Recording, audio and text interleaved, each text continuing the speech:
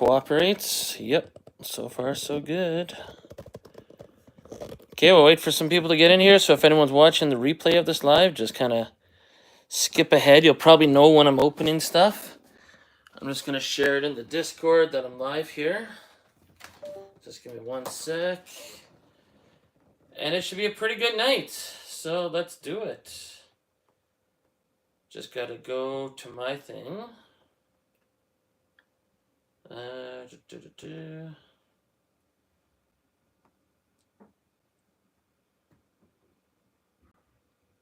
see.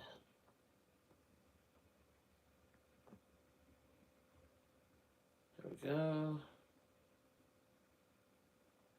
Just going to share the link in the Discord. If you're still listening to my voice, just skip ahead a bit. Where are we here?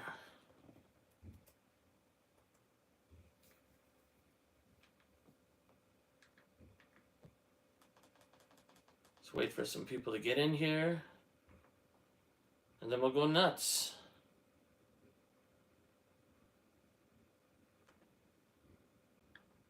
Open up some MetaZoo, talk about some cryptid camp.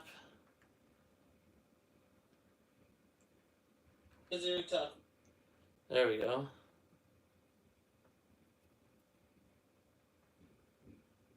Wasn't planning on going live tonight, but why not, right? Why not? It's a good day.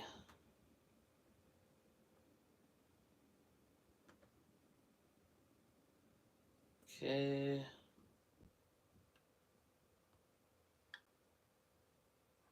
Where else can I post this?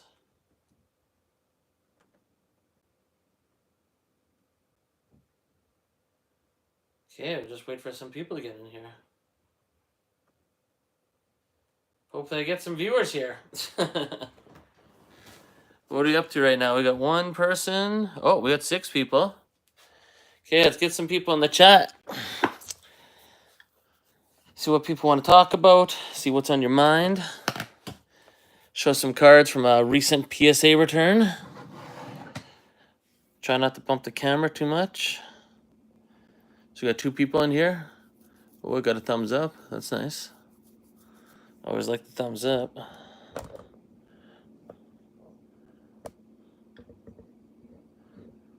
Okay, just adjusting the camera. Okay, this should be interesting. I'm trying to improve my setup for future live streams.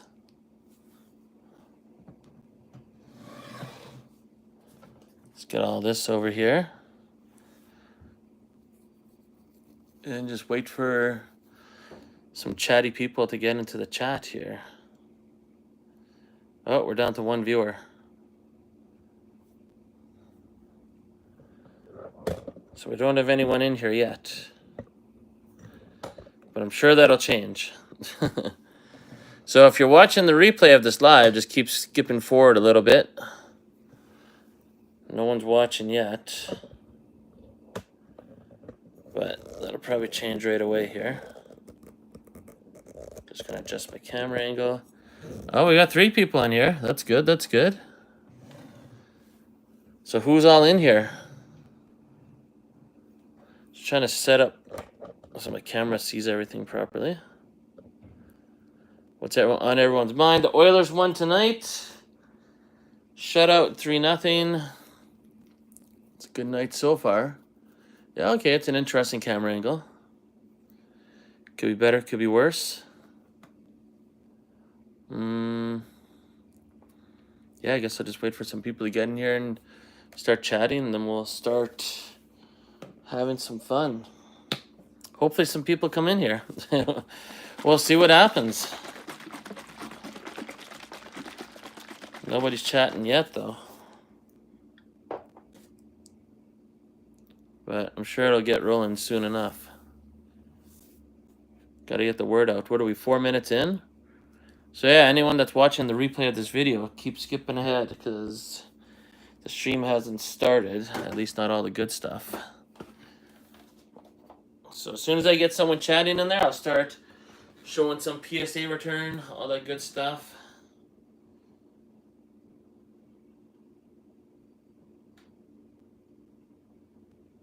And yeah, hopefully we have a lot of fun opening some packs tonight, but we'll wait for some people to get in there. Is there anything I can do?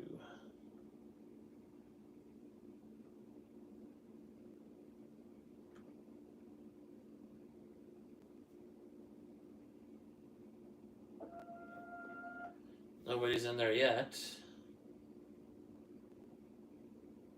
We got 3 people in here. If someone starts chatting, I'll start opening some stuff. I just want to make sure there's real people in here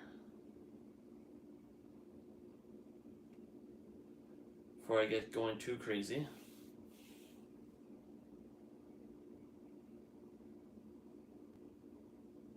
It says there's 3 people, but no one's chatting. Is it all bots in the chat so far? Maybe, maybe not.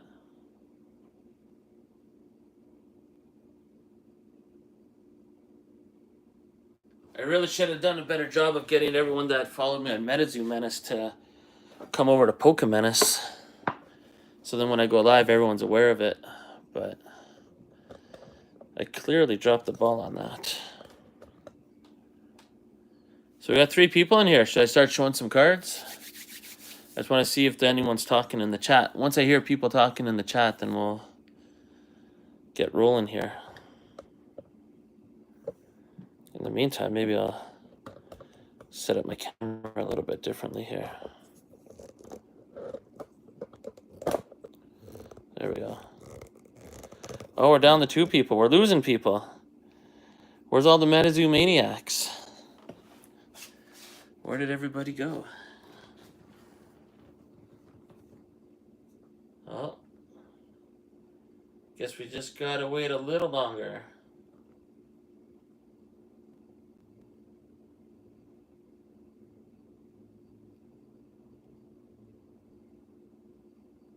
Oh, we got 3 people in here. Okay.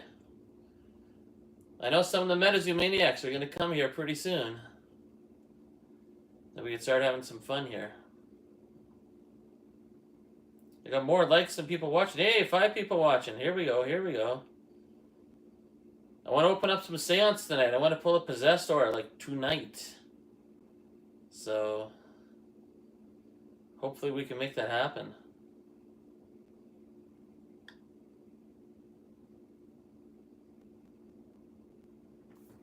Huh? I'm surprised there's no one chatting yet. Is this a bad night to go live? Maybe I should post a video next time saying I'm going to go live on a certain night.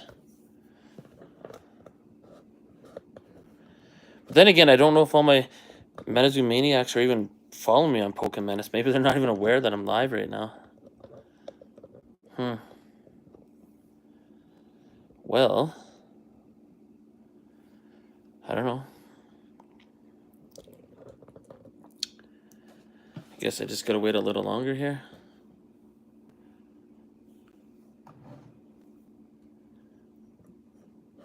Well, meanwhile we're doing this, maybe I'll just adjust the camera a little bit.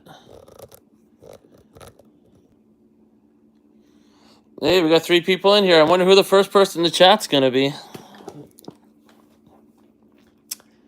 This is my first live stream on Menace, doing MetaZoo and talking about wrestling and all that good stuff. So, wonder who's going to be my first commenter.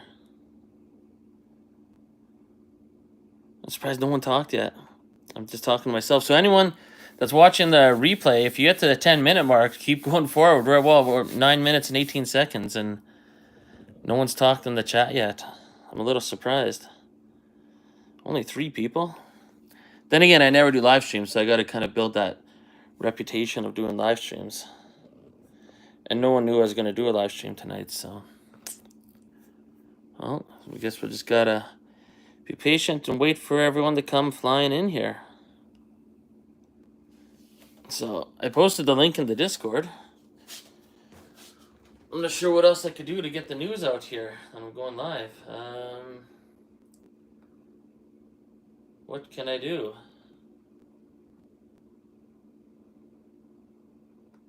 Well, if anyone in the chat, just tell me what's going on. What are you up to today? There's got to be someone in the chat that wants to talk. We're like at the 10-minute mark and no one said a word yet. But I'm sure that'll change. Hey, it says we got 4 people. Don't be shy. I don't think there's any MetaZoo Maniacs in the chat, though. Usually MetaZoo Maniacs will be chatting pretty quick, so.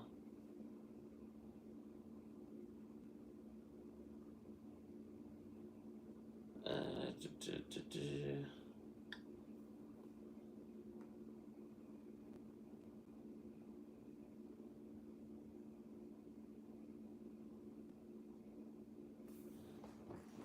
don't know. Is my chat not working? It says there's 4 people in here. I'm a little perplexed. Well, I'm going to show... Just going to test some cards on the camera, see how they look. So if I put it right here... Let's see...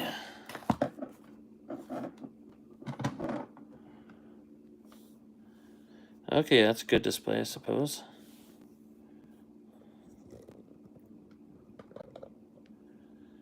Oh, now we're down to 2 people. See how it's looking. Yeah, camera angle's not bad. Can't believe there's no one in here yet. What's going on? Well, it says there's 3 people. Well, we're just gonna have to wait, I guess, until someone chats. Once someone starts chatting, I'm gonna start doing stuff. So, we'll see, we'll see. Maybe it's a bad idea to go live on a Friday night when no one's prepared for it. Somehow I got more likes than viewers. Hey, we got 5 people in here. There must be someone that's about to chat. There must be someone. We have 5 viewers. I want to show some cards. I want to open some product here. But I just want to see if anyone's going to comment. Oh, we're down to 3 people. Wow, we're over 12 and a half minutes in, and not one person said a word. I am surprised. This transition over to Pokemon Menace from MetaZoo Menace is a little more challenging than I thought it was going to be. But that is okay. We'll get there. We'll get there. 970. Okay. 104s. So we got 5 people in here. Who's going to chat? We need someone to chat. We need a thumbs up. If it goes to 8 thumbs up or likes, then I'll know that there's new people in here. Because I see it's at 7. Maybe it's just bots coming in and out. Not too sure. Am I on mute or something? No. I wonder why no one's chatting. That's very unusual. But then again, it's my first live stream on Pokemon Menace since I moved over from MetaZoo Menace, so maybe all the MetaZoo Maniacs aren't here. So it's hard to say.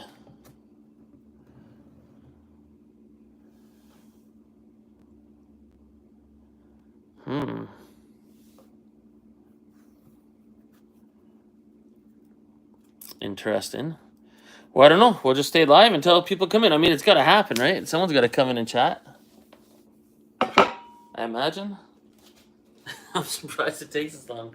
Anyone listening to this replay must think I'm sounding like a babbling weirdo. So.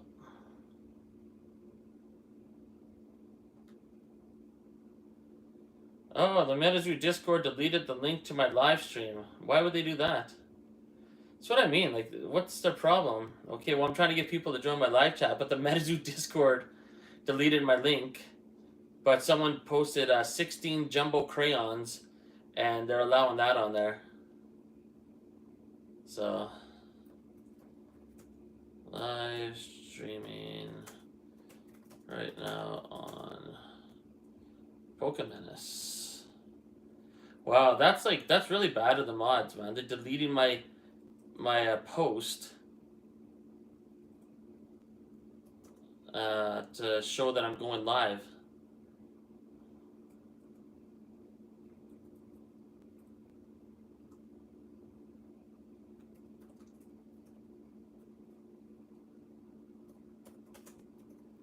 Anyone want the link? Wow, that's like that's a little disrespectful by the MetaZoo Discord. What a bunch of idiots. I hope they're listening right now. Why would you delete the link? Like, I'm live right now. How am I supposed to let people know? Put it in the threads so they could see that I went live 3 hours later or tomorrow when the live's over. It's a little dirty. Oh well.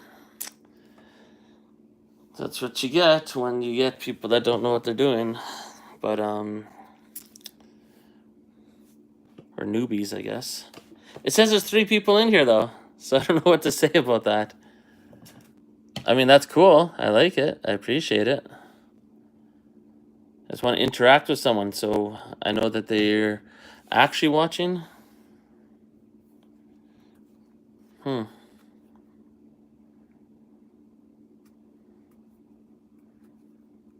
What do I do? We're 15 minutes in and no one's chatting. Very surprised. Well, I guess there's 3 viewers. So it's not the worst thing in the world. We'll kind of sort of look at a Mothman. Well, I guess I could work on getting my camera angles good. Let's see. Oh yeah, where's my little holders? So messy around here. Hey, we got 5 people in here. So where are all the MetaZoo maniacs?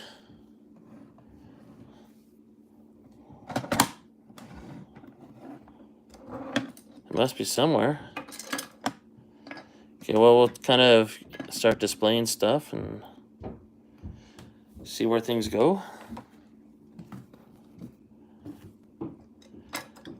It's a learning cycle here. I thought there'd be more people in here by now, or at least people talking, but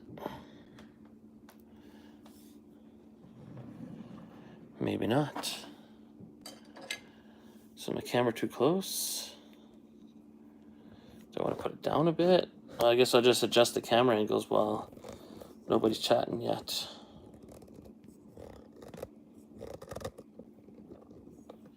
See what works and what doesn't work. Oh, that's my thumb in front of the camera. Ooh. I got Mew. Okay, well, test out. Come on, there's 6 people in here. Where's the chat? Did I disable the chat or something?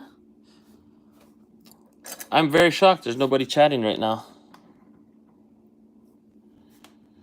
Maybe I set up when I started the stream, maybe I set up the parameters wrong or something. But there's 7 thumbs up. If I see an 8th thumb up, someone clicks like one more time and there's no one in the chat, I'm going to think that maybe I disabled chat by accident. But there's no way. Here, I'm going to go on my laptop and see if I disabled the chat by accident. I'm very surprised there's no one chatting. Let's see here.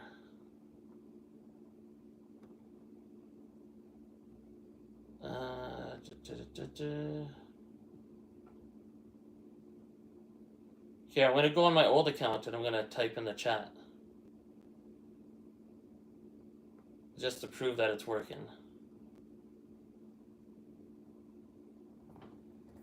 Where are all the MetaZoo maniacs?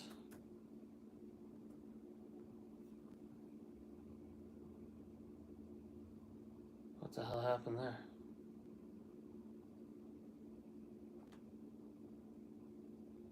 Yeah, so the chat works. Huh. Oh, 2 watching now.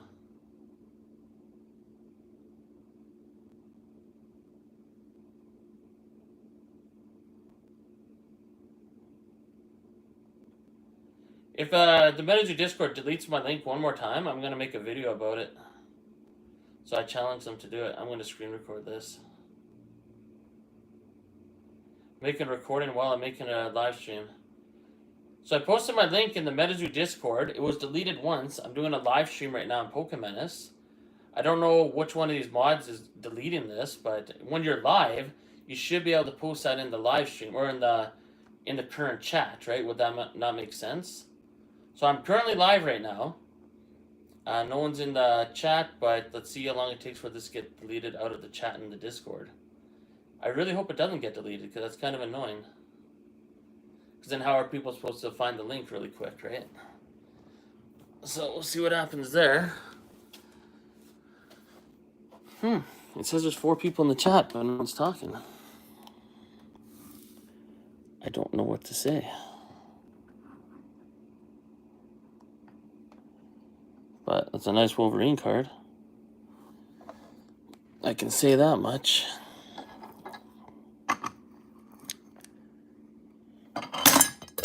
Oh my goodness. Cheap little holders.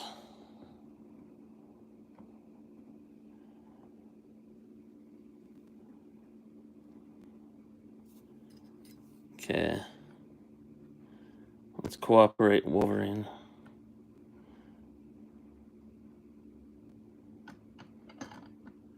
Well, I don't know. Do I just keep a live stream showing these 4 cards and like I don't know what to do here.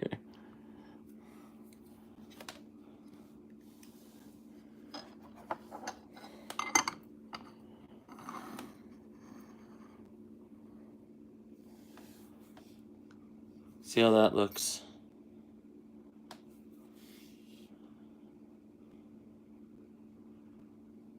Oh, but that puts it out of focus. Okay, whatever. We'll get rid of that one. That's how you learn, right? You gotta experiment. I am shocked that no one's in here chatting yet. Okay, at least my link in the Discord's still there. So that's cool. Whatever, screen record for a bit anyways, just in case they delete it. Huh. I guess this was a bad night to go live.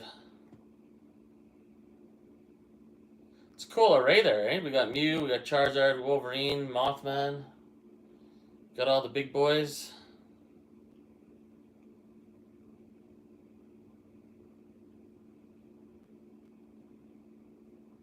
Let's see here. Where's Bigfoot and Mothie?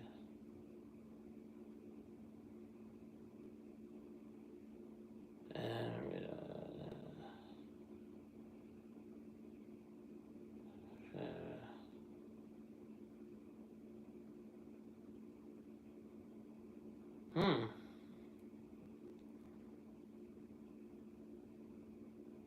So there's 5 people in the chat. I wonder why no one's chatting. The chat's enabled. I know it's not blocking anybody. I'm very confused right now. And anyone watching the replay of the stream is probably like, this guy's just babbling to himself. We can talk about WWE. We can talk about anything. I know I probably have a lot of Pokemaniacs in here that join my channel for wrestling. So let's talk about wrestling. Let's talk about Raw, SmackDown, WrestleMania, Backlash, whatever. John Cena's failed attempt at a heel turn kind of sucks. What's on everyone's mind? I am very surprised no one's chatted yet. Well,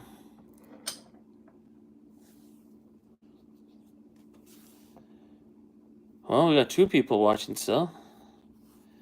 7 likes. And a lot of silence.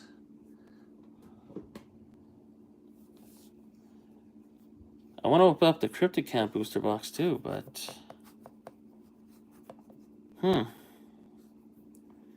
24 minutes in and no one's talked yet. Well, I'll just keep rolling. It's kind of wild. Maybe I should talk about something too. So the replay of this is more exciting. 2 watching now. Oh, and they... Oh, wait. Let's see. Oh, yeah, it's still there. Oh, yeah. Whatever.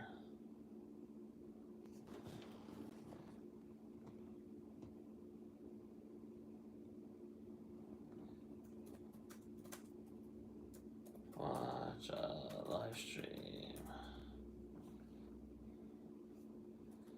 Anyone?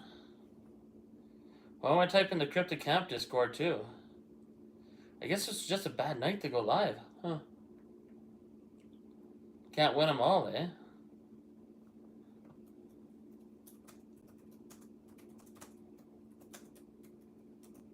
Shit, I'll even talk about Cryptic Camp. I'll talk about whatever. It's crazy. I got this night all to myself and no one wants to talk. That is wild. 3 people watching.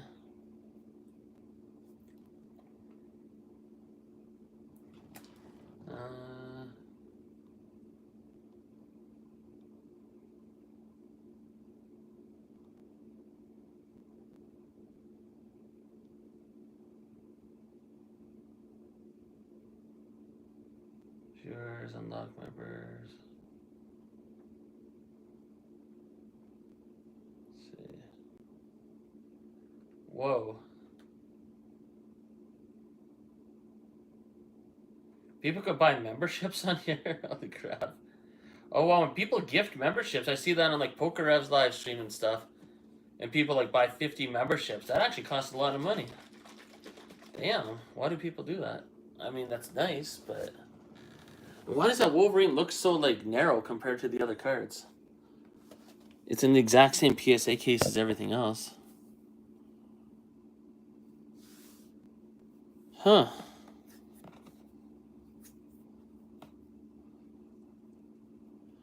Well, I don't know. What do I do? How do I get people to notice that I'm live? Yeah, I guess my following from Menace did not transfer over to Menace.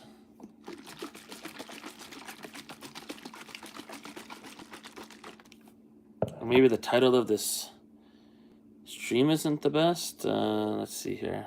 I'm going to see if I can adjust that.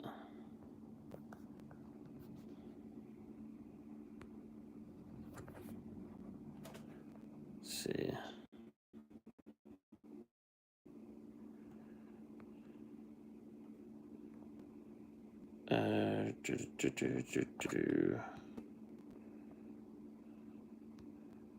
Oh, that's the light.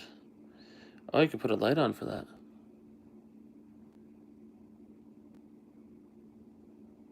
See, I want to see what that looks like. Oh, wow. That actually makes a huge difference. What if I turn that off? See how that looks.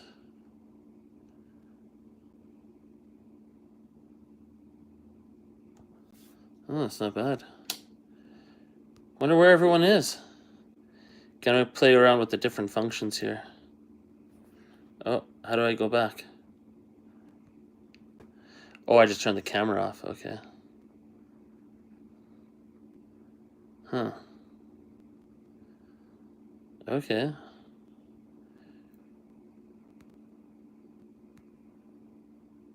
Retouch on, retouch off. I don't know what retouch is. What the hell is retouch? Okay, we got 5 people in here. There must be some Menace maniacs in here.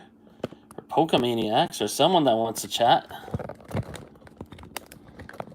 I'm just getting my phone back in the ghetto tripod here.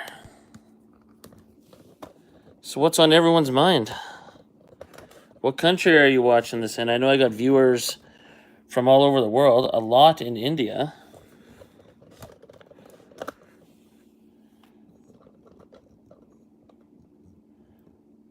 There we are. We got 4 viewers and no one's chatting yet. I must sound like a babbling idiot at this point on this stream. It's gone. We got 5 people in here.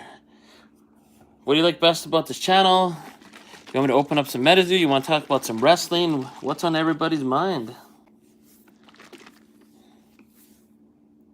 I know the chat's working. This is going to be a world record. Over half an hour in and no one's chatted yet. Oh man, anyone that watched the replay of the stream is going to be like, what happened? No one talked. But if anyone can see the 7 likes, click the 8th like, and then I'll know you're there. If there's someone new in here, or anyone watching, maybe the 5 people it says in here, maybe it's all bots. Maybe no one's in here, or I connected my live stream wrong. I don't know what happened. I'm pretty sure I'm live here. Where's my remote for my TV? Let's see if I can hear myself. I don't know what happened. Yeah, no, I'm live. Now it's down to 3 people. Huh. Yeah, my transfer over from Menace to Menace didn't work out too well. Weird. There must be someone that's watching the live stream right now that liked my wrestling shorts. Or is there a Metazoo maniac in here? Someone from Cryptid Camp? Someone that wants to talk about Bigfoot? We have 5 people now. Hey, we got an 8th like. Okay, there must be a Metazoo maniac in here. We got an 8th like. Catching cryptids. Send out like a radar, like a Batman signal to the sky that, you know, Metazoo Menace is live. Man, this transition to Menace, I don't think enough people know that I moved over to Menace. So, I want to show some PSA return that I got here. I want to show... I want to open up some seance. I want to pull a Possessed Aura for the first time ever. But I want to get some Metazoo maniacs in here to share the experience with. So at least you're in here. That's good. That's a good start. You know what? I'm going to start. I'm going to start talking about stuff right now. So then hopefully more people start popping in. So we're going to get rid of all these cards here. Actually, no, this is part of the PSA return. So I guess we'll... Hey, Smoking Them Grits is here. Okay, we're rolling. We're rolling. It took over half an hour for the bat signal, or the bat symbol, to shine on the clouds and everyone to look up and see that Batman is needed. Could you imagine if this was Batman's response time? Or really just up to, hey, if you're still rolling a couple hours, see then. Okay, I will probably be rolling a couple hours. Me and Smoking Them Grits are gonna hold down the fort here. I guess Friday night's a bad night to stream. I gotta remember that. Stream on Saturday nights, not Friday nights. But hey, my Oilers won. Smoking Them Grits, you're still there?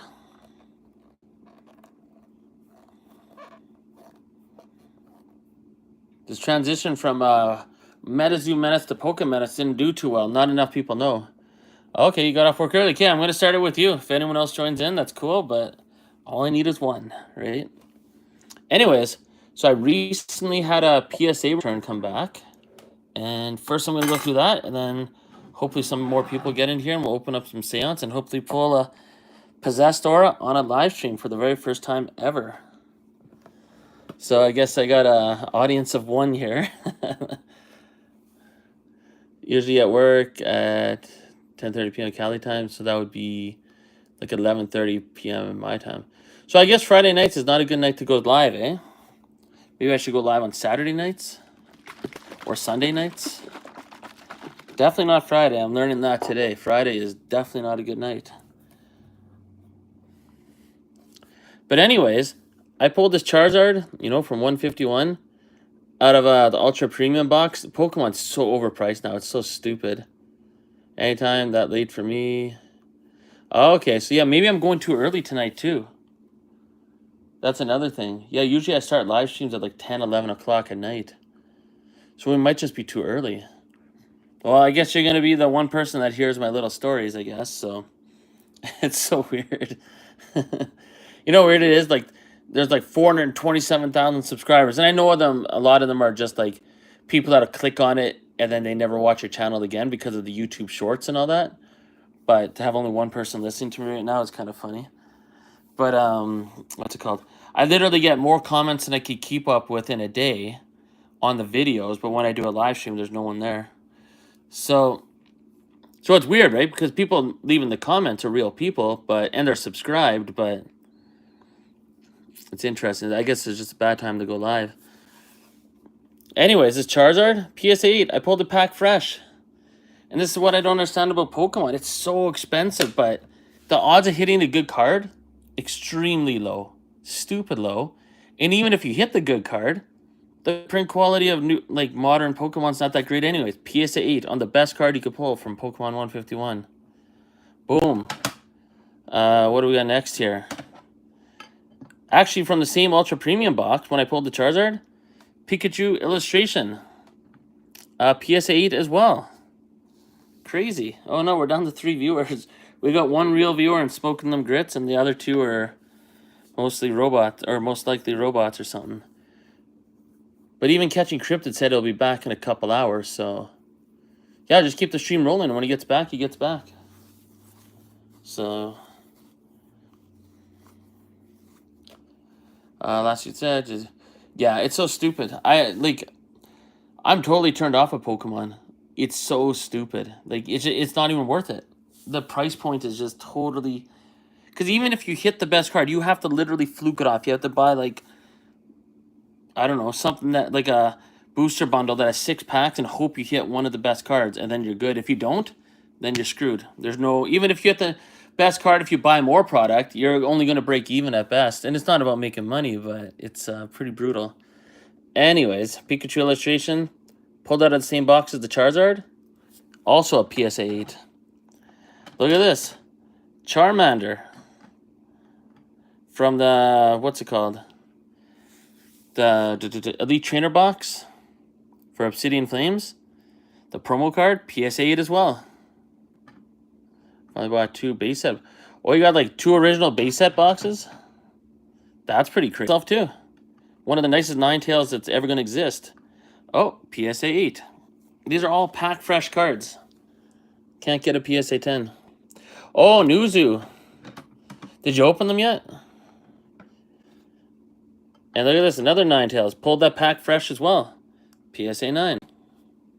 That's cool. You got some of the Nuzu. 1 Kickstarter spellbook. I've never owned a Kickstarter product before, except for a couple packs.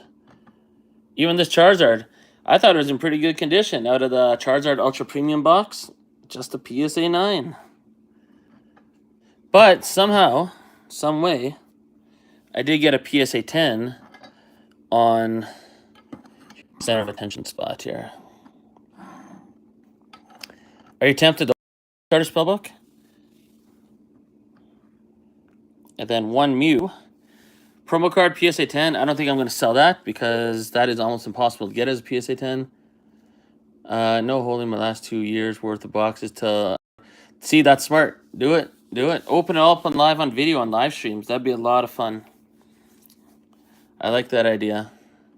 You know what? We're going to keep this up because that's crazy. But yeah, very smart. You're going to be like Catching Cryptid someday. He just passed his 1-year anniversary of making YouTube videos.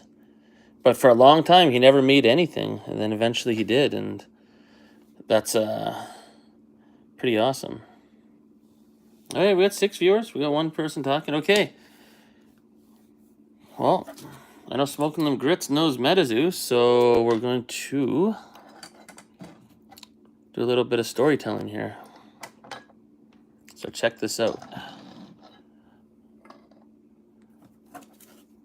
So I sent a whole bunch of Mothmen from Nightfall away to PSA.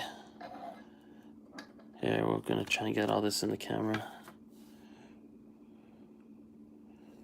I don't know why I have the Wolverine out still, but Wolverine's like kind of like my OG. To me, that's the Mothman of everything, right? I was collecting Wolverine before Charizard even existed. So, okay, I guess we can only fit 4 cards comfortably on the camera here. So, once upon a time, I had 3 PSA 10 Mothman. Right? These are 2 like Super Saiyan errors. I want to open everything. It's hard to. Yeah, it is hard not to open, especially when it's so cheap. Right? It's so cheap to buy Metazoo now. You know what? I got a question for you. What do you think of the new Metazoo right now? What do you think of the company with how they're doing things right now? I'm very disappointed, and I'm releasing a video on the 29th showing them what Mike Waddell used to do for content creators, and maybe it'll kind of like get them to start recognizing and like get some free advertising. Maybe send out some random product for YouTubers to open and to do giveaways with. to pump up the community to get more, you know, on the algorithm of for YouTube. So yeah, like it's like they're at their third Collecticon this weekend, but I'm sorry, I thought they were like they have millions of years of experience and they have more cash flow than Mike Waddell can even dream of. Meanwhile, the old MetaZoo, when they started up, they were just like an indie TCG. They were Kickstarter, and they were doing crazy stuff to get MetaZoo, you know, going and the pump and dump and everything. But the Catch Kid said there's something missing. Yeah, like, but the new MetaZoo, it's like I'm sure things will get going. I just don't get what they're waiting for. Like, I would say MetaZoo is more dead now than it was last year this time when there was no MetaZoo, when there was no buyer, when it was in bankruptcy, and there was no reason to even care about MetaZoo. But it's even more dead now. So, I mean, a lot of MetaZoo content creators are literally starting to just open up other products. Like, the most diehard MetaZoo content creators or, like, fans are losing interest. They're just like, okay, well, nothing's happening, so... Oh, but check this out. I got this in the mail today. I had a video on my channel that came out showing this. The Cryptid Camp Kickstarter booster box. This is probably the nicest booster box you're ever going to see. Like, it is rock solid. It's magnetically sealed. 40 packs in there. Absolutely crazy. I want to open that up on a live stream, but I got to make it at a time when people are aware that I'm going to go live, so I actually get people chatting in the chat. Because right now it looks like there's nobody chatting in the chat except for Smoking Them Grits. Even though it says there's 7 people. It's interesting. Here, I'm just going to make sure my phone's charging. Give me 1 sec. Just going to plug it in. Is it charging? I do not know. I feel like... You know what I feel like the stream is? The stream is a reflection of MetaZoo. It's so boring. So...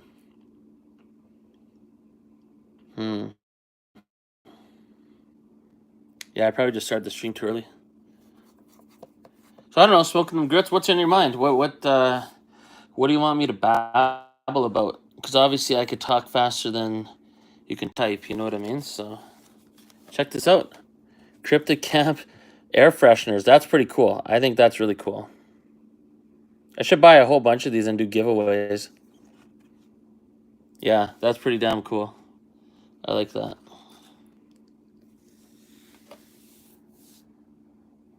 And they're not expensive either. Let's just buy a whole bunch.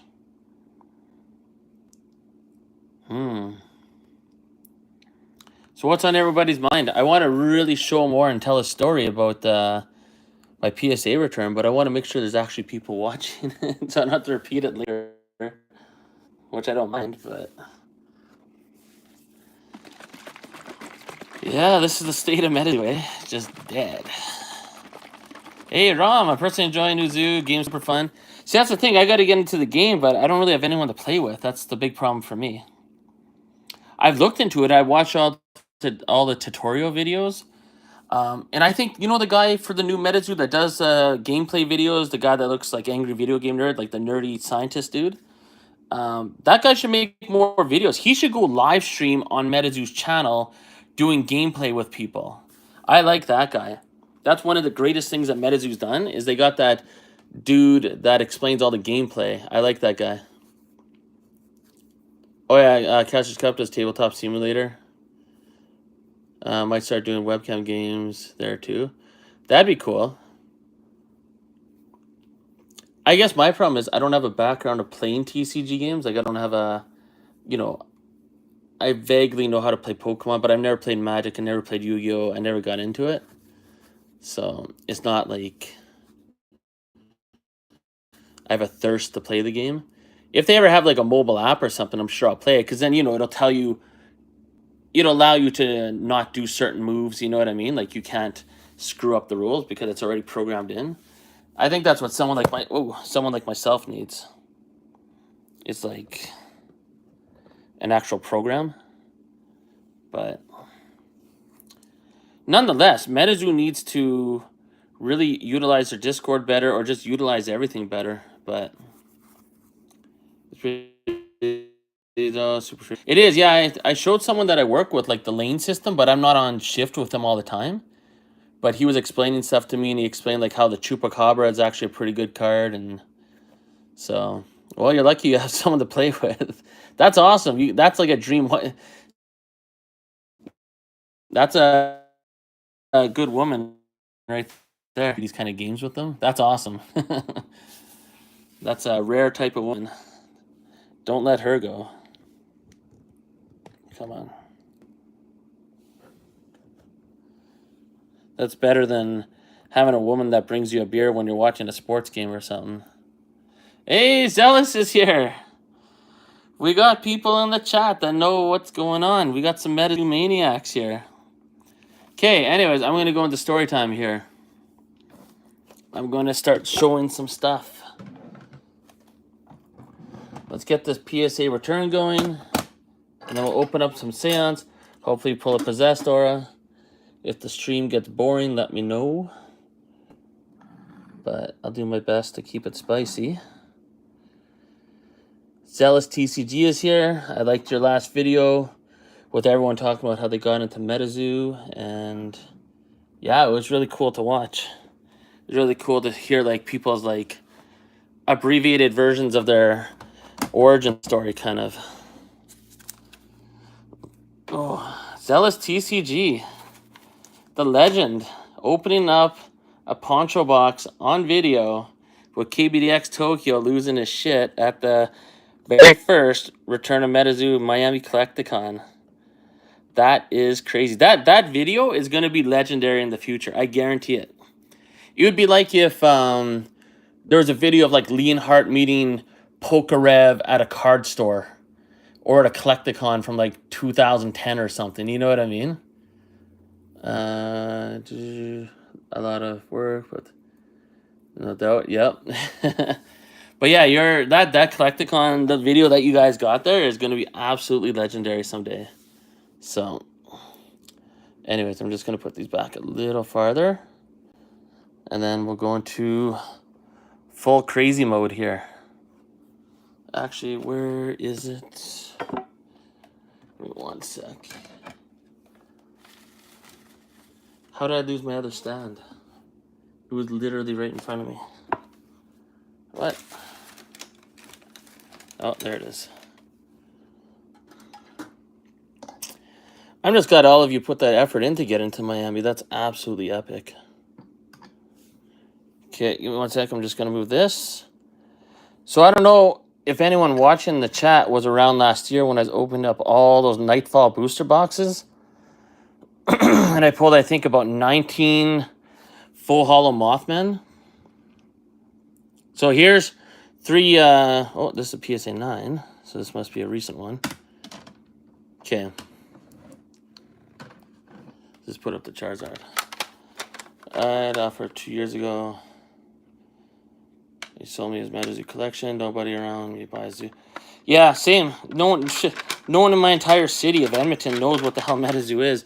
And the one card store that used to sell it, I asked them about Metazoo. They're like, nah, we're never touching that shit again. So, and that's the thing about the new Metazoo. Like, they haven't really reached out to old stores to explain that there's new ownership. Like, when people hear Metazoo, they have no idea that Charlie Herlocker and like credible people took over. They have no clue. Oh, I got a question for everyone before I start yapping about these cards.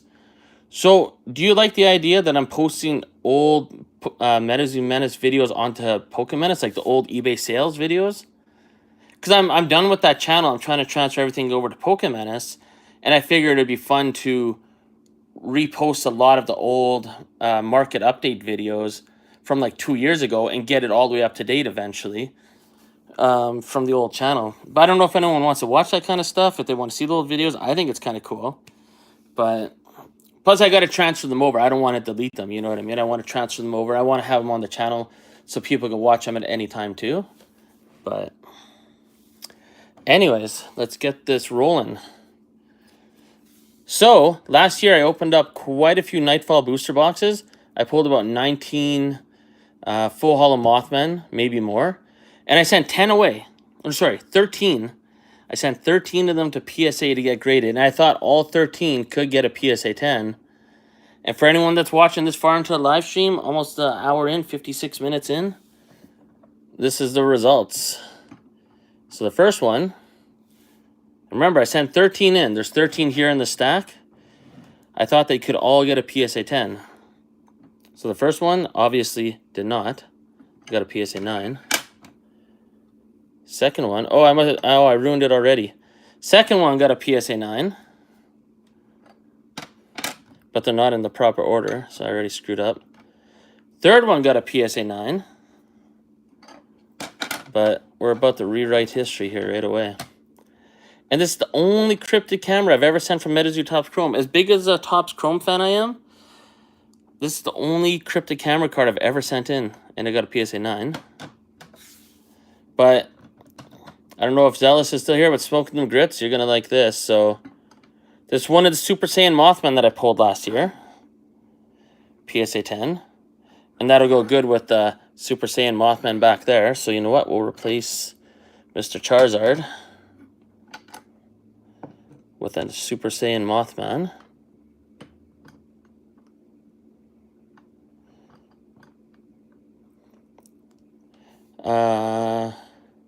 Yeah. So that one I pulled. This one I bought, the Super Saiyan, but I bought it raw and it graded PSA 10. So did that one. So I bought them for like 30 bucks Canadian. How crazy is that? And then I have two solid ones. Yeah, I like the Super Saiyan Mothman. They don't really command a premium, though, in the secondary market, but whatever. But they're pretty damn cool to see, though. That's like the best error ever in MetaZoo. So anyways, another PSA 10. And these are all that I pulled from boxes last year during the dip of MetaZoo. Like $20 to $30 Canadian Nightfall boxes, and I got so many Mothman, just like anyone else. Look at all these PSA 10s. Oh, another Super Saiyan Mothman. Oh, yeah. Oh, yeah. It's not as substantial. Another PSA 10.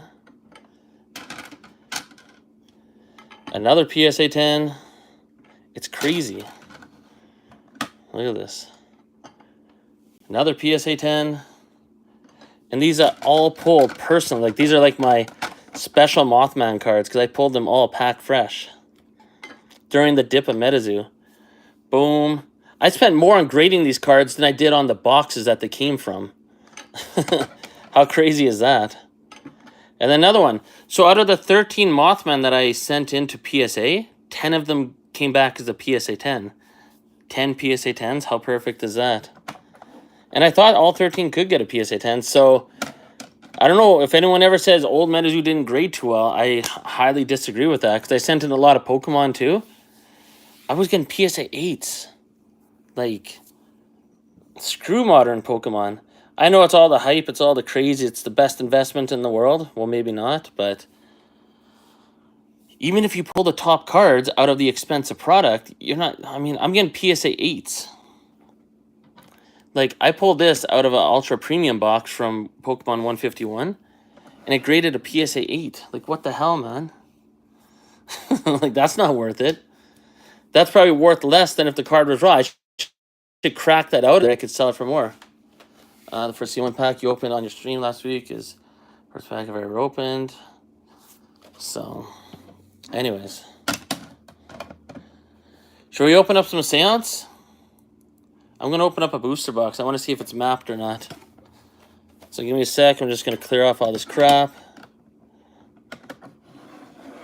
And kind of keep a cool backdrop here. I just called my super duper Super Saiyan 10s crap.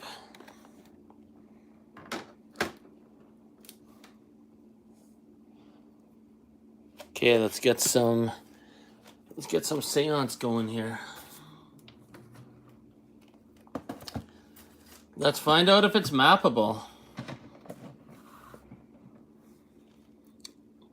Who was it? Lordy Cardboard or Frostbite Labs or someone they were talking about, or Funko Slumpkin, that they can map the UFO boxes now and pretty much any Seance product. I'm just gonna move all this back a bit.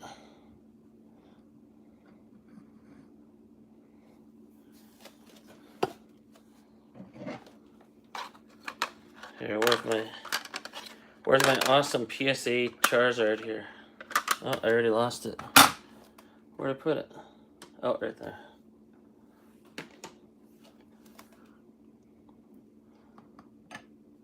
Yeah, well, that's a good card to have there. Well, no one cares about that, though. It's fun to see Wolverine. Keep the Charizard there.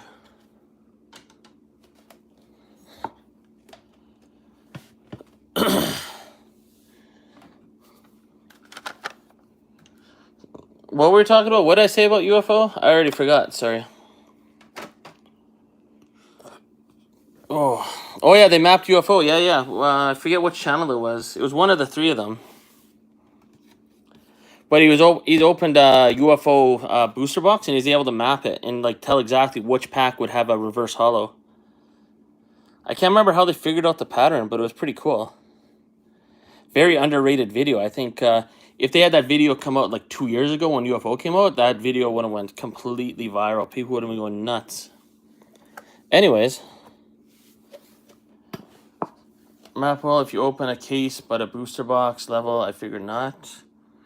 Yeah, no. Yeah, that's a video that should get more attention. I think it might have been Funko Slumpkin opened up a UFO box and he knew exactly how to map it. So, like, he was 100% on which cards were, what's it called? Reverse holos. And I know Frostbite Labs had a video showing how you could find out if there's going to be, what's it called? A secret rare, like a serialized card out of a booster box. Out of the blisters or what, I don't know. There was some way he knew because he had that happen and I don't know. It was a pretty interesting video, but I think that video went really under the radar. And I don't like my setup here. This thing keeps poking into me. Why is this like this? Hold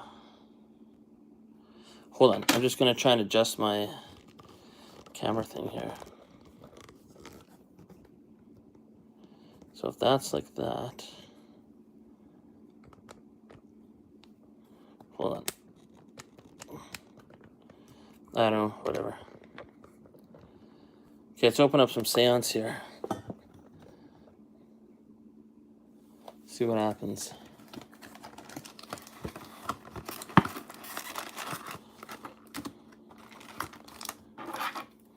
Just gonna get the packs out first.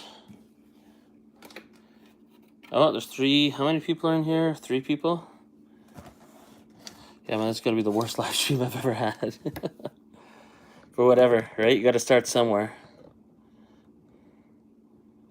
I can't believe it took like almost an hour before any action started happening. That's totally nuts. Yeah, anyone that ever watches this live replay is gonna be like, so does anything ever happen? Because how many people are going to fast forward an hour in, right?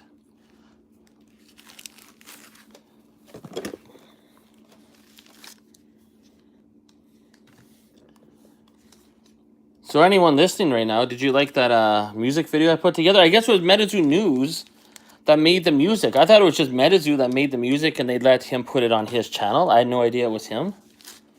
So that's pretty badass. Because that Medizu song was absolutely epic. So I had to make some visuals for it.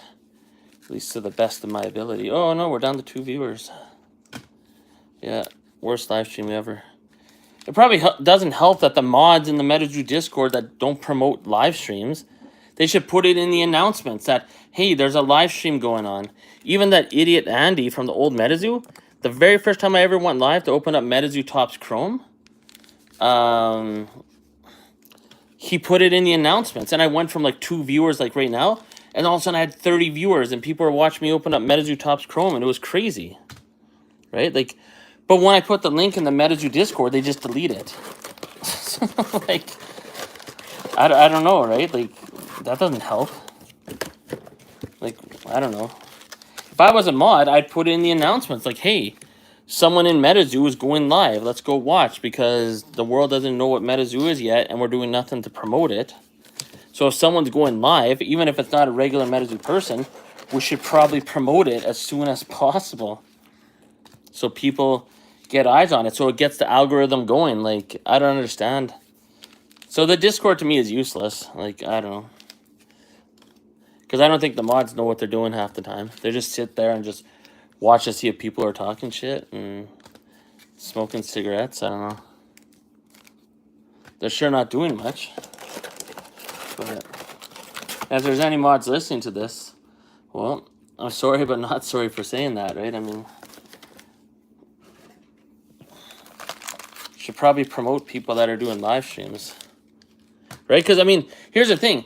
If anyone that likes making MetaZoo content knew for a fact that if they went live, that the mods or the MetaZoo Discord was going to put it in the announcement so everyone that's part of Discord gets that alert, I think a lot more people will go live and be like, oh, shit, you know?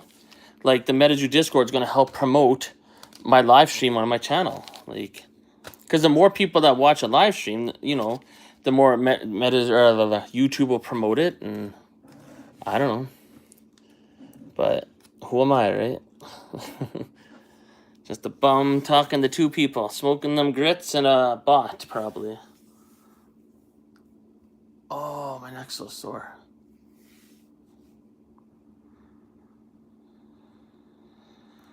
Okay, well, let's start this booster box.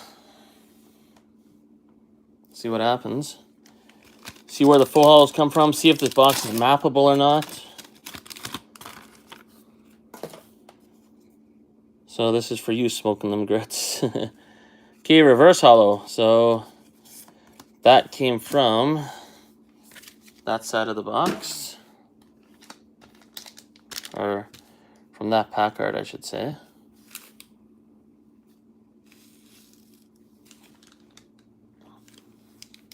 Hold on.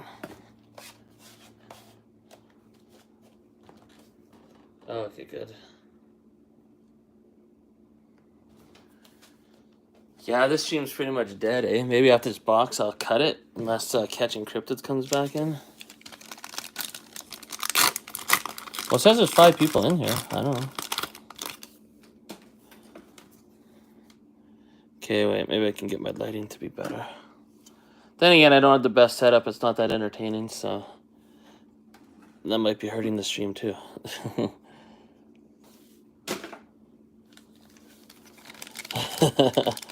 At least I got smoking them grits.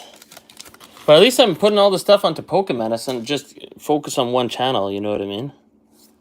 Hey, look at that. But anytime you get a box that's mapped,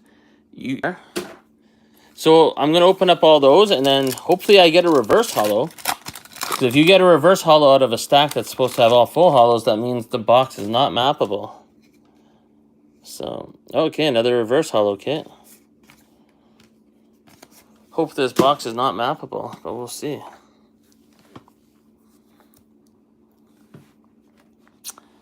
I don't like the handle on this tripod. It's just poking right into my body here. It's hard to get my arms around. Anyway, I keep talking about MetaZoo. I need, at least I know one person's listening right now. Yeah, see another full hollow. Not good. Oh, double banger for Pokerev. But yeah, I don't know. I really feel like the new MetaZoo, yeah, I just don't get what they're doing. I'm coming out with a video on May 29th showing an OG thank you box. Like, even the thank you box, it's probably not popular to say. I think it sucks. What do they send? 2 packs of cards? They're just trying to get people to play the game. It's not even a thank you box. It should be like, hey, you know, it's just a box to get people to play the game, which is cool. But I don't know how it's a thank you box. Thank you for what? You know what I mean? Like, maybe get some of that product from EV and HQ and send out a case of UFO booster boxes or whatever. You know what I mean? Even though it's kind of worthless. I mean, they're sending out a magazine with 2 packs of cards. It's just a beginner's guide to play the game, but that's all it is. It's not really a thank you box. There's nothing in that box that actually says thank you. And thank you for what? Oh, look at this. We got 2 of these. I thought it kind of sucked. I thought there should have been a lot more in there, to be honest. So, at least a booster box. You know what I mean? So, I know people might say, oh, a booster box is a lot to send out to everyone. I have a video coming out on Thursday next week that shows when I was a brand new content creator to MetaZoo, and a lot of people, Mike Waddell was sending out 3 boxes of UFO, tons of spell books, theme decks, everything. So, collector hardest thing to do is figure out what cards were in each set, but what product, chance to pull, SRs. I mean, I do like the magazine in there. That is cool. They showed all the cards and they explained everything. The magazine's really cool, but as far as the other product they should have sent a booster box as well, along with the alpha decks. And they should have sent a playmat. So, I mean, that's what I think anyways. I mean, the old MetaZoo sent a lot more, and I'll show a video on Thursday exactly what they sent me when I was a nobody in MetaZoo. Like, no one watched my channel. So, they sent a lot of stuff. They would send, like, there'd be times where they would send 4 booster boxes, you know, so, to anyone that was opening up MetaZoo content on their channel. And that's the old, shitty, broke little MetaZoo that was a Kickstarter. Never mind this multi-million-dollar with all these guys' experience and stuff, and they're sending 2 packs. So, I get it, right? It's to help people learn the game, but it's not a thank you box. There's nothing thank you about it. I don't know. But to learn to play the game, it should have been a... Yeah, and you always get this one when it's a mappable box. You always get this guy too, Edgar Case. Yeah, yeah. But it should have been a welcome to MetaZoo box. If they called it a welcome to MetaZoo box, that would make more sense. But thank you box? What? I don't... So... But I just try to keep it real. Just like the guy I look up to most, like Pokerev, you know? Like, if he doesn't like something about Pokemon, he'll say it, you know? Like, he's not afraid to bash, you know, the thing that he opens up all the time. Like, if he doesn't like something, he'll say it. Like, when Prismatic Evolutions came out, he literally was saying, like, yeah, maybe don't buy this. Because he's like, the pull rates are brutal, and it's just not worth it. So, but... Okay, so we got all full hollow, so this is a mappable box for sure. Oh my goodness. And they got box and never opened on the channel. Yeah, and they said they got box. Yeah, there were other people, like even, what's his name? It's a big Pokemon channel. The guy that always has to finish a set in like 52 minutes or whatever. He's got a beard and everything. I talked to him once. I forget what his name is, though. He's a pretty big channel. But he actually got MetaZoo product, yeah, and he just never opened it on the channel. Yeah, Pocket Monster, yeah. He actually did receive MetaZoo product in the past, but he just never opened up on the channel. And there's quite a few guys like him that just never opened it up. But that's because MetaZoo developed such a bad reputation for itself, right? With all the NFTs and the scams, and or potential scams, and all the negativity and everything. So, well, this kind of blows. So I'm pretty sure these are all going to be reverse hollow. But I'm going to just open these up behind the camera. No point in leaning over and busting my neck here for reverse hollows. If I get a full hollow, I'll show it. So, oh, did he open one? Oh, okay. Oh, 1 blister. That's cool. Well, it's something, I guess. Something a little too late. Oh, they're holding on to it because of the prices. They probably regret that now because now the prices are in the prices are in the toilet now.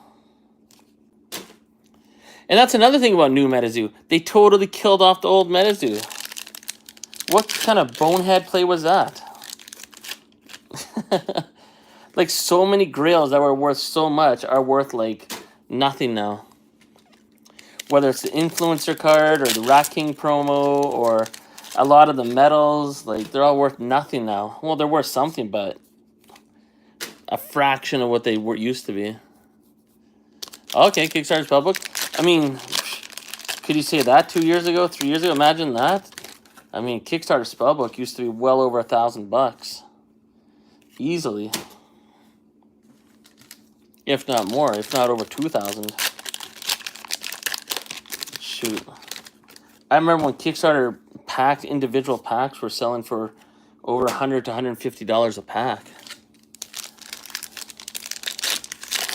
Yeah, I've never gone so hardcore until MetaZoo into anything. I was pretty big into Dragon Ball Super, but, I mean, as bad as Metazu died off. Dragon Ball Super card game. Oh man. Oh man. That is like $0.00. But I still like the cards. I have a lot of the Dragon Ball Super cards just because I grew up watching Dragon Ball Z. But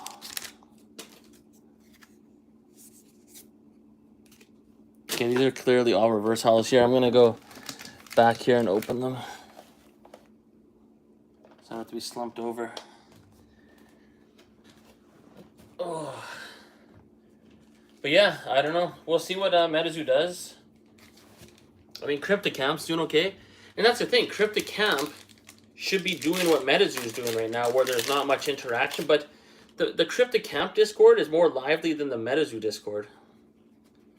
Like, it's kind of sad. You know what I am collecting, though? I like this card. This one right here. You could do a lot of cool doodles with that card.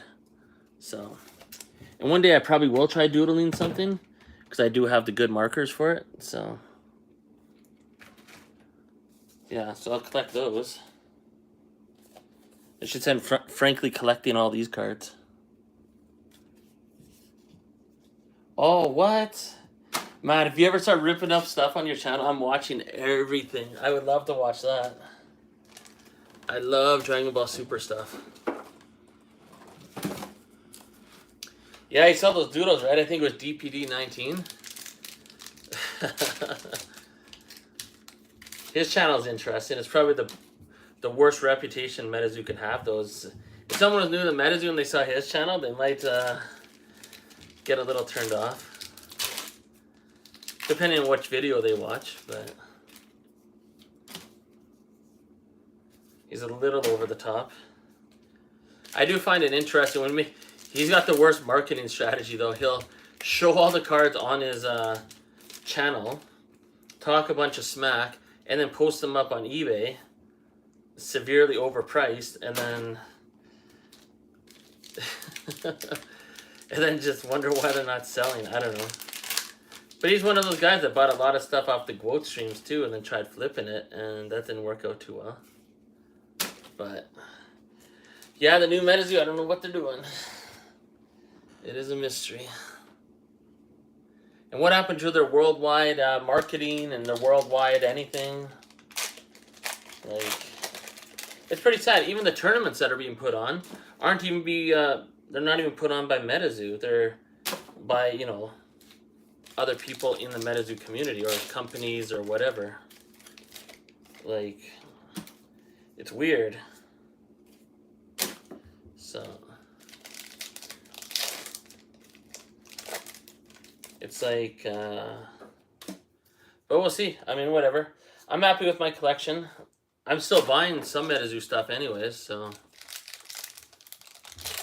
it was always up marketing.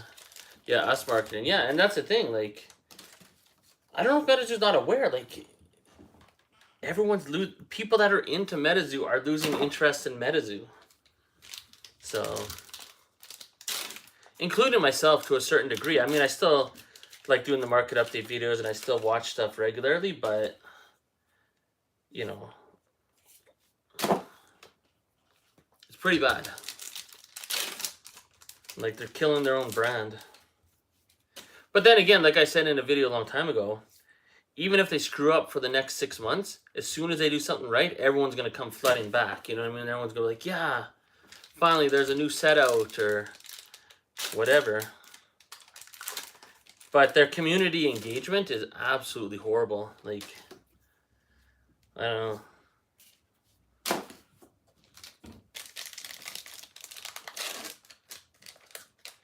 But it is what it is. I'm going to try and post, you know, as much Metazu or even old Metazu content I have onto Menace, just to keep some Metazu content going on YouTube, and maybe people will see the nostalgic vibes from the older videos I have, and I don't know. It's a little something to watch. I'll do what I can, but yeah. Like, even myself, I'm less motivated to care about Metazu and Metazu content than I've ever been, even last year.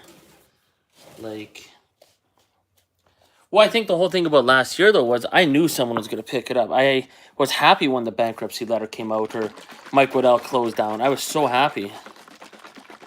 So, but then again, the flex decks are coming out, so maybe things will pick up. I don't know. Yeah, I just opened up all the other packs off screen, and there's absolutely jack squat in there.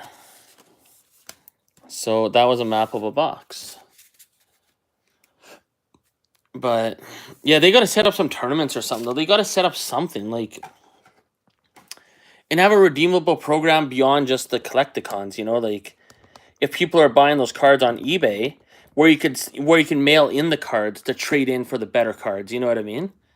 Or have some kind of community involvement, like something like send something else to the streamers, people that'll go live, like myself or Frostbite Labs or anyone, and just be like, okay, you know, and contact the people too, and be like, okay, we're going to send you this, but you need to do it for lives for giveaways. You know what I mean? And then just get that community engagement. Like, do something.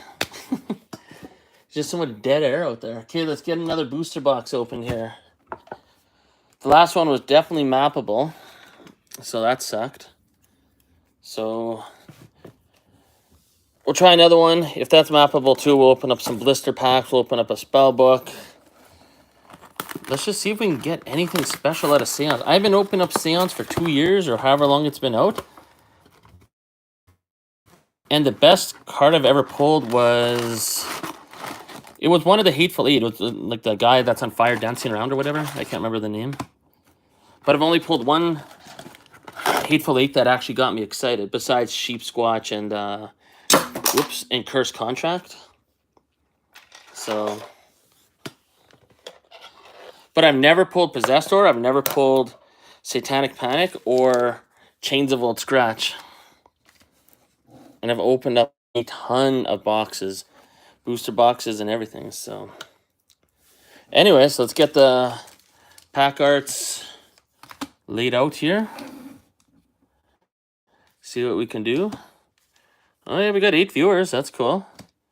Anyone else got something on their mind? I'm down to chat about anything. Doesn't have to be MetaZoo. It could be CryptoCamp. It could be WWE. It could be UFC. We can talk about anything. I do not care. A marketplace to buy stuff, trade.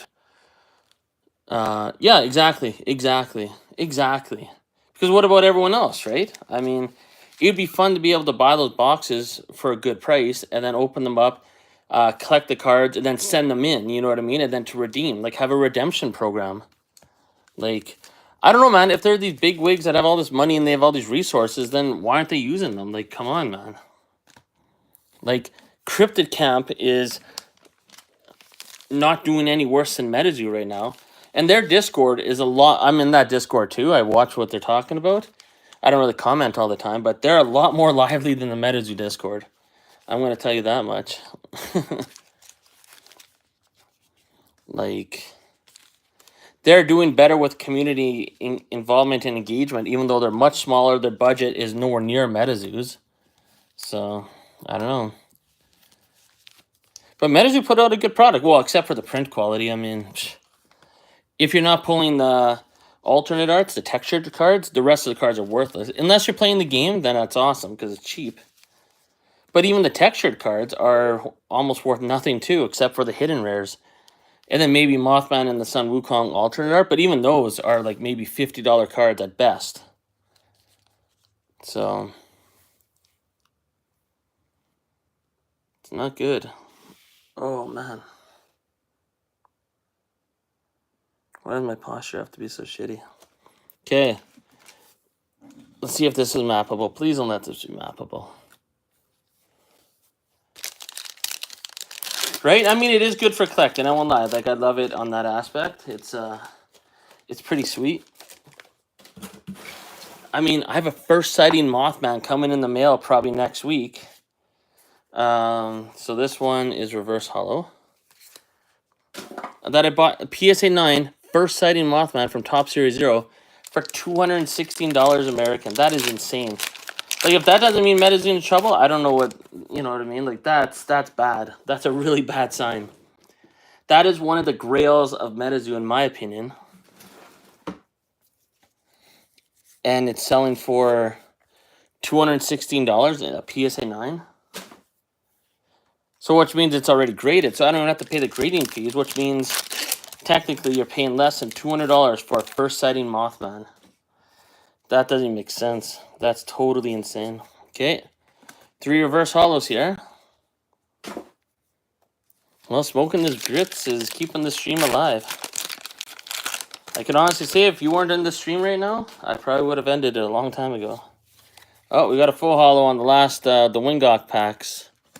So let's see if it's all full hollows on there. Hopefully not. Because if we get a reverse hollow in the full hollow stack, that means it's not mappable. Okay, let's keep opening. Well, it's cool. At least you play the game. And, oh, look at this. See? The cursed card. Anytime I see this card, Edgar Case, that means it's a mappable box. See, in the last box, we got that too. Anytime it's a mappable box, you get the same stupid cards. It's pretty funny. Even Mike Waddell, like the old Menace, they sent me free seance product, like a whole box of boxes, like a whole bunch of stuff. I never even posted any of those videos because the polls were so bad. I didn't want to embarrass Menace. I'll never forget that. They sent me all this free product. I opened it up and I just pretty much, you know, threw it all out except for the hollows and stuff because it was so bad. Oh, look at this. We got a cursed contract. So there's a Hateful Eight. Oh, yeah. Maybe there's some hope. Maybe there's some hope. We got a cursed contract. Look at that. We got a card worth putting a penny sleeve on. Holy moly. Okay. Smoking them grits. We got hope alive. Let's see here. Nope. Saber-tooth tiger or something. Nothing crazy.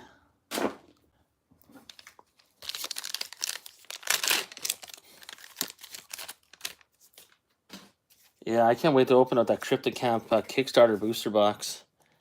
That's insane. Like, this is a beast of a booster box. 40 packs. And I have a video coming up soon that I'm going to post where there are some crazy cards that are in that box, potentially. And there's a Piazza Bird that someone pulled out of the Kickstarter Cryptic Camp booster box that is miles ahead of anything Poncho's done. Yeah. Hopefully I do pull a serialized and only you see it. That'd be pretty crazy. I'm going to open up some blisters after this. So we'll see what happens. I'm going to sit a little farther back on the couch so I'm not busting my neck for no reason here. And this guy. So we got the cursed contract. Get in the view of the camera there. I'm going to bring the other packs back behind me to the couch. And you can probably still hear me from there. I'm just going to open them up there. It's just a little more comfortable. And if I get any hits out of this, I'll bring it in front of the camera, but I'll keep talking. Oh. But yeah, this live stream is a good example of what MetaZoo's like right now. It's just dead. My live stream is about as alive as MetaZoo. It's like they're taking the summer off or something. Just like, well, it's nice outside.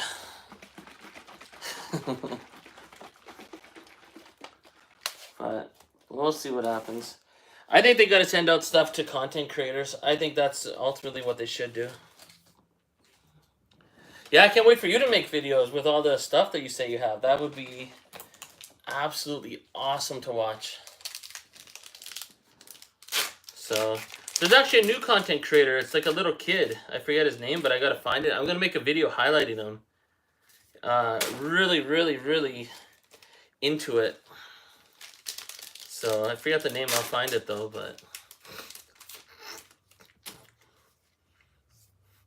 Menace, what they give out? 4 neon signs. I remember I made a video, I think in like November, trash talking Menace and like how they're really not doing anything. And we're almost into June. I mean, the first set, it was good. I like it. Overall, it was pretty good. I mean, a lot of the print quality wasn't the best. But, I mean, it was pretty good. But they just totally killed their own momentum. Like, they didn't follow up with anything. Like, they kind of just put out the set and were like, okay, everyone go on vacation. Like, they didn't... Well, the thing that I was even telling people back in November was, look at their social media presence for GQL. They have no social media presence. Like, no one knows they exist. Like, that's the problem. Like, and they, I don't know, they don't know how to promote themselves. Their social media was non-existent. And I was calling them out on that. And a lot of people are like, oh, well, give them a chance, this and that. But I was like, if they don't even know how to promote themselves, how are they going to promote Menace? And yeah, look where we are, right? There's definitely a lot of red flags. I hope they turn it around, but... And I can't see why they wouldn't. I mean, if they're already working on the third set and all this stuff, I don't know. They need some major catalyst, though. They need to do some actual marketing. Besides promoting themselves on their own website and stuff, like, you gotta... I don't know, you gotta get out there and... Hey, we got another crown. Always like this. We're gonna get one of those every mappable box. I know I'm complaining too much, but then again, it's not complaints. It's just, you know, I think how a lot of people feel. So, and I don't think Menace or GQL could hate on anyone for talking the way I am, because they're not doing anything. Anyways, let's talk about something positive. Smoking them grits, what's on your mind? What's something positive you want to chat about, even if it's not Menace? Or what's your favorite Menace card or memory, or what do you like best about the new set, or what's your favorite card in the new set? Said when they saw the money margin was very good. Going to roll all this out, yeah. I think the biggest mistake the new Menace did was killing off the old Menace and just liquidating it and just like making it worthless. Golden Bear, nice. So do you like that trample card then? You know, where the... Is that the Golden Bear that's chasing after the other cryptids?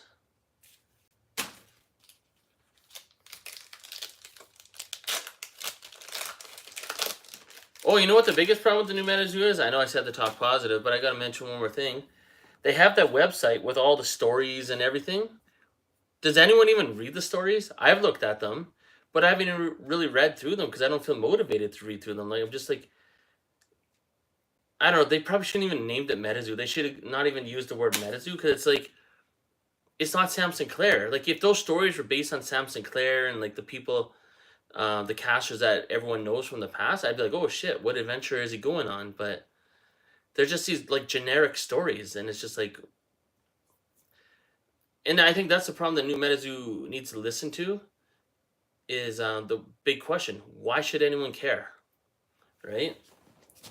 Like, I don't know who's in charge of the marketing or whatever, but if you have a product, it doesn't matter how amazing it is. If you can't give people that don't know about your product a reason to care, they're not going to look at it. You know, they're going to be like, okay.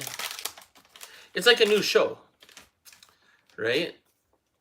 It's like, for example, The Office. I remember a long time ago, a lot of people were telling me, watch The Office. It's so funny. It's so funny. But no one really gave me a reason. I didn't really care.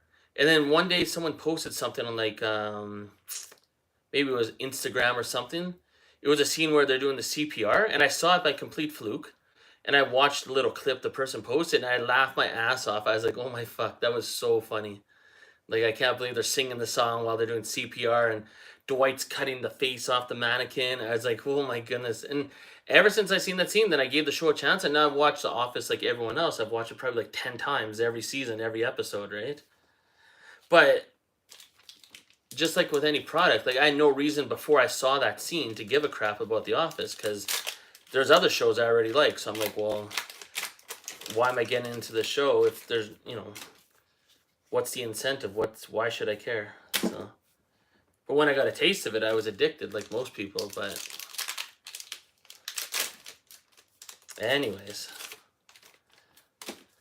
and that's what they're missing right now. Like, there's no reason for anyone to really care about MetaZoo. The poncho box is cool, but I think they should have put 1 or 2 poncho boxes per case. This way it's rare, but it's not impossible to get. This way, if you buy a case, you're going to get it. It's a cool collector's item, and it'll be worth maybe double that of a normal booster box. No big deal. But, I mean, I'm happy I got the poncho box. What a fluke. But at the same time, I mean, which is better, right? Poncho box keeps selling well too. Yeah, they do keep selling pretty well. Even the 4 promo cards sold the other day for pretty good money. But I mean, it's like this. It's the old marketing thing, right? It's like, is it better to sell 4 products for $1,000 each, or to sell 40 products for $100 each? You know what I mean? It's just like, the poncho box should have been rare, but not that rare. Not as rare as it is. It should have been at least 1 per booster box, or 2. So this way everyone could get it if you buy a case, but it's also going to be worth more than a regular box. And you know what? They should have just kept the original booster box anyways. Make that a fun chase, They should have had like the old booster box, like maybe 1 or 2 of them per case. Because that'd be a cool collector's item. I didn't think the box was that bad. It's just the Bigfoot looked like shit, but...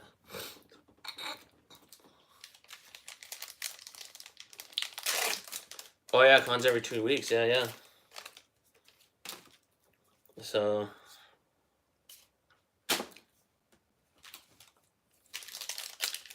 yeah, they need some kind of catalyst. But I don't even think they need like a big celebrity endorsement or anything.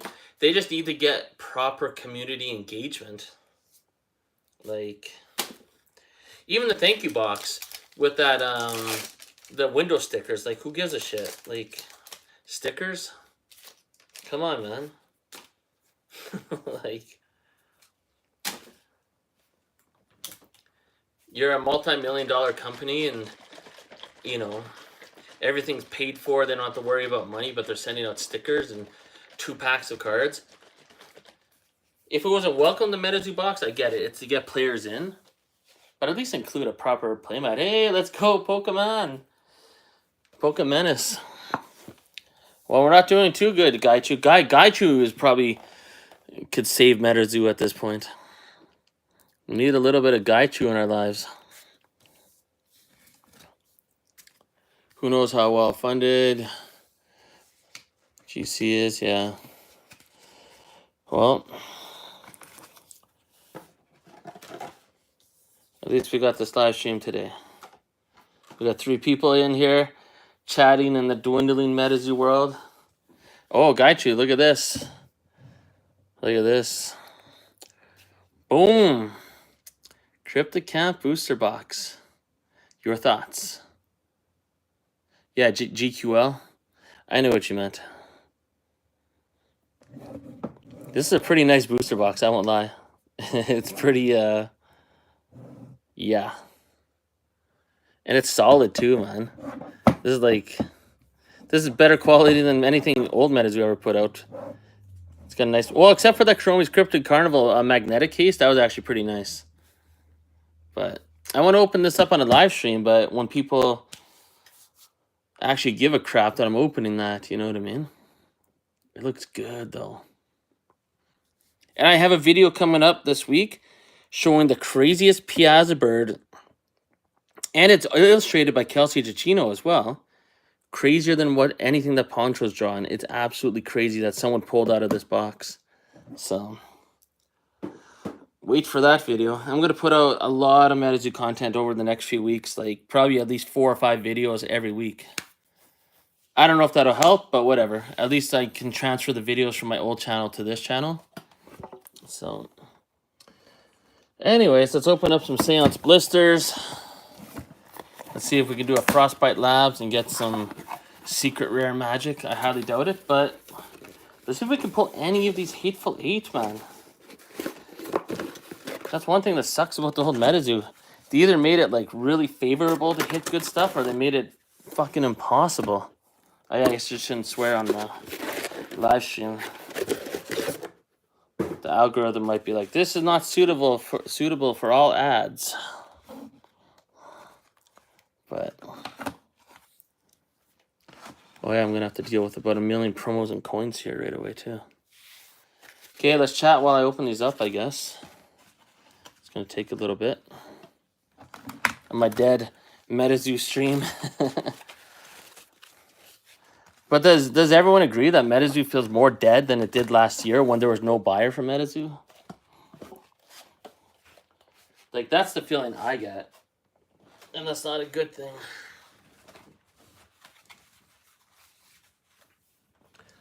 Actually, yeah, let's brainstorm.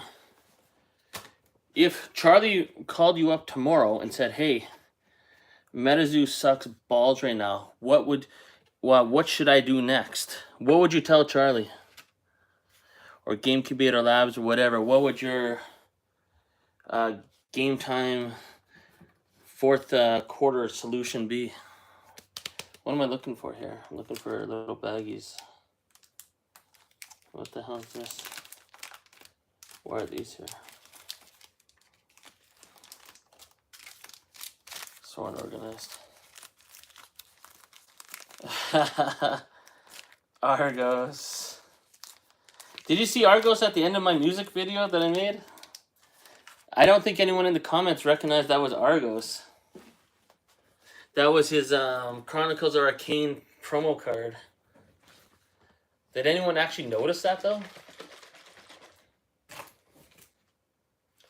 I tried throwing some Easter eggs into that video, but I don't know if anyone caught on to them. But I'm not sure anyone gives a crap either. I mean, if a video like that came out last year at this time, people would go nuts. But this year, it's like, eh.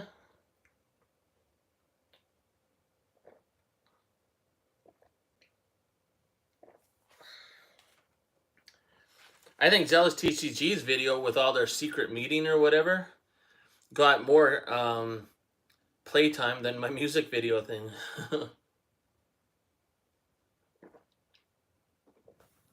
But whatever, that music video that I made with MetaZoo News' song or whatever gets me pumped up every time. And that's what I believe, you know, that's always been my motto with my YouTube channels. If I make content that I like watching, then that's good enough. And if anyone else happens to like it too, well, that's just bonus. Where are we here? Oh, I'm just losing shit.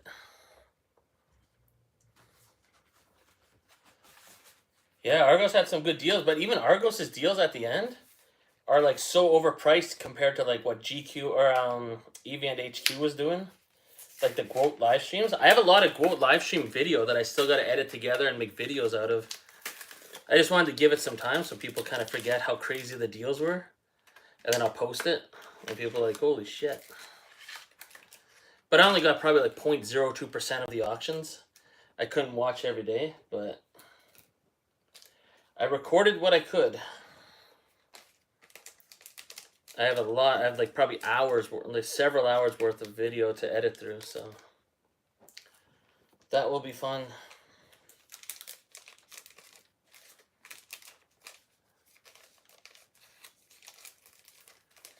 Well, that's good. I can't wait for you to either do live streams or make videos with all the product that you got.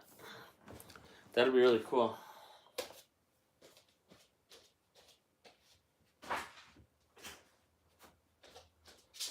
And I think just like a lot of other people, I can't explain why I got so big into MetaZoo. I don't know what it was. Then again, I grew up always researching cryptids, right? Like most people that got into MetaZoo. I've watched several videos on Chupacabra, especially Chupacabra. But Mothman I wasn't as familiar with. Piazbird I never heard of. Loveland Frogman I never heard of. But then again, maybe I was just looking for something to collect that had some kind of, you know, newfound popularity to it. That was new and relatable because all the cryptid stories are actually based on real folklore. And I think that's maybe what got me into MetaZoo more than anything was the fact that it wasn't just, you know, some dude in a basement making up characters like D-Spirits or some shit like that. Where it's just made up characters that kind of look cute or something. Like these characters are actually like real things. Well, like real fake things. So as real as a made up story could be, right? Oh, we got 8 people in here. Let's refresh my screen on my laptop. Let's see how many people are really in here. Hey, we got 8 people. Okay, so we got 8 bottles of beer on the wall. That's cool.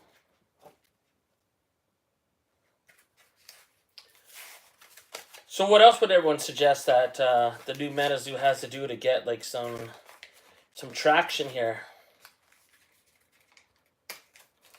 Because a new set came out, but there's no binder, there's no blisters, there's no spell books. They have some stories on their website that no one gives a crap about. Where's Trementic? You know what I mean? Like, am I the only one that wants to, like, give their 2 cents on, like, you know, when Trementic makes a video, they're like, oh, the lore teller Trementic. When has he told a lore story? What, in 2023? You know what I mean? Like, I don't know. I know he goes to conventions and he helps out and all that stuff, but I don't know if he should still have the title of, like, telling the lore stories and all that. Actually, I'm working on some videos explaining the history of different cryptids. It just takes time to make those videos and stuff, but because I got a few other projects going on, but, you know, he's got this weird title that he doesn't really live up to. Can you imagine if I didn't make a market update video since 2023? And then I just showed up and I'm like, yeah, man, I make eBay videos, but not for the last 2 years. But, oh, come on. But I know it's not good to, like, say negative things about Tormentor. I think a Gaichu probably would, but... Well, we got to keep it real, right? I mean, if we could talk trash about Argos, that's deserved to a certain degree, right? I mean, he did a lot of good things, but he also was a little shady at the end there, but, you know, maybe justifiably so, right? At the end of the day, he was a business. So, and he's got a family and stuff. You got to look out for number 1, you know? It's like they say in WCW... with some old school stuff, it's like you look around, you're like, I already got some friends. I could use a little bit more money, you know. So I know if I was Argos and I had 5 kids and MetaZoo was going to shit and I had a chance to liquidate my product before it all went to zero, I'd probably do the same thing. So, but uh-oh, I've lost my chat. I started talking trash about Tormentic. But don't even get me started on the Rusty Ranger. But that's a goofy pile of something. Just trying to get all these blisters open. They're a little harder to get open than I thought. And if no one's still in the chat, that's totally fine. I don't blame you. I don't know if I'd waste my Friday night here if I didn't have to, listening to this somewhat dead stream. But if anyone wants to talk about anything, even if it's not MetaZoo related, I'm totally down for that. But it says there's 8 people watching. You sure, YouTube? Oh no, I'm down to only 6 likes. I had 8 likes earlier. How did I lose likes? Oh no. That's never a good sign. People are taking away their likes. Oh, now I'm down to 3 likes? What? How am I down to 3 likes?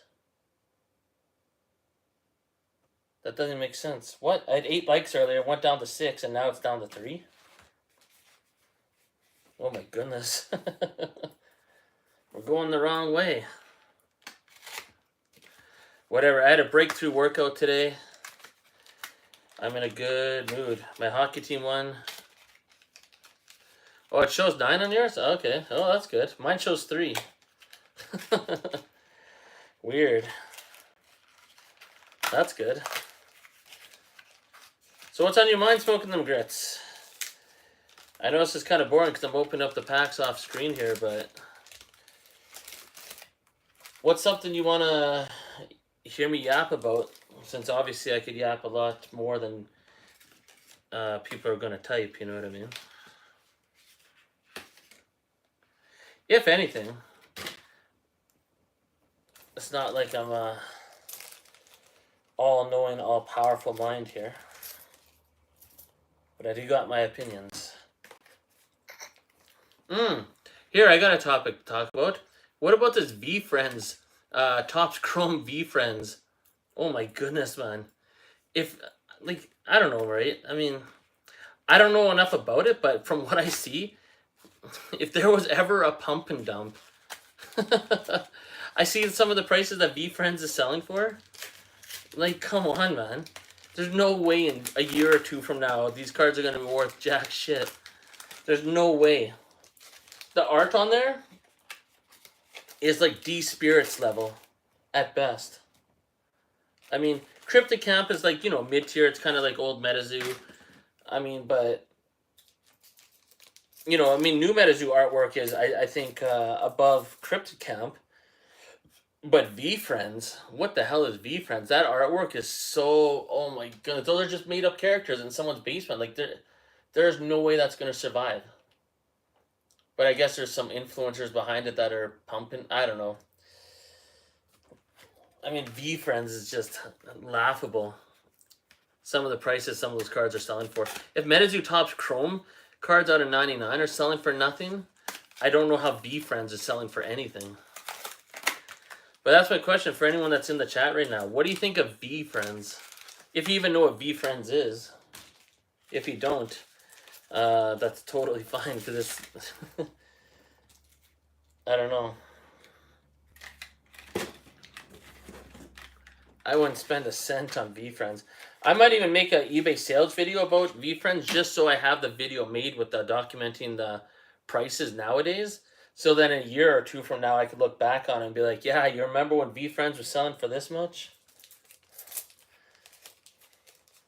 So what do you think, Smoking Them Grits? What do you think of V-Friends?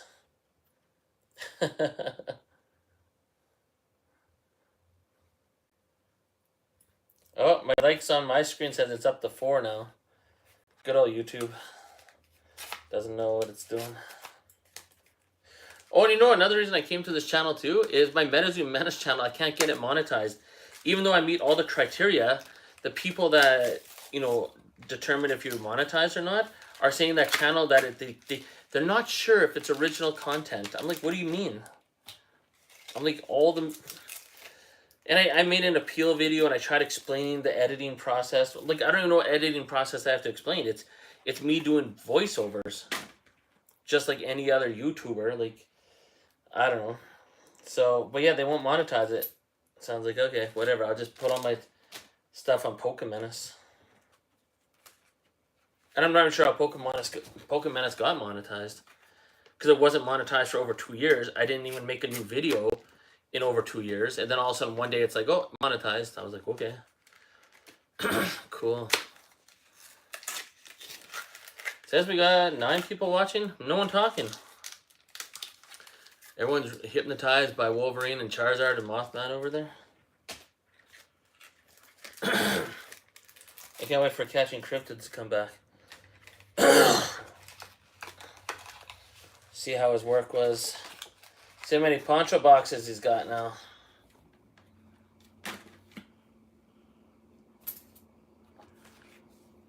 This is going to be the worst MetaZoo live stream in the history of MetaZoo. I got people talking in my background. Oh, okay. Fair enough. Well, I appreciate the odd comment. better than talking to myself. Whoa, what happened there? I should have opened these blisters ahead of time. I didn't realize how long these were going to take to open. So, well, one day we'll be laughing about this smoking them grits. We'll be like, remember that live stream where it was just you, me, and Gaichu, and who else was in here? Rom, Zealous TCG for a couple minutes, and catching cryptids at work. But at this point, I think MetaZoo should be sending out a thank you box to anyone that actually makes them content. So, like literally anyone. And why aren't they sending out the thank you boxes to Canada and like other areas? Like, is it that complicated? Like who did they put in charge of this stuff? It's like Andy still works at MetaZoo and he just changed his name. You know what I mean? Like I'm sorry, right? Like we all work for companies. We've all worked at places that either had bad management or good management, or maybe some of us have been managers. Like, you would think if you were on the scale that all these people that are running MetaZoo are the scale of after decades of experience and all this stuff, like that things would just be... Like, it's just common sense, is it not? You got to send out these thank you boxes to everyone. You got to include more in them, too. Yeah, it'll get people to maybe play the game a bit, but you got to... There's got to be more to it. So, a lot of people are selling them on eBay, too.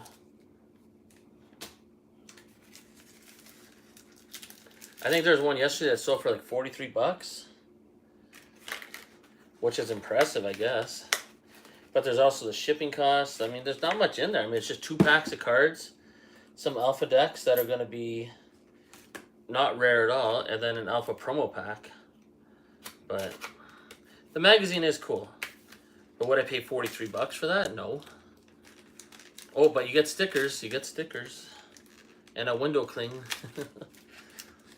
Why don't they just include some dice and some pencils too, just like every Pokemon ETB or something, you know what I mean? Like those Pokemon summer lunch boxes where it's got all this other crap no one cares about. Well, maybe, you know, kids care about it, but, you know, but for the most part, I mean, when they're sending out the MetaZoo thank you boxes, I mean, stickers, window clings, I mean, come on.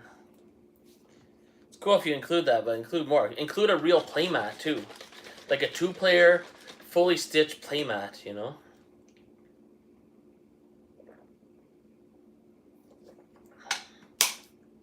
But... And how they not have any other products out yet? Like, well, I don't know, blistered, maybe spell books? I mean, their whole story that they talk about, if anyone actually reads the stories, is they talk about spell books and cryptids come into life and you catch them in the spell book or whatever, like Pokeballs. But yet they don't actually have spell books out. Like, I don't know.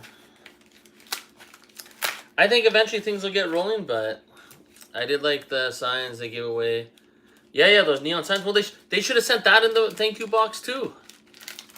Like, this is what I'm saying. Like, all I'm saying, right, is I've worked with management at some companies before, and if you really want to grab people's attention, you got to go that extra mile. You got to go that extra step. You got to have some, you know, some shock factor, some wow factor where you're not just sending the basics. Like, they should have sent the neon sign in there. They should have sent a booster box too. You know what I mean? Like, it just made people be like, holy shit. Where it gets other people to really be like, wow. So, yeah, they're full window signs. Send them out. You know what I mean? Like, you know, like if you want to get people reinvigorated after you killed the old MetaZoo by selling it all to Gwoat, shock people. Send out those signs to everyone with a thank you box. You know, but they just sent some scraps. You know what I mean? And then everyone's, you know, and a lot of people are like, oh, it's so crazy. But it's not crazy. I mean, I'd say that was the bare minimum. I'm just saying, if you want to have a wow factor, you want to, like, for example, when I edit my videos, if anyone watches my original ones that I'm posting now, compared to the way they are now from 2 years ago, there's a whole different editing process that's very apparent in there. Like, the flow is totally different. The time I take, I'm not. I love the fact that people appreciate it, but I don't expect it. You know what I mean? But like, what I'm trying to get at is, if you want to get people's attention, you got to go that extra mile. You got to put in that effort. You got to really, I don't know, do something more than just the bare bones. Because, like, when I make those videos, for example, it's just a small example, but it's a lot more than just screen recording and doing a voiceover. There's a lot more to it, And it's like, but it's worth it. Because everyone, so many people appreciate it, so I love it. But I actually like making them for myself, too. I mean, when no one was watching those videos, when I first started making them, I enjoyed watching them all the time by myself. So, but, I don't know. Like, I used to work at clubs and stuff, right? Like, but you're not the only nightclub in the same city, right? So if you want to separate yourself from other clubs, you gotta do something different. You gotta go above and beyond. You know what I mean? Like, it don't matter if your staff are tired. You gotta roll out the red carpet. Keep the what is it, the line divider things, those ropes. You gotta keep them clean. Like, you gotta upkeep everything, and you gotta have like people with the right charismatic personalities. You gotta have the right attitude from the staff. You gotta have like crazy things happening every hour from the DJ. Like, you gotta keep it going. You can't just put on some pre-recorded music and just have some guy that's in regular street clothes at the door, looking at your ID, and then you can't make it boring. You gotta ramp it up. You gotta have the mindset that, yeah, you're the top of the top, and if you want to be the top of the top, you gotta act like it. But Metazoo's not acting like they're anything special. They're just acting like an indie TCG right now. The new Metazoo may as well be a Kickstarter. Like, if it wasn't for the negative reputation of Bailey, CryptoCamp would be destroying Metazoo right now. And in some ways, I think they are doing a lot better than Metazoo right now. Their Discord is way better, without a doubt. So,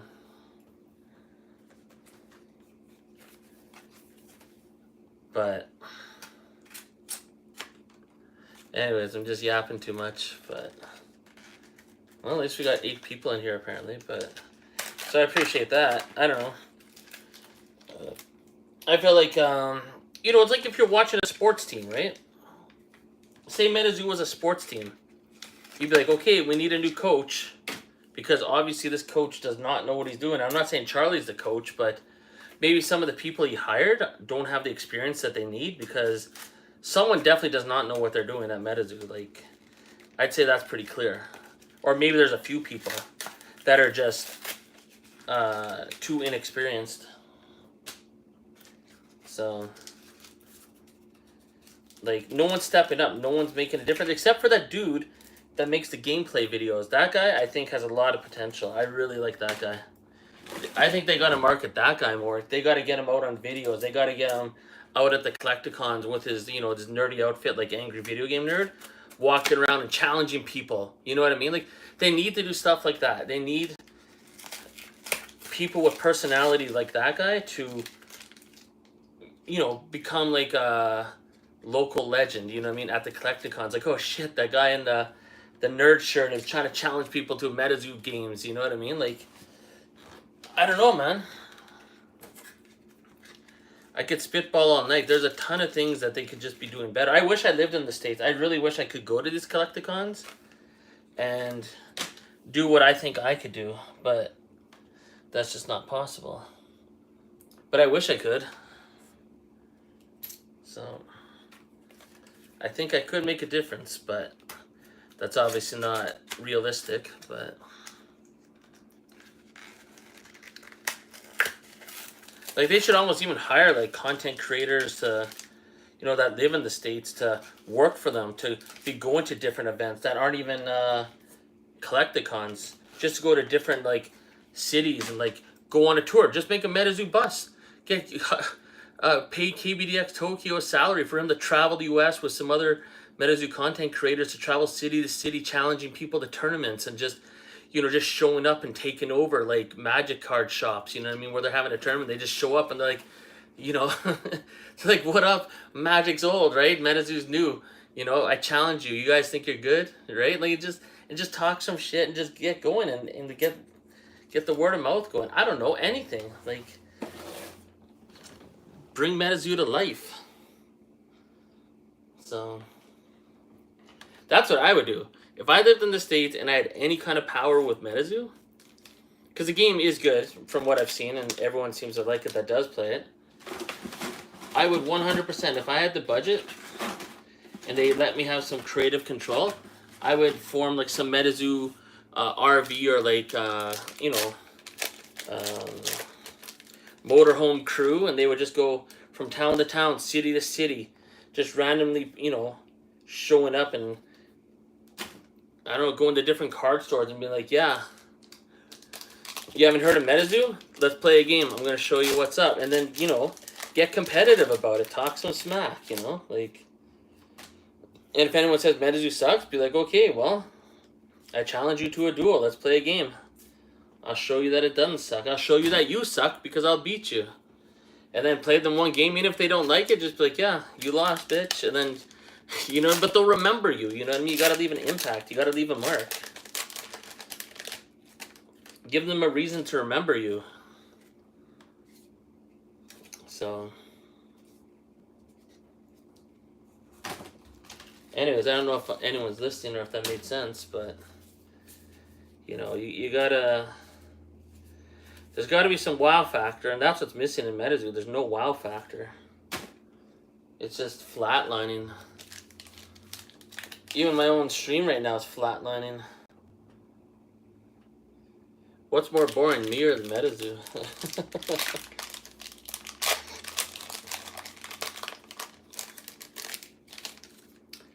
Maybe I should make a video just ranting about it. I don't know. But probably not, right? I don't think... You know, I don't want to spread negativity. It's just... It's like they say, right? Bad publicity is better than no publicity. And that's what MetaZoo is right now. Like, no one cares. It's radio silence. And that's worse than negativity. So...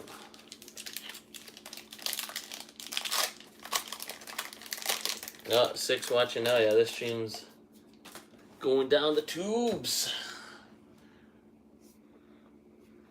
And I'm opening up the blisters and I'm not getting even one decent card. Man, Seihan sucks. Smoking them grits is trying to stay around, but anyone that is listening to me, I thank you big time, because I know this is not good. Oh, I didn't even put the word MetaZoo in the title of this video, eh?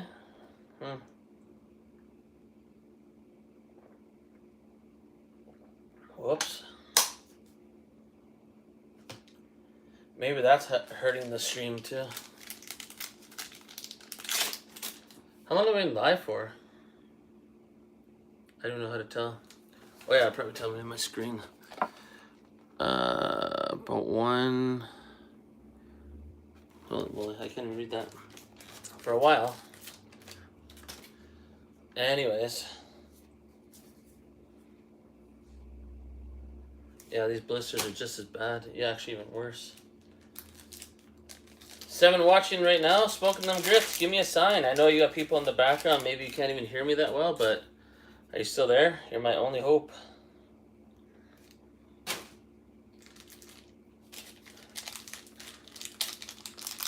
So what is it, bots from India that are watching me? Like, how are there 7 people watching and no one's talking? Who's watching then? Weird. Well, whatever. That is fine. Let's keep chilling. Maybe I'll edit some videos while this live stream's going. 2 for 1. I'm just opening up more packs here. Hey, Catching Cryptids is back. Hey, good. Catching Cryptids, we could brainstorm. Because this stream is about as dead as MetaZoo, so... It says there's like 7 people watching, but... Okay, Catching Cryptids, tell me what you think of this idea. And I know you'd probably be the best person to convey this in a video, because you like to go all crazy. Like, I think MetaZoo has to do something crazy. Like, for example... If they were to just get an RV, get a motorhome, and make it the MetaZoo bus, and hire literally some content creators from MetaZoo, like KBDX Tokyo or whoever, and be like, okay, we're going to pay you like a salary for this year. We want you guys to go on tour and drive to any towns you want to. Just let us know where you're going. We'll send you funds. We'll pay for your gas, your food, everything. And just go to different card stores and challenge these nerds. Be like, oh, you guys are doing a Magic tournament? And just, you know, drop some MetaZoo packs down and be like, I challenge you to a duel. And they're going to be like, what are you doing? And just make an impact, even if it's totally retarded, you know what I mean? And then beat them in one game of MetaZoo, and they're going to be like, who are those guys? But they will never forget the name MetaZoo because these random dudes in an RV came in and just started busting up the Magic tournament. You know what I mean? And then just go to another town, go to every card store you can find, and just, like, make an impact when you walk in the door. You know what I mean? And just be like, walk in and be like, MetaZoo's here, and they'll be like, who are you? They'll be like, you know, but they'll never forget after that. You know what I mean? Like, just make an impact. Get to the local card stores. Get in there and, you know, throw some packs in their face. And be like, boom, here's a theme deck. Here's a flex deck. Let's battle right now. I don't care if it's time for your lunch. You're going to battle me while you eat lunch. And I'm going to destroy you, and then I'm going to leave, you know what I mean? And they'll be like, who the hell were those guys? But, I don't know. If I had any say in what MetaZoo does, and I lived in the States, and I had any power, and like Charlie was like, what can we do to get things back online? I would do something like that. I'd be like, we're going on tour. We're going to go wherever we want, and we're just going to drop product on people, whether they like it or not. And we're just going to, you know, make sure... when we leave, they remember the name MetaZoo. So, but maybe that's just the wrestling brain in me. But you just gotta make an impact. The MetaZoo's not making an impact, and that's what's missing. They're just flatlining. There's no impact. There's no reason for anyone outside of MetaZoo to care. And most people in MetaZoo are just starting not to care either. So... but, and maybe it'll sizzle into nothing, but I don't think it will. I mean, they're working on the 3rd set already or whatever. So, I don't know. But if they're putting it on the, like, get that nerdy guy, like, I don't know if Catching Cryptids is still there, but you know that guy that does all the gameplay videos and stuff? Get him out there. Get him at the Collecticon, challenging random people at other booths, being like, hey, you know, your game looks cool, but I challenge you to a game of MetaZoo. If you beat me, then I'll give you this booster box. If you don't beat me, then you got to wear this MetaZoo t-shirt. It's a win-win. You know what I mean? Yeah, well, they have a little story on their website, but no one even really knows about it. It kind of sucks, but you know what I mean? Like, you get attention. He's got to have much more coming. Communication from... Yeah, and they should be sending stuff out to content creators too. Catching Cryptids. I have a video coming out on Thursday, May 29th, of what Mike Waddell sent a lot of the content creators in 2022, including myself. He sent me a 30-pound box full of MetaZoo product, like quite a few booster boxes, theme decks, spell books, like every SKU to give away on my channel or to open or whatever I wanted to do with it. It wasn't just a thank you box with a magazine and 2 packs of cards, you know? And that shouldn't be called a thank you box. That should be a welcome to MetaZoo box, learn to play the game box. So, like, I don't know why it's called a thank you box, to be honest. And if you don't live in the USA, you're not getting one, which is even worse. But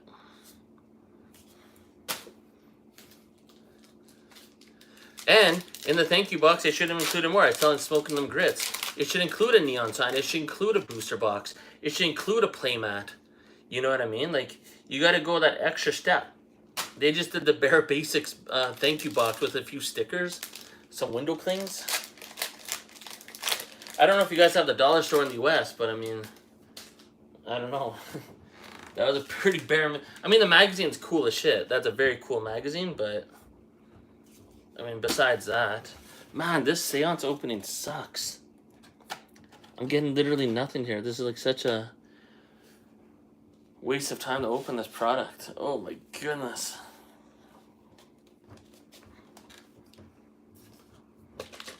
But at least I get to talk to you guys a bit, so. Oh, and Catching Cryptids, congratulations, 1 year later. I don't think I commented on your video because half the time when I watch people's videos, I'm watching on TV and I don't have access to my phone. Because I'm either watching at work and I can't sign in or whatever, but...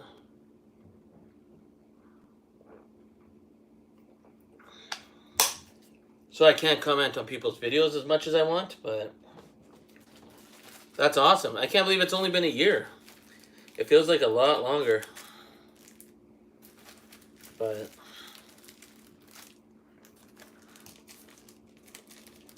Oh, 9 people watching? That's cool. Cool beans, cool beans. Well, I opened up 24 blisters. At least I got 24 promo cards out of it. And 24 coins. Woohoo.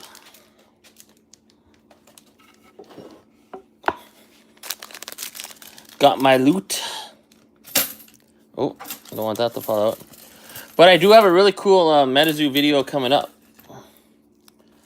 Yeah. And there's no incentive. And they should be thinking of incentive. They should be grateful that anyone is making content. But you know what I'm thinking of doing, Catching Cryptids, on my channel? I'm thinking of going to Bulk Barn, that they call it here, and buying a whole bunch of jelly beans, getting a big-ass jar, filling it up, and doing live streams where people got to guess how many jelly beans of a certain color are in there. You know what I mean? And just go nuts with those live streams and have giveaways if people get the right number and just have a lot of fun with it. So, but I still got to figure out the format a little bit on that and actually go buy the jelly beans. So, but I think that could be a lot of fun.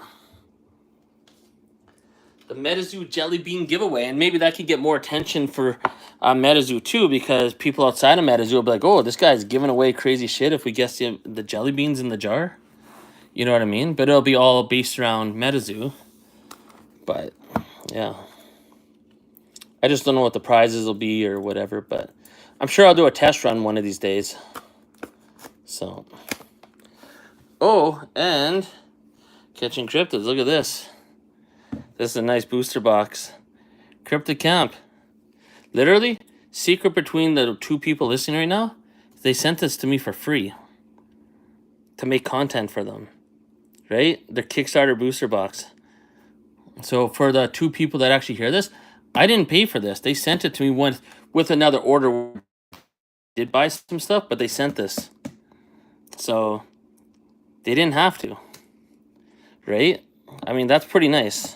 But then again, a long time ago, they did tell me they probably would if I was a Cryptid Camp counselor and all that. That was kind of like the secret incentive for a lot of people to become Cryptid Camp counselors. And I haven't made content for them for a long time. But now that they sent me that, I was like, okay, I respect that. Like, they didn't have to. And they sent some other cool shit, too.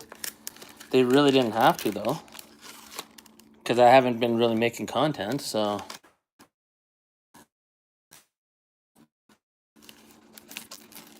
Higher Toad King, Purple. Yeah. Reach out to those guys, too. 100%. I agree with that. Oh, this is cool. I don't think I've ever opened up a Seance release event box before. Another cool promo card. Oh, you're trying to find one on eBay, the Kickstarter booster box? Oh, and Catching Cryptids, Smoking Them Grits. I don't know if you heard me earlier, but I have a video coming out this week.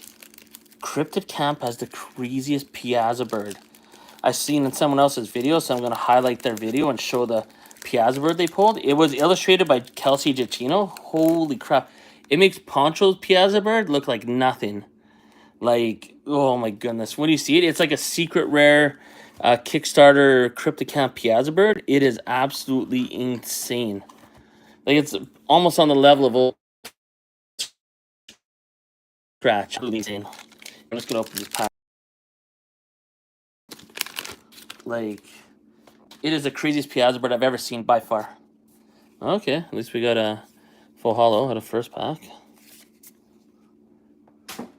Yeah, I seen those Kickstarter booster boxes were selling for quite a bit at one point too. The cryptic count. But they've been pretty nice to me, you know what I mean? Especially for the lack of content that I've made for them lately. But sorry, I scroll right past it again. And that's fine. There's nothing wrong with that. I know it's not for everyone. Just like V Friends. Okay, question for you, Catching Cryptids. What do you think of V Friends? Topps Chrome V Friends, if you've heard of it. To me, that has got to be like the most obvious pump and dump I've ever seen. I could be wrong. I was obviously wrong about other things, like old MetaZoo. But V Friends is absolutely hilarious to me. And it's selling for good money right now anyways, which is pretty hokey.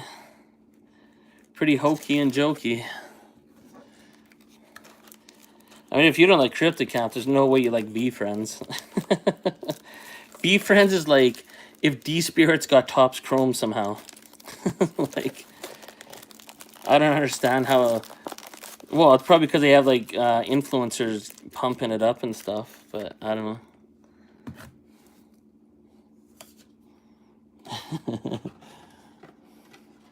Yeah. Isn't it weird how it works, right? A cryptic camp would be doing a lot better than if it didn't have Bailey involved in it, but it also wouldn't exist if it wasn't for Bailey, so it's kind of ironic. Even though he's not as bad as people might think, at least not anymore. And MetaZoo would probably be doing better now if it wasn't called MetaZoo. Or if they would have stuck with, I don't know, Sam Sinclair and like, you know, the story that MetaZoo, like if they bought MetaZoo, why are they using the MetaZoo story? Like, I think that's one of the biggest mistakes they could have made. Like, why not stick with what you bought? You know what I mean?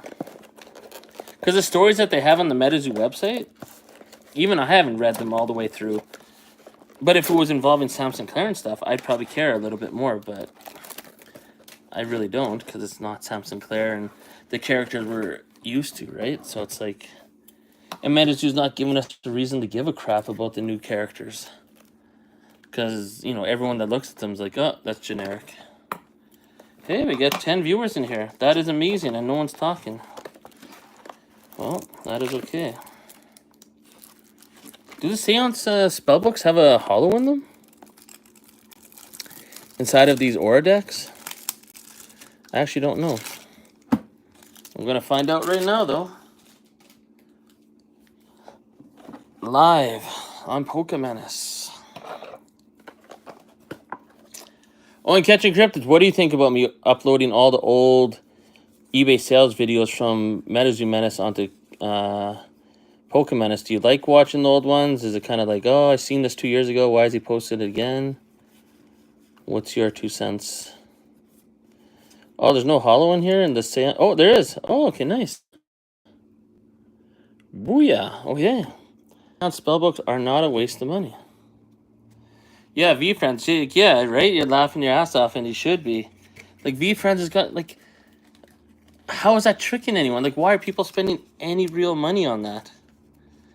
I'd almost buy fake MetaZoo cards, like proxy MetaZoo cards over V Friends. I just don't understand the appeal of it. Like, the artwork is pretty bare minimum. But they have certain influencers, I guess, pumping it up, and I don't know. Like, V Friends is D Spirits on crack. Like, like,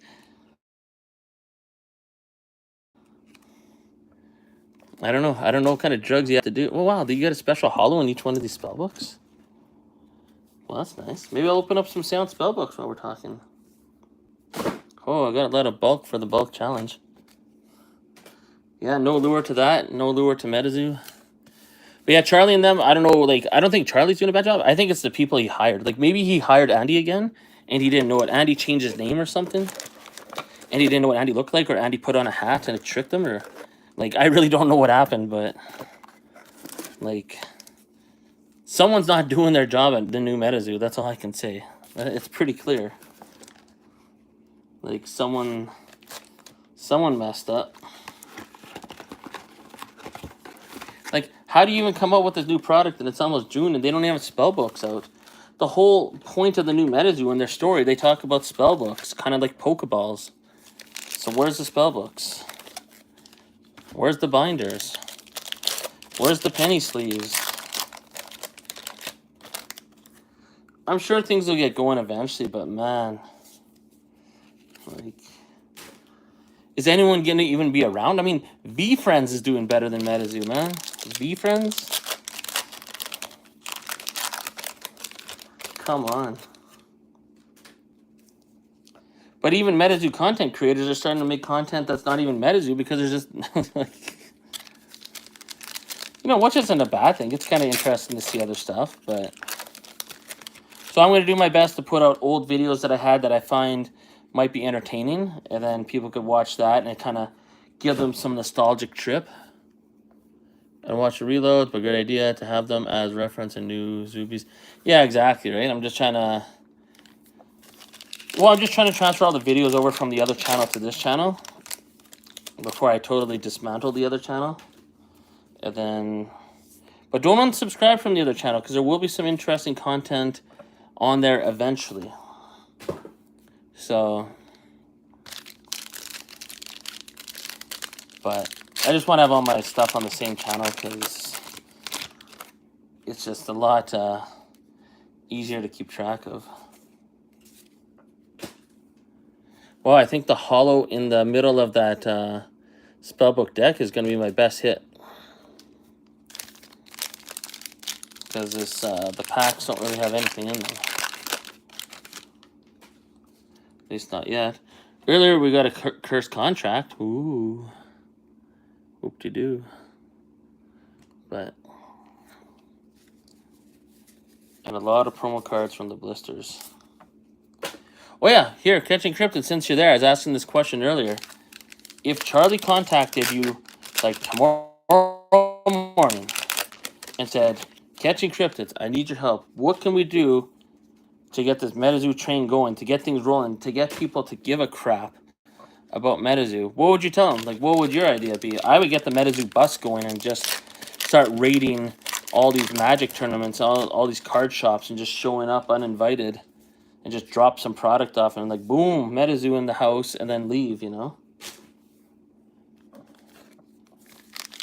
Yeah, exactly, yeah. It wasn't ready yet. 100%, especially the print quality. I mean, all the cards are worthless. Unless you're playing the game, it must be a dream come true for anyone that wants to play. But besides that, I mean, even the alternate arts are... I mean, even Mothman and the Sun Wukong alternate art are maybe $50 cards at best. So, except for the hidden rares, those have some value, but even those have dropped quite a bit. So, and then again, the Poncho box is probably the safest bet. So, that will always hold some value. Okay, I'm going to go grab another Seance spellbook. I like that we get this guaranteed hit in the middle of the spellbook. That's cool. But yeah, guaranteed was rushed. Yeah. And it's so obvious now, and that's the biggest problem. Like, they already dropped the ball. Like, they could have at least said something or been like, hey, like, we got a little behind, or the printer is this and that. You know, and it's not even excuses, but now, with all the silence, and it's clear as day that they weren't ready, you know, it's just a bad look. And then anyone that was hyping up MetaZoo to outsiders, like, yeah, MetaZoo's coming back, it's going to be crazy. Now we all look like idiots, you know what I mean? So, and then it ruins already the credibility of the new company, because anyone that was hyping it up, it's like, oh, okay, so I thought you said MetaZoo was back. It was going to be crazy. And it's like, oh, I'm not sure what to say. So, I'm just going to grab a spellbook.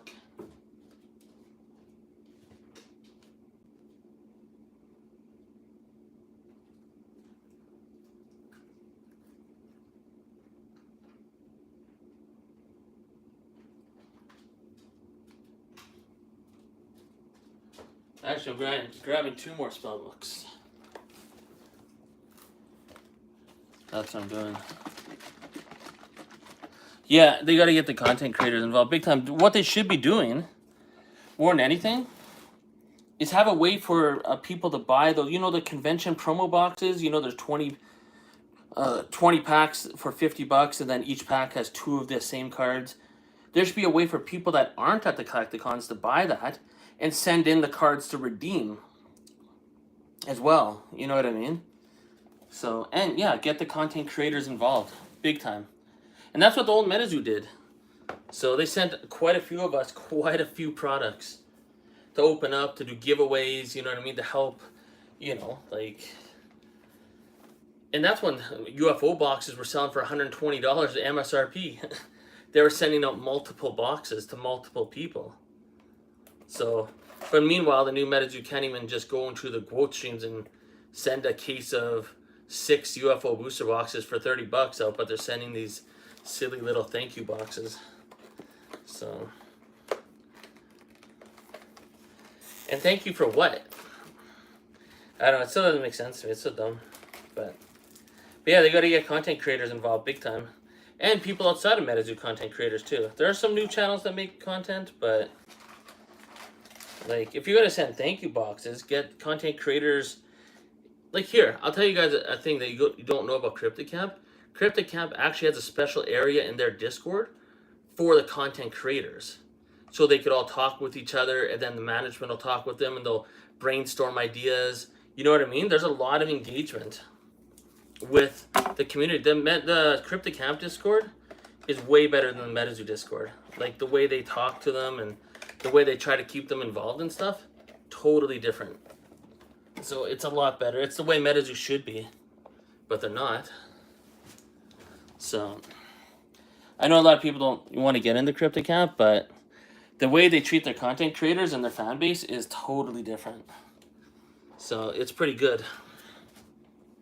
They're a lot more interactive and everything. So, and they show a huge appreciation for anyone that's willing to make content for them. Like a lot of appreciation. And they offer perks, right? And that's the way it should be. If you want people to spend their time, because there's nothing more valuable in life than time. If they want people to spend their time making content about their product, they show appreciation for it. They 100% do. That's one thing I'll always say that's good about CryptoCamp is they 100% show appreciation for what's it called? For their content creators. Okay, what holo are we gonna get out of this brick of junk here? Oh, water. Okay, this one sucks. But you would just think with Charlie and them having these years of experience. Remember I made a video in November, October last year saying like, if they have all this experience, what are they doing with it? Like, why aren't they doing anything? And I thought that video was going to age so bad. I thought one day I was going to be like, man, I shouldn't have made that video. Blah, blah, blah. But we're almost in June. And I don't know. I know I keep repeating myself. I'm sure they'll turn it around. But man. More stuff than that. Yeah, I mean, they just have the booster boxes. They didn't really spell books, blisters, nothing. Like, I don't know. Like, I would have rather them say, like, hey, we weren't able to get out by Q1 like we said we were. We just have some, like, sample packs to hand out, or, like, the original MetaZoo, like, you know, our bad. We just want to make sure we have a superior product. But they rushed it all out, and now the cards are worthless unless you're going to play with them. Yeah, I think they'll get it together eventually, though. But it's, I just don't see how they wouldn't. If they have such a dream team, I mean, there's gotta be some kind of plan.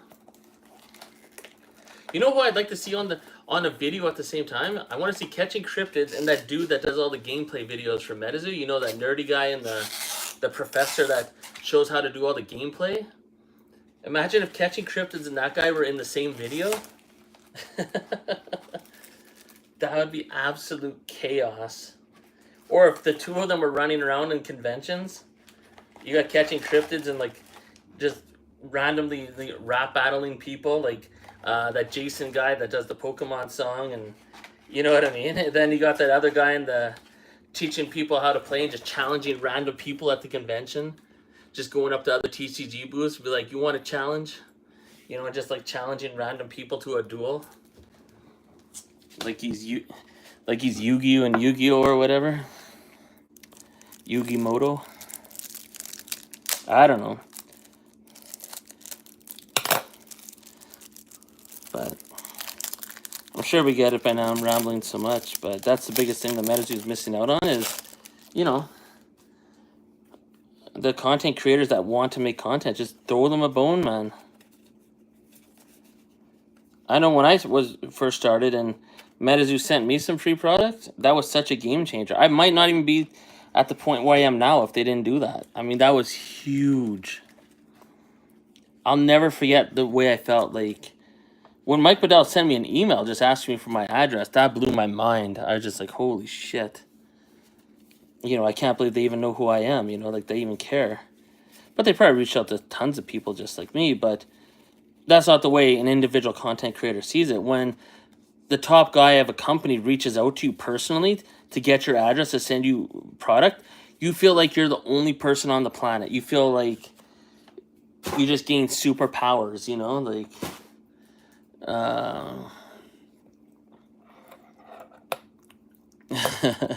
Mike Waddell. But yeah, like, and I hope they do that eventually with the content creators in Menace right now, because you know, it means the world when you get recognized, especially from the company. Like, it's crazy. But yeah, they're sending out the Christmas card to his friends. Like, it's so, like, how many times do they have to screw things up? And then they put those neon signs. They had 4 neon signs in the Discord that no one gave a crap about, even though they were nice, but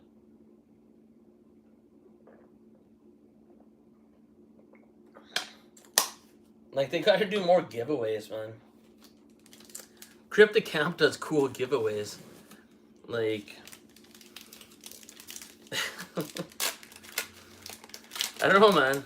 Cryptic Camp does more for their community than Menace does, and their budget has got to be like less than 1% of what Menace has. So I don't know. I don't think Cryptic Camp will ever be on the same level as Menace, just because of the backing behind it. But you never know, right? Who knows? I just don't know what the gameplay is like for Cryptic Camp.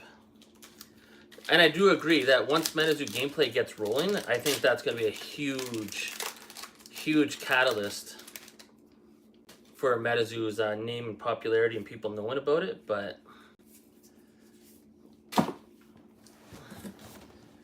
they got to get there first. You could have $1 billion idea, but if you don't know how to get it to market, it don't matter, right? It's like professional athletes, right? There's a lot of people that could have been megastars, but they had an injury, or they didn't have the right manager, they didn't have the right, who knows, right? Like, so many little catalysts. And some people became big stars, and maybe they weren't as good as other people, but it's just right place, right time. Maybe the right team drafted them, maybe... who knows, right? Menace is a $1 billion idea, but gotta make people care. And it doesn't help that they still kept the name Menace, and anyone that was around for the last 4 years absolutely hates the name Menace. Like, stores where I live, when I tell them the name Menace, they're like, nope. I'm like, oh no, but it's got new ownership. They're like, nope. I'm like, you know, so.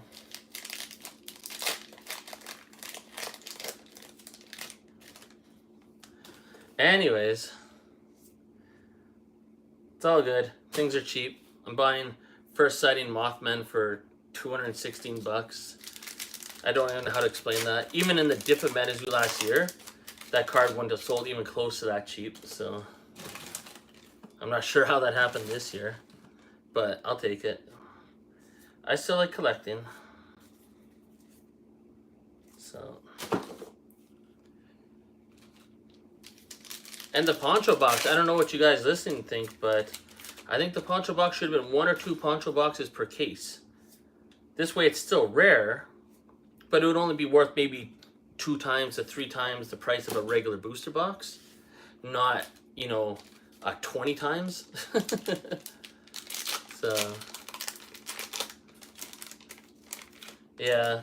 Well, that's the thing. I think the zoo will be fine because as soon as MetaZoo does do something and get something going, everyone's gonna be like, yeah, you know what I mean? It'll be like the third comeback. Be like, oh, we're back again. So everyone will come flooding back as soon as they come out with a new set or they come out with a proper like tournament format, or I don't know, or once the Play Network gets going. So, or they have proper like prizing or incentive or LGS support or whatever. So, man, these spellbook packs don't really have any hits. I'm just opening them on the couch here. So,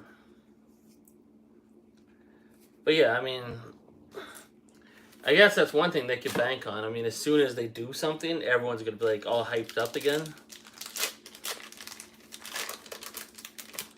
But they're pushing it. Because a lot of people that care are starting not to care. So. But it is what it is. They got the first set out. Print quality was horrible, but it's still pretty impressive. It was nice.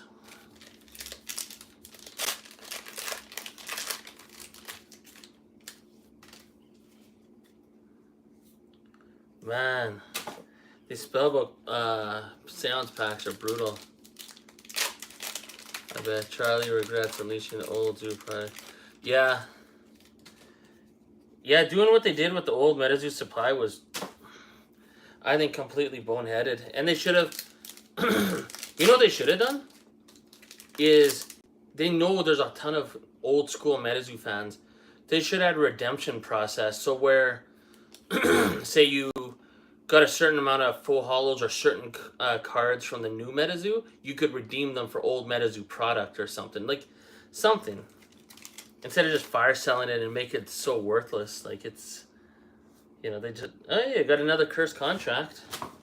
Oh, look at that, out of a spell book. So I got 1 cursed contract out of a booster box and 1 cursed contract out of a spell book. So besides Sheep Squatch, it seems like cursed contract is the most common of the Hateful Eight to pull. Wow, I was going to quit, but you know what? We got to open up more just because I've hit something that is worth more than a penny sleeve. Holy moly. We're rolling.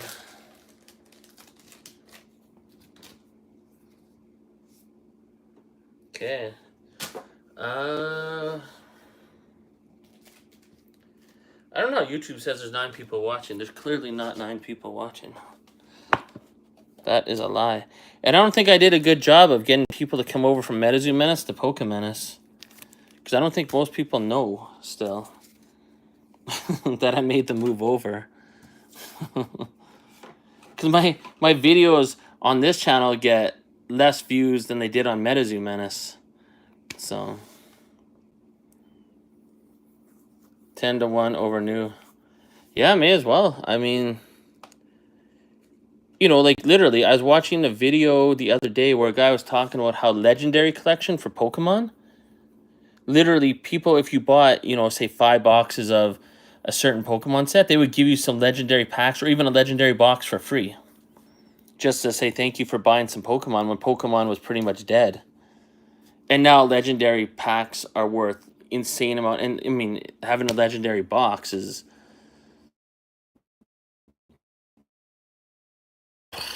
money in the box. So, yeah, it can't hurt. And it's so cheap. It's a no risk. Now we have a Cryptic Keeper buying D-Spirits because it's cheap. You know what I mean? So, I never buy D spirits, but he did get the chase card though, so yeah, they shouldn't unleash it all like that and liquidate. It was kind of cool, fun to buy, cheap, but I mean, it killed it nonetheless. The fan base is so small, you can't release all that product like that. They killed it, and yeah, good job, Charlie. But then again, it might not be Charlie's fault. Maybe it's some of the people he hired. So, all I know is they might need a management shakeup, just like any sports team, right? Catching cryptids. If things aren't going well, I know the coach isn't on the ice or the general manager isn't on the ice, but if things aren't going well, you got to shake up the management. Hey, Carl Daly is in the house. Yo, what up? Oh, I'm gonna go buy, or I'm gonna go get another. You know what? I'm gonna get out the native spell book. I'm gonna get a native spell book. Give me 1 sec.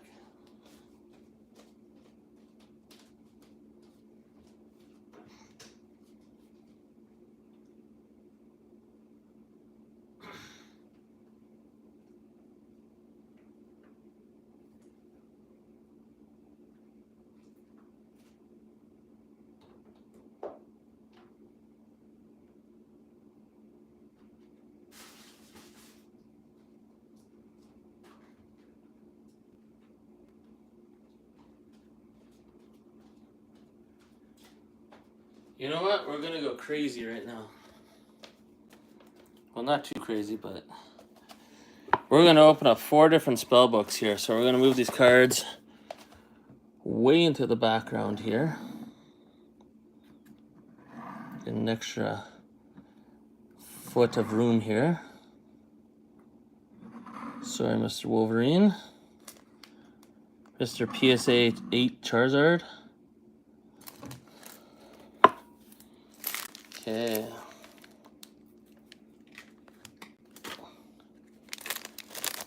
Put my coins over here.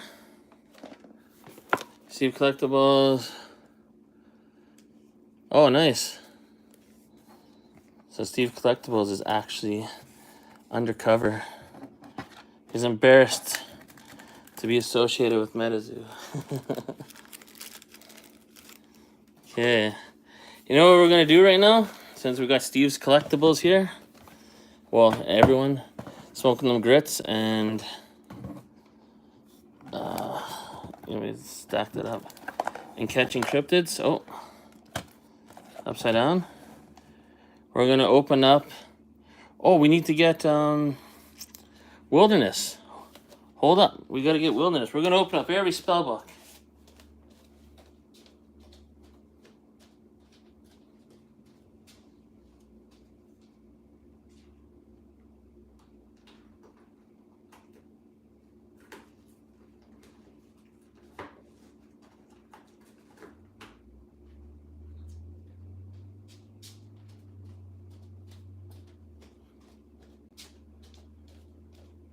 There we are. This will be some fun.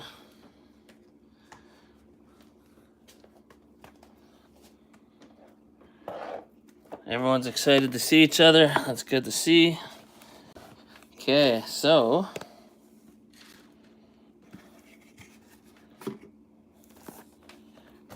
boom. We're going to do a pack battle. Every spell book. So I'll get these open. Keep chatting. It's going to take a little bit to open all these. And then I'll get the packs displayed in front of the camera here. So I enjoy reading a good chat.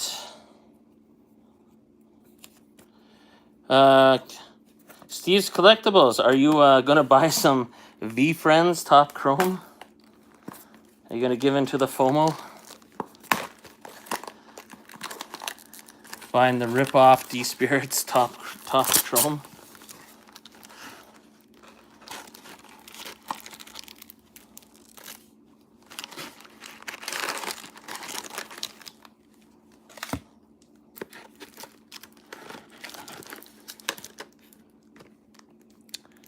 Oh, hey, you get penny sleeves in every one of these spell books, too. That's kind of cool.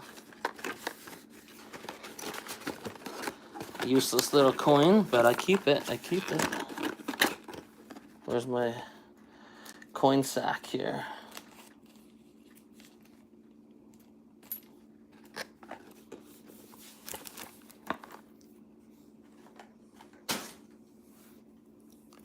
Okay, so we got our seance packs there. Boom. Sorry, this is going to take a bit. Oh, it says there's 11 people in here. Now, on this channel, I have a lot of subscribers from India. I wonder when any of them are going to start talking in here someday and being like, what the hell is Metazoo? Like a lot of the views I get on my channel are from the wrestling shorts or over in India. So there's a huge fan base for WWE over there. Absolutely huge. Ooh. We got the fire one. That's cool. But it's weird how YouTube works, right? The algorithm. See, my shorts algorithm is where this channel has its success, but obviously the full-length videos are not where the success is. But it's two totally different beasts. Like when I put out the long version videos of Metazoo on here, it doesn't affect my shorts views. So, or like what the algorithm looks for. It's really interesting. Red has decent flip, but I don't want to do that. I only buy stuff. We'll do longer term. Yeah, I mean, yeah, 100 million%. V-Friends is 100% just a flip. In 2 years from now, everyone's going to be confused as to how that even sold for anything. Like, that's got to be the most recent pump and dump that I've seen. That's totally ridiculous. But I could be wrong, right? Maybe there's something to it. Maybe there's some story behind it that I don't know about. But from based on what I do know, I don't understand why anyone's spending any money on that unless they're able to flip it really quick. Okay, UFO Spellbook. I hear these are absolutely horrible to open. But we're going to find out. We're going to do a pack battle with UFO packs versus Seance versus Native versus Wilderness versus CN2. So, we're getting there. I got a lot to unpack here still. So, Steve's Collectibles. If Charlie contacted you tomorrow morning, what would you tell him to do to turn Metazoo around? What would be your advice?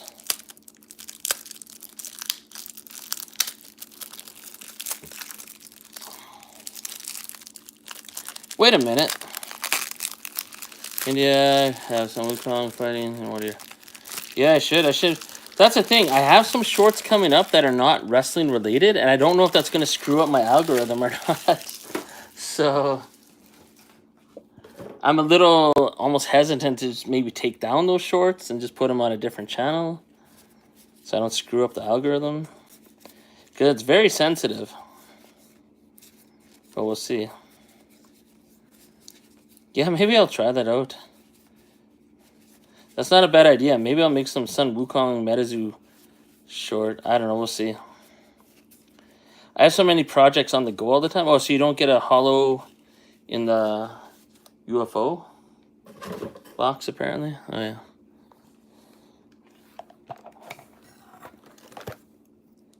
V-Friends Hero Quest, yeah. Did you see my video for today that I put out with Metazoo going to Orlando Collecticon? My comment on the Hero Quest booth. I was like, that's probably... The Hero Quest booth is probably just a porta potty. It's just somewhere you take a dump.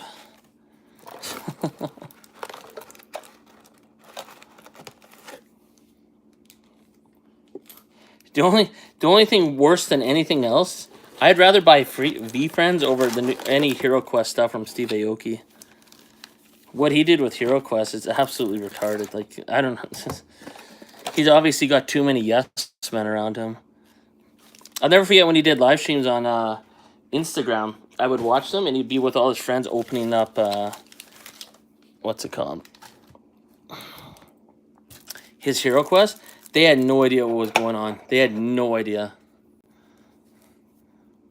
Like, won't get organized play, yeah. And maybe MetaZoo should sponsor the organized play. Like, the organized play is being done by Immortal Workshop and other places, but, like, when's MetaZoo going to put on an official tournament? You know what I mean? That's 100% MetaZoo. Like, maybe get these other places to help them set it up, but, I mean, these tournaments aren't, you know, they're not, yeah, they're being organized by other places. Like community people. So, I don't know. MetaZoo's acting so brand new, you know what I mean? For all the experience they have, they're acting like they're a new indie TCG, like they're just some Kickstarter that's just trying to learn what they're doing. So, it's like amateur hour. But, who knows? Could I do a better job? I don't know. I think there's a lot of people in this chat right now, if MetaZoo reached out to them, could definitely help them do a better job. So, without a doubt.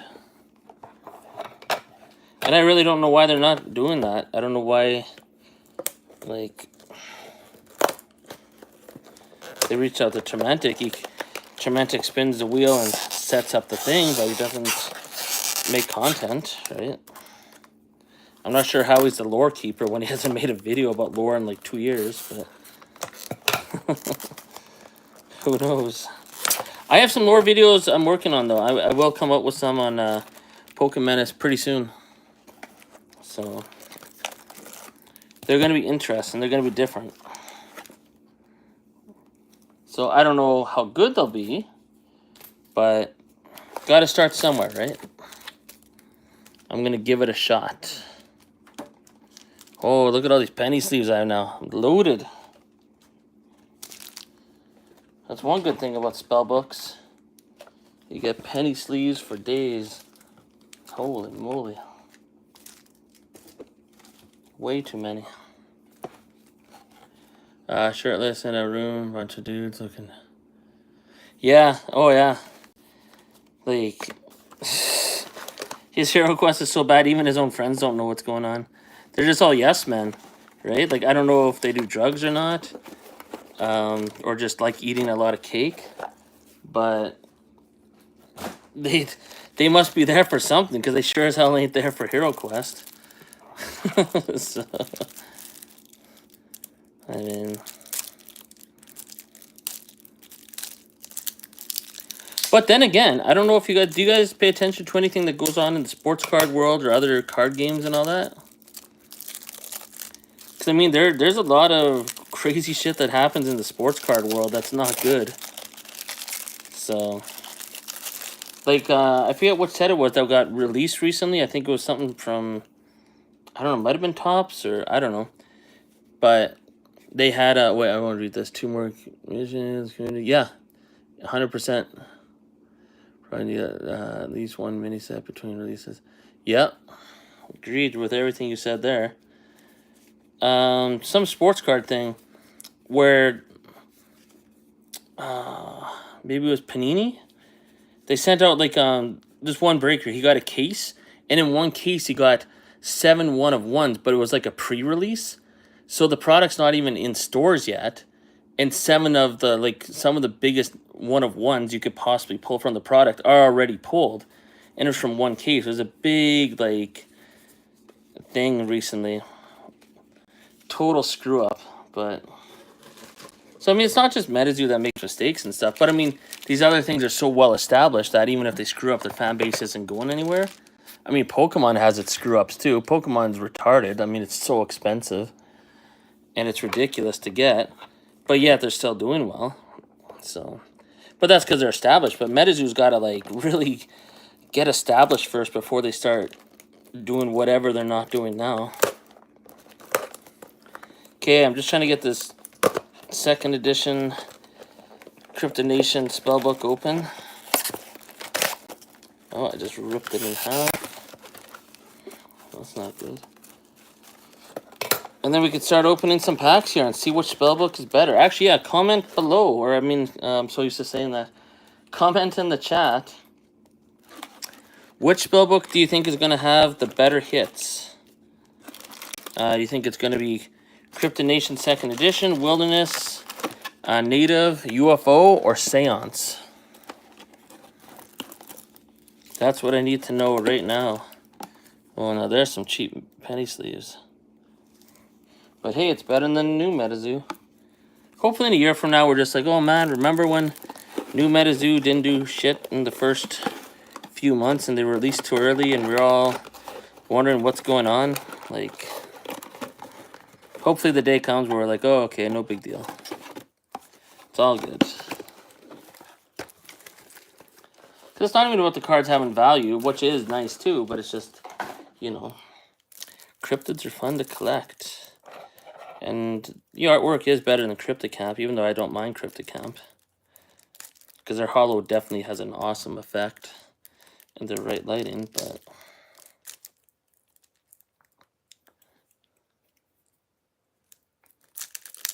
There we go. Oh, and catching cryptids, you still haven't pulled a hidden rare yet? How many more boxes do you have?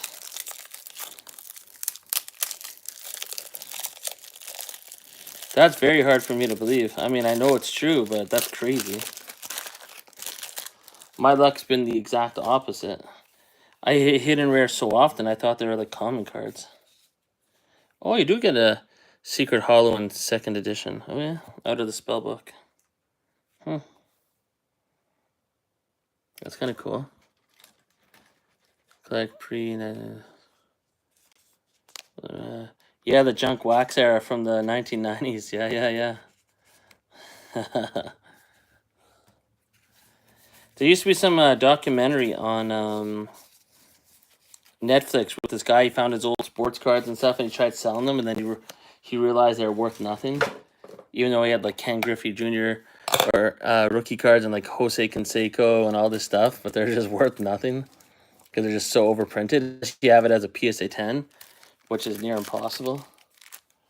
Where am we putting all this stuff? Oh, right there's a good spot. Okay. I need at least one person to comment. What do you think's gonna win? Oh shit. Everything's falling now. Oh, cool. Can some more stuff fall, please? Okay. What do you think's gonna win this pack battle? Seance, UFO, Native, Wilderness, or Crypto Nation? It is second edition, but we'll just pretend it's Kickstarter. So.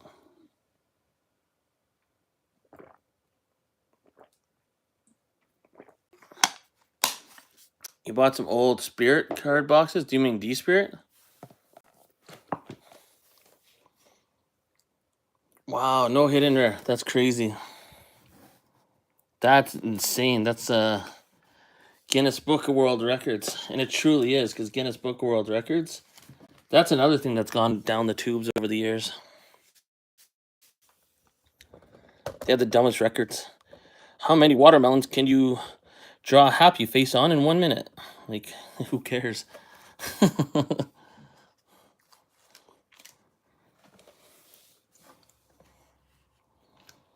It's like the people at Guinness Book of World Records were hired by MetaZoo.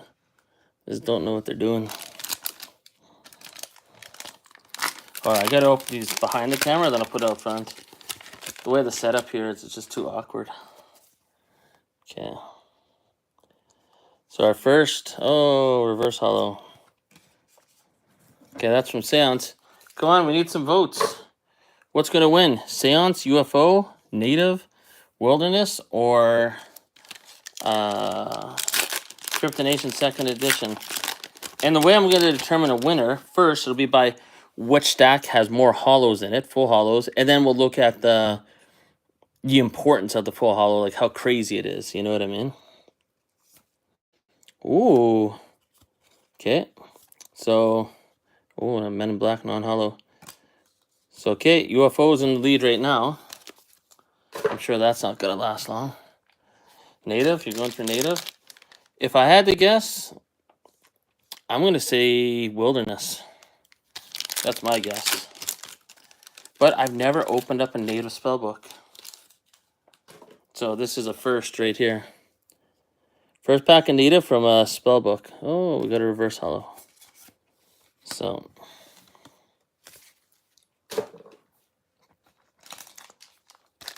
far UFO's winning though.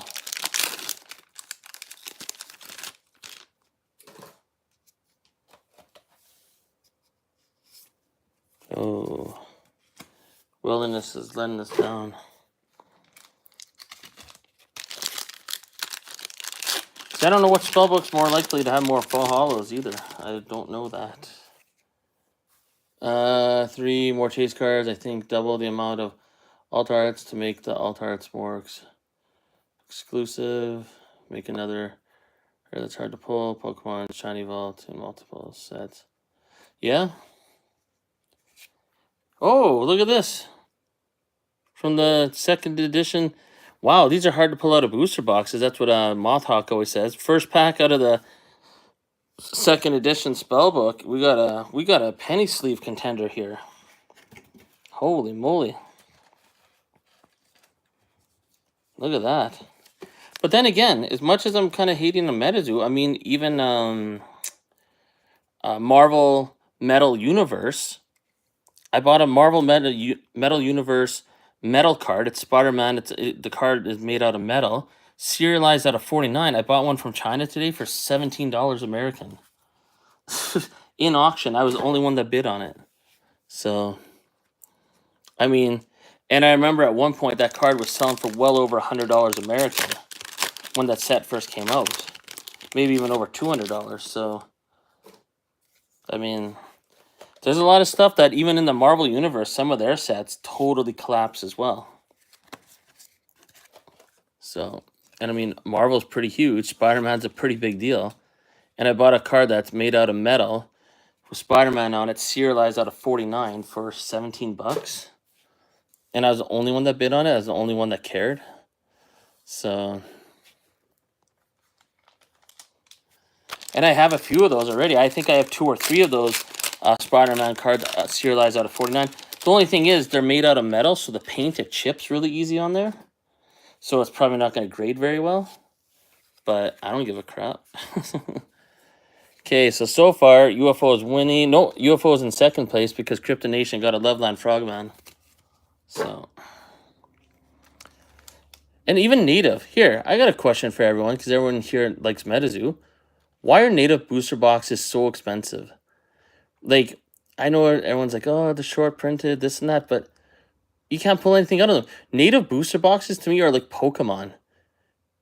It's not worth opening for the price point. I wouldn't even buy a native booster box.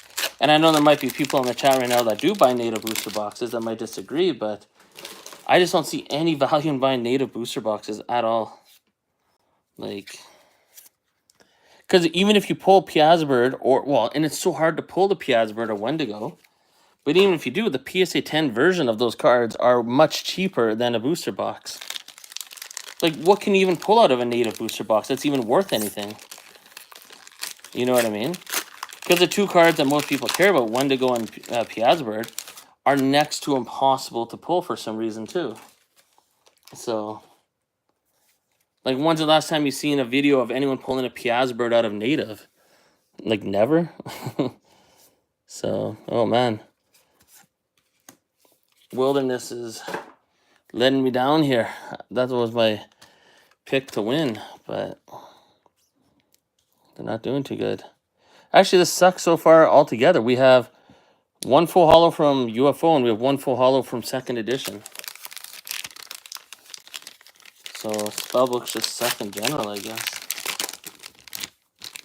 But yeah, anyone have opinions about native booster boxes? I've never understood why those are worth anything. Like for the value that they're selling for. I think there's just like this myth that they were so short printed, but were they? And if they were, who cares? What are you going to pull out of them? Don't get me wrong, the cards are super nice. Like, there's some super nice cards in there, but like, who cares though? I'd rather open up Wilderness any day over Native. So Native is actually one of my least favorite sets, besides, well, maybe even my least favorite. Once upon a time, I bought a PSA 10 Piazza Bird, and that was it for my native adventure. Because when I see people opening the box, I'm like, what are you trying to chase? The 19 different aura cards that are worth like nothing and aren't that, they're not that crazy. So, I don't know. Never been a fan of it. It's okay if you disagree with me. Just not my cup of tea. Well, still only one full holo from UFO. Is this going to be the worst spellbook opening ever? And I'm just trash talking everything. Let's see. Oh man, native, we got all reverse holos so far.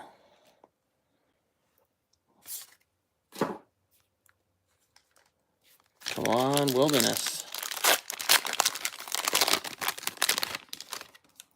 But then again, it is coming up to summertime. People don't care about TCGs as much. Oh, we got a Golden Bear. Cool. Reverse holo. Wow, we've hit 2 full holos. And this is our 15th pack. At least we had a Loved on Frogman full holo. That's pretty cool. I'll take it. Oh, we got another full holo from Cryptonation 2nd Edition. Holy gem. It's on the reserve list. I remember Argos used to pump that up so much. It's on the reserve list. And there was a very real time in the eBay market where, if anything that was on the reserve list sold for a little bit more. Pulled the card agreed compared to Nightfall, where you can get the also 2 boxes. Chasing the ripping, so pulled. Yeah, like native reminds me of Pokemon so much where it's like, it's not worth the price point. I'm not sure. Oh, we got a full holo from Seance finally. Whoop-de-doo.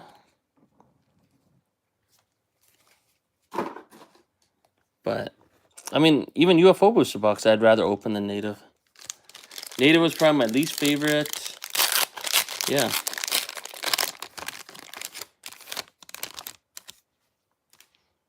Well, even with the animated series and stuff, like there are, like Dragon Ball. Oh, look at this. UFO got another full holo. I like this one a lot.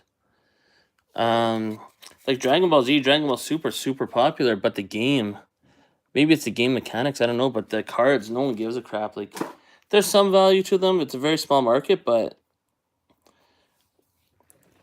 it just doesn't translate. The cards just don't do as well as you would think they would. Well, they also have bad mapping issues with the boxes too, but like horrible mapping issues. But well, I think the biggest thing they have to do, which CryptoCamp is doing, I know you don't want to hear about CryptoCamp, but the biggest key they need to do, and Mike Waddell talked about it before he disappeared, is reaching out to the cryptid communities. Because if you type in cryptid on YouTube, just even that word alone, there are so many huge, and I mean huge, cryptid channels out there on YouTube. Like even people just talking about Bigfoot and they just have some generic, wilderness stuff on the screen and they're just talking as a voiceover. Yeah, there's a lot of big cryptid channels out there and cryptid communities. But CryptoCamp is going to be making appearances, talking to these cryptid communities to grow their game and to grow their recognition. And the word cryptid in their thing. Yeah, we got a reverse holo here. So Wilderness is sucking big balls right now. But that's the biggest thing, reaching out to cryptid communities and showing up at cryptid events. That's what I'm saying. Get an RV, get a motorhome, get some people in MetaZoo that are really into MetaZoo, like KBDX Tokyo or whoever, and let them go on tour around the US, invading towns, dropping some MetaZoo product, talking about it, and just, causing a little ruckus, Like, get that MetaZoo vehicle out there. Oh, man. 2nd edition, we got the Snow Wasset. And just get the name MetaZoo on people's minds. Especially in the cryptid community. So that's what they could have done with all this product here if they would have kept it relevant. Go out in the cryptid community and give them boxes and be like, hey, you like Wendigo? Check this out. We got a Wendigo on the pack art. Boom. Oh, you like Snipe? Boom. Go to Snipe Festival or go to Squonka Palooza. You know what I mean? Short printed on top. Yeah. Well, here's the thing that I always laugh when I hear about a native being short printed. I mean, Cryptonation First Edition was, in a sense, short printed because they said, what, there's 25,000 boxes only made? And at one point I was like, that's such a small number. But now, 4 years later, you could buy the boxes for like, $100 to $150 each, right? So it's like, that was considered short printed, 25,000, and native booster boxes are selling for more in a way than first edition Cryptonation. Like, that don't make sense. But it'll take time, right? I mean, it's not going to happen overnight, but that's what CryptoCamp is doing. That's how they're planning to grow. Is they're going to be going to a lot of like cryptic communities and like, mingling with them. Oh, look at this. UFO's got another full hollow. So UFO's got quite a few full hollows right now, but if we got Loveline Frogman over here, that trumps everything unless we hit something big in UFO. It'd have to be big, like Men in Black or something. Or like Neutrality, Totality. Actually, you know what?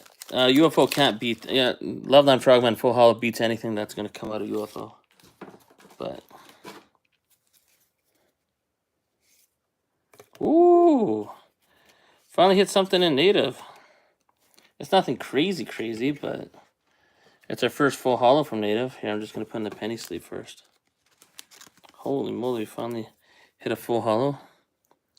Pretty nice. Little necklace. Boom. Well, and that's the thing. When I made a video in November, it's like they're just appealing to, like, the 5 of us here. And even the 5 of us here are getting a little bored with Menace, which isn't good. But yeah, they're not doing anything to expand. They're not doing anything to, like, make people outside of Menace give a crap. Because they already have an uphill battle that the name Menace still is around. A lot of people outside of Menace, that has a sour taste in them. Well, hey, we finally got a full hollow for Wilderness as well. Chibi Bigfoot. Boom. I never liked that card too much, so it doesn't get a penny sleeve. But yeah, they're doing absolutely... Like, where's their worldwide distribution? That dude in their marketing video, that half-hour video they had, he's like, we're going to do worldwide distribution. Where? When? Give us a sign. They sent some product to Italy, and that was it. Oh, we got another reverse hall snow wasset. What to do? But hey, we got Loveline Frogman. So this pack battle's going slower than I thought. But yeah. But it's good to complain, right? Shows that we care. I mean, the worst thing is radio silence, right? If no one's talking about Menace, that is the worst thing. So at least we're talking about it. So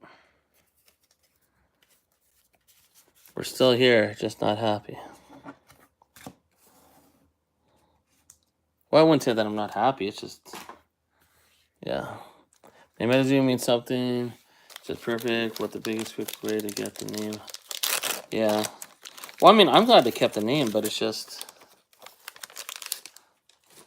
They needed to be more creative with, like... Oh, look at this. Native, we got another full hollow. We got Ogopogo. Nice. Eh? Another full hollow is always inviting. Good.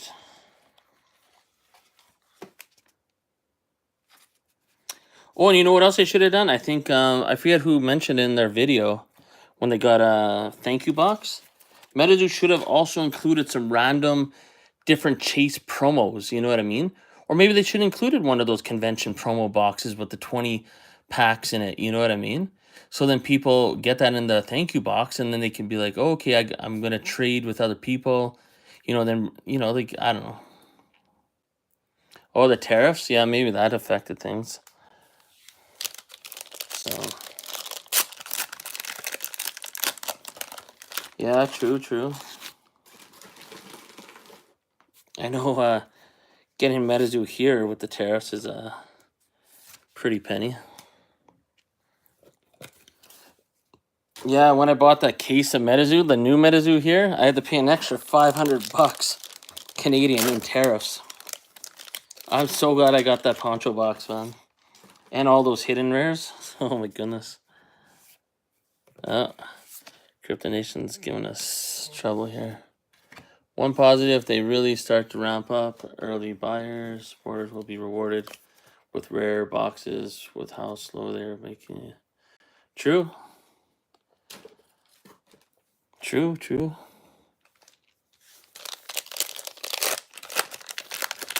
Okay, now we're on the seance. Yeah, this pack battle kind of sucks, eh? Oh, this is what we get out of, what, that seance? Got an orb.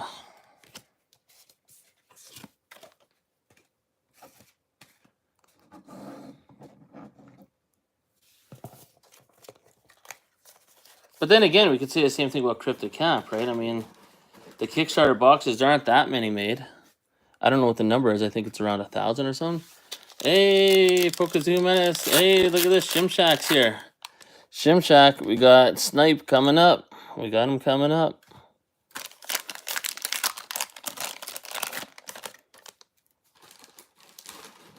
Oh, man, I don't have enough room for all the garbage here. Oh, look at that. Seance is producing, wait. Oh, no, UFO. Another useless full hollow. Yeah, Snipe is keeping us alive here. Well, we'll find out, actually. I thought Wilderness would win this pack battle, but Wilderness is actually doing the worst.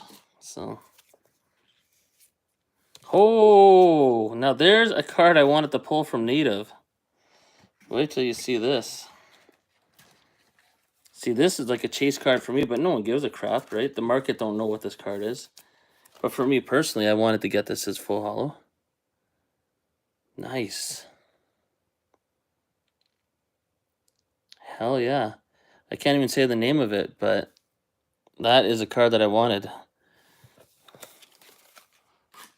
Cool. Achalapoba.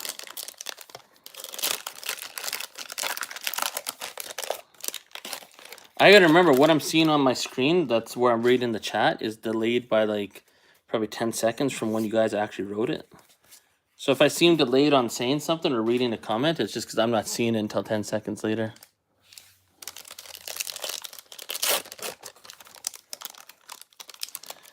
That Snipe Pack had a reverse hollow I threw into my bulk pile. Sorry, Shimshack. Hey, look at this. Blood Ruby. Boom. Okay. Oh, yeah, whatever. I think Crypto Nation 2nd edition is going to win the Spellbook battle. Oh yeah, Shimshack. Kyle Daly is actually Steve's Collectibles. He's undercover.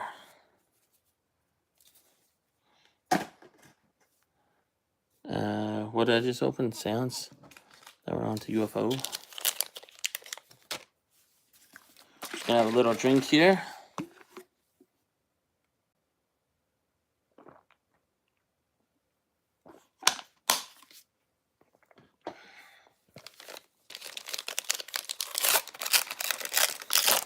Okay, we got 8 viewers. I like it. I like it.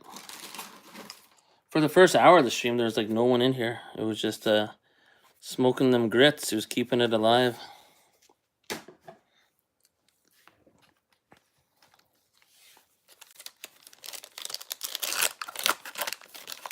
Oh, nice. Yeah, yeah. Well, at least the new Metazoo is very cheap to get whatever singles you want. Oh, look at this. And in Native, we got the reverse hollow. Oh, no, that's a different card, but still cool. I like that we got this Achakabaloba or whatever. That card is nice. I'm going to go really close to the camera. I really like that card.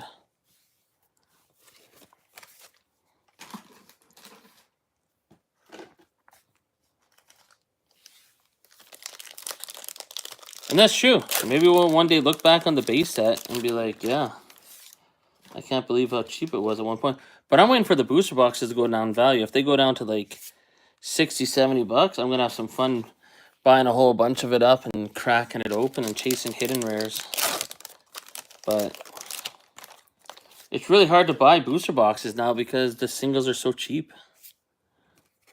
So yeah, we're on to our second last pack for every spellbook here. At least I pulled that one card from Native I really wanted. I think Native's gonna win this. I forget who predicted that, but I think Native's gonna win. Oh, you're talking Crypto Nation. True. Crypto Nation will never be boring to open. I agree with that. Oh, UFO's got Forest Friends. Hope they do. I agree with that.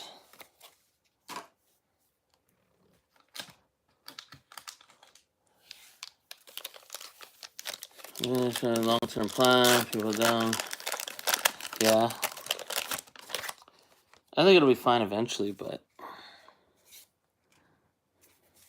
it'd be really cool if they involve the people that still stick around. Even in a small capacity, right? They don't have to, like, send out product, but just, like, you know, like, for example, right? I'm doing a live stream right now. I posted the link to this live stream in the Discord, in the main chat. Now, they don't want YouTube video links being put in the chat, but it's a live stream. But then one of the moderators deleted the live stream link. So I'm like, what they should be doing is putting that link into announcements and putting that as an announcement, like, hey, there's someone streaming MetaZoo right now, like whether it's me or if it's Frostbite Labs or if anybody, right? Because tell me you wouldn't have more motivation to do live streams if you knew for a fact MetaZoo was going to put it in the announcements so that anyone that's in Discord gets that alert. You know what I mean? Like, that's how you would promote people. But yet they delete my link. I was like, what the fuck? I was like, okay, thank you. Like, oh, look at this. Boom. Always nice to get an OG Cumberland Dragon. But, you know, like, how stupid is that? Like, meanwhile, that fool Andy in the old MetaZoo, I know I told the story earlier, when I had MetaZoo Topps Chrome, right when it first came out, I went live. I didn't even post a link in the chat or anything. But he found out from someone in the Discord that I went live, and he posted it in the announcements that MetaZoo Menace is live opening Topps Chrome. And then like 30 people came into my chat, and I was like, holy shit. You know what I mean? It was crazy. But the mods nowadays are like, oh, you're posting a link in here for a live stream? Delete. Like, so dumb.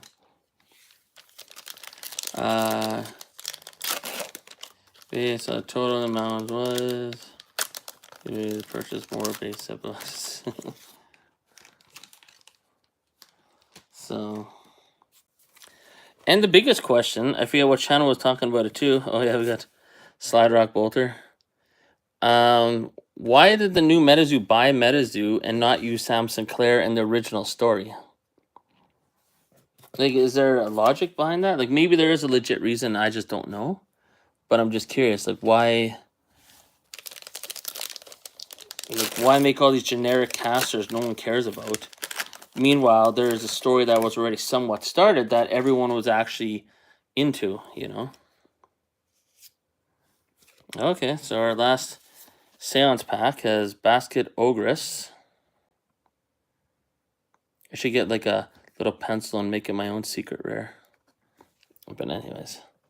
So Seance spellbook sucked as predicted. Oh no, I think Catching Cryptids predicted Seance would win. Yeah, right? Like, Sam Sinclair's awesome. Did you like Sam Sinclair in my my music video that I put together? I thought he looked pretty badass, to be honest. I hope everyone else felt like that did it justice. So, but I also highlighted Adam Ackler a lot because I think Adam Ackler in the MetaZoo story, I actually liked him better than Sam Sinclair. So, oddly enough. But, okay, we're getting to the end here of this completely useless spellbook battle. Then I'm going to grab a garbage bag and get all this organized. And then you know what? I'm going to open up a UFO booster box just for shits and giggles. I'm glad everyone liked that music video because that took a long time to put together. A long time. But it was fun. But there's days where I had to like take time away from it because it was just driving me nuts trying to get certain things to work. Right? That music video gets me pumped up every time I watch it. So, okay, so yeah, our winner for the spellbook battle comes down to 2nd edition Loveland Frogman Full Hollow or Achapaloka Full Hollow from Native. But I think Native wins because I really wanted that card. I've never pulled it before. And yeah, so Native wins just by a little bit because this is pretty crazy too. Anyways. Oh yeah, put a Penny Sleeve on Cumberland Dragon. Not too bad. So 1st place Native, 2nd place Cryptonation 2nd edition. Wilderness gets 3rd place. UFO gets 4th, and Seance sucked as we all probably thought it would.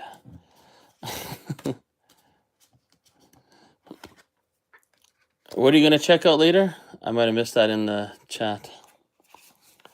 What's Catching Cryptids checking out later?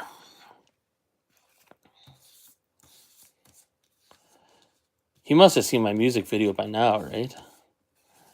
He's probably not referring to that. What's he referring to? You guys probably already typed the answer. It just takes 10 seconds for me to see the chat. If Catching Cryptids hasn't seen my music video, I recommend you go watch it right now. It will change your life. If you like MetaZoo, that music video is made for anyone that likes MetaZoo. So, Catching Cryptids, is that what you're talking about? You didn't see the music video yet? I doubt that's what you were referring to, but I'm very curious. Okay, wait, 1 sec, everyone. I'm going to go grab a UFO booster box. I haven't opened one of those forever, and I need to open up one now.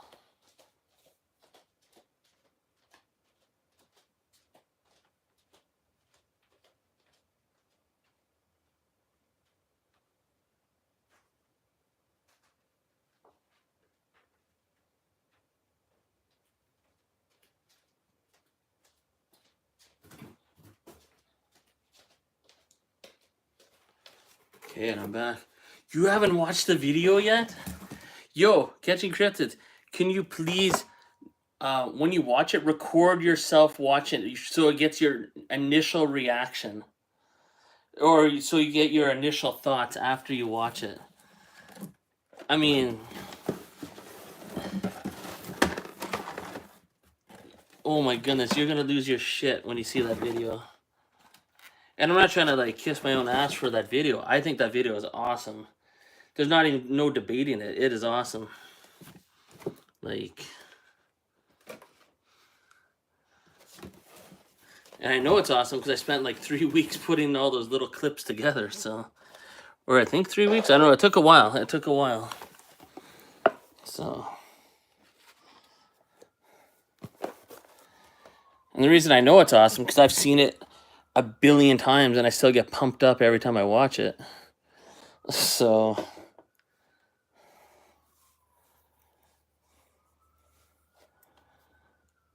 shoot, I almost want to just play it on my TV right now for you guys to watch with you guys. But, what? Catching Cryptids hasn't seen that video yet? That blows my mind. Okay, we're going to open up a UFO booster box. I just want to see if I can get all 36 hollows. So, chase cards, obviously, Griddle Greaser Pete, Mini T-Rex, Flatwoods Monster, Neutrality Totality. What else should I chase in here?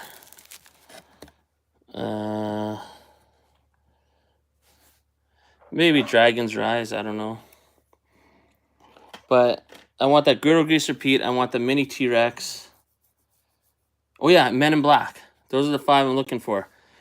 If we can hit Griddle Greaser Pete, Neutrality Totality, Men in Black, Mini T-Rex, and Flatwoods Monster. That would be pretty sweet.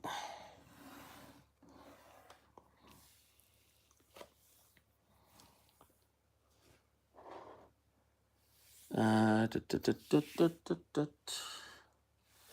I don't think I can get a copyright claim on my own channel, right? Where's the remote?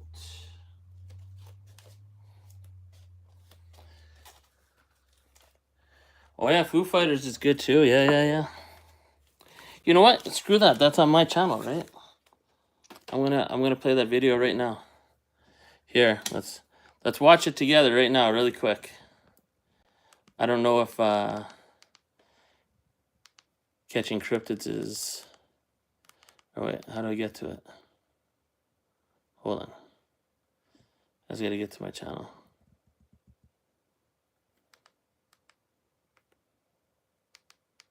Go to channel. There it is. Catching Cryptids, are you still here? I'm just gonna play the video right now. Who's all here? Who wants to see that Metazoo music video? That's only got 189 views, which just shows how dead Metazoo really is. Oh yeah, I can't even see the chat right now. Whatever, I'm putting it on. Let's enjoy it together. That mac and cheese should be. Hey, my name is Carly, and a little thing I love about the Chick-fil-A mac and cheese is that homemade comfort feel. Let's do it. No, let's do it.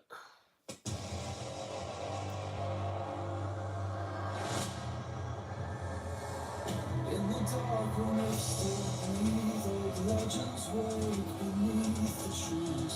From mountain peaks to oceans wide, cryptids stir and realms collide. Mothman watches from the haze, Hodex stalks the forest maze. Chupacabra hunts by noon, when Metazoo calls, they answer soon. You know what? I hope this doesn't annoy anyone, but could I give some director commentary onto what I was thinking when I was making this video, or do you just want me to play through it?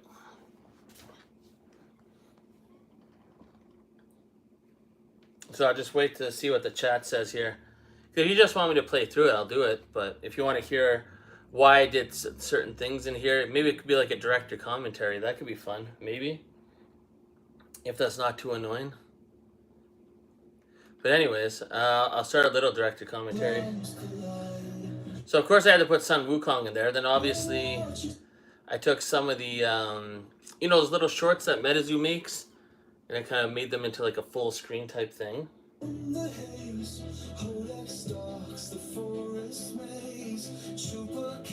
And obviously I tried matching up the scenes to what's saying in the words. I think this is annoying, my director commentary. I'm just gonna let it play through.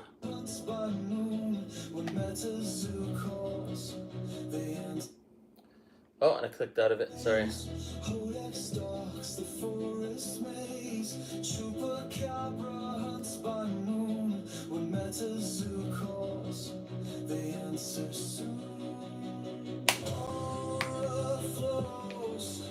The veil is thin. The battle starts. We play to win. Magic is real and it's rising fast. Cryptids awaken from ages past. From spell to clash, let fate decide. In Menace, the worlds collide. Draw your card, ignite your flame. Every beast knows its name. Across the board, your story's sealed. This is the truth. Magic is real.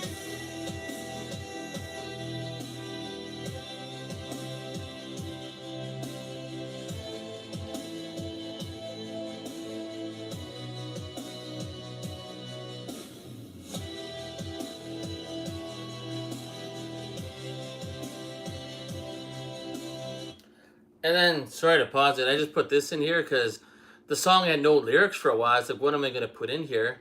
And then I saw they had this, you know, Dragon Oconto Falls thing, so I sped it up to 2 times speed and put some of those yellow lines on it to emphasize it a little. But I didn't know what else to do because there was just like a, yeah, there's no song for quite a while, no lyrics. But, oh, what's Shimshak saying? Goosebumps. Yeah, man, I get goosebumps every time I watch it. Damn, Catching Cryptids must have left to go watch it. We could have watched it together. But anyways, I'll keep playing. I'll just skip through that part. Oh, whatever.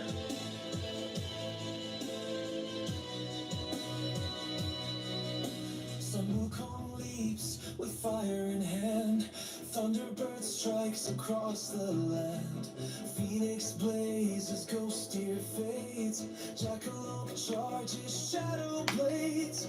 Crumbling roars, PSA flies. Rage crashes, storm-filled skies. Slide rock boulder shakes the ground. When Menace begins, the lost are found. Cast your stake your claim. Cryptid power, spellbound flame. Magic is real and it's rising fast. Cryptids awaken from ages past. From spell to clash, let fate decide. In Menace the worlds collide.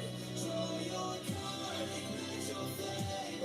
Every beast he knows its name. Across the board, your story's sealed. This is the truth. Magic is real.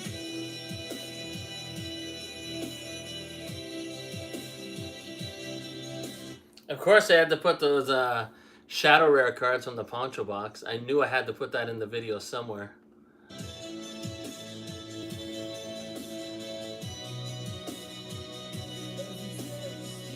Every rune is cast from Arya's whisper to the spellbook's past. The temple's rising. The storm begins. Only one beast wins. Magic is real and it's rising fast. Cryptids awaken from ages past. Forge your deck, let legends yield. Menace is the battlefield. Draw your card, embrace the seal. Cryptid crash. And magic is real.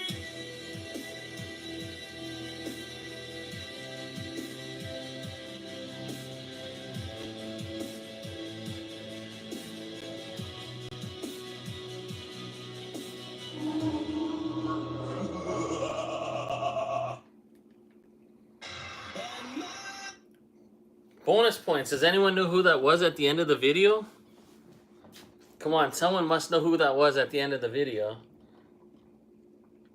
I don't know, man. This video gets me pumped every time. I'm like Shimshak. I get goosebumps when I see some parts. Just when you let yourself to get like engulfed with the emotion of the song. Like whoever sang that song did an absolutely amazing job. But yeah, when I heard the song without the visuals, I was like, I'm making a video. I don't know what Menace was waiting for, but I'm making one. Oh yeah, Argos. Okay, yeah, you know what's cool here though? Look at that Bigfoot. That's like a hybrid between Bigfoot and Mothman. Yeah, that's Wendigo right there in a way. But yeah, that bad. Make that a card. Oh, I know Menace will never hear me say this, but look at that Bigfoot hybrid with like Mothman. Like I don't know what the hell's going on there. That's absolutely crazy. And then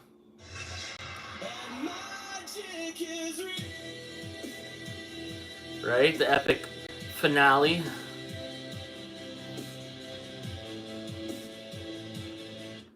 Oh, but who do we got there? The long forgotten one of my favorite cards. When I made that one, that was supposed to be like a Mothman and Bloody Mary. Right? How crazy would that be if Bloody Mary and Mothman were just like teaming up? So yeah, no, Argos is toast. Argos will never come back, but that would be sweet. If Argos came back, that would be absolutely That'd be crazy. I didn't know what to compare that to, but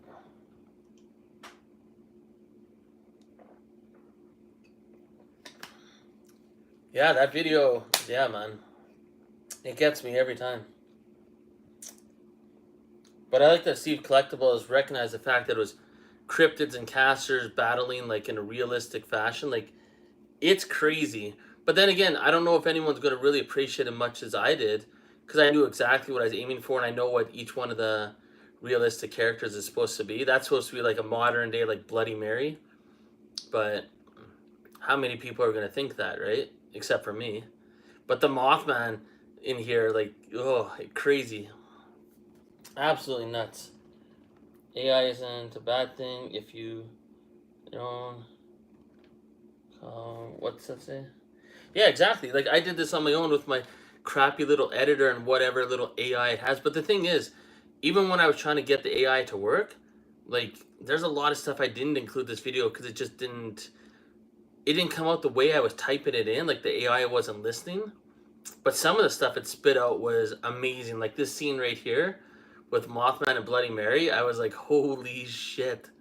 So, but even to put this together, it took a long time, like many hours, just trying to get the scenes to match the music and just to get the clips to make sense and to get the AI to do what I wanted it to do, because a lot of times it was not producing the image I wanted. So, but exactly, if I can make this video, I can't even imagine what Metazoo could do. Because this is just a one-man show with my little editor, you know what I mean? So, I mean, this is bare bones music video compared to what they should be able to do. So, yeah, I really hope. Well, you know what kind of pisses me off about you or Metazoo too? I sent this video to some of the GQL team, and they never responded. I wanted to get their opinion on like what they thought. So maybe I'll send it again. But I sent it to that Travis guy. I've talked to Travis a few times, but he never responded. So I was kind of like, man, like, you got someone making like a music video for you guys, and they couldn't even just respond and be like, you know, I don't know. They kind of suck with their community engagement, but like, even if they said it sucked, that's fine. Just at least say something. So, right, Catching Cryptids. Yeah, I'm gonna watch it one more time because Catching Cryptids is back here. I hope everyone doesn't mind. I want to run it back one more time. I'm gonna turn off all the lights here too, though. Yeah, I shouldn't even have the lights on the first time. Yeah, let me turn off the other lights too.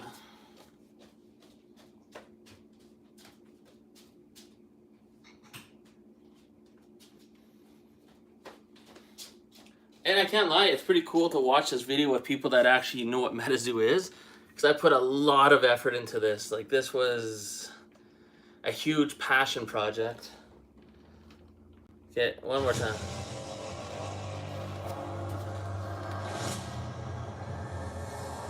In the dark when they still breathe, old legends wake beneath the trees. From mountain peaks to oceans wide, cryptids stir and realms collide.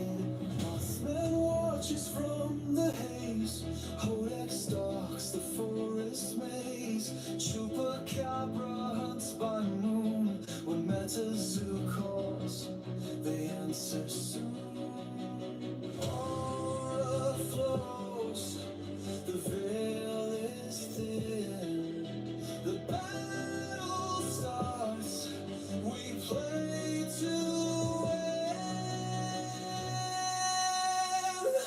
Magic is real, it's rising fast, cryptids awaken from ages past, from spell to clash, let fate decide, in Menace the worlds collide.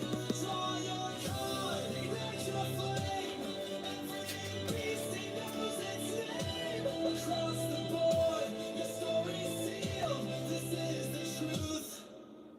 Magic is real.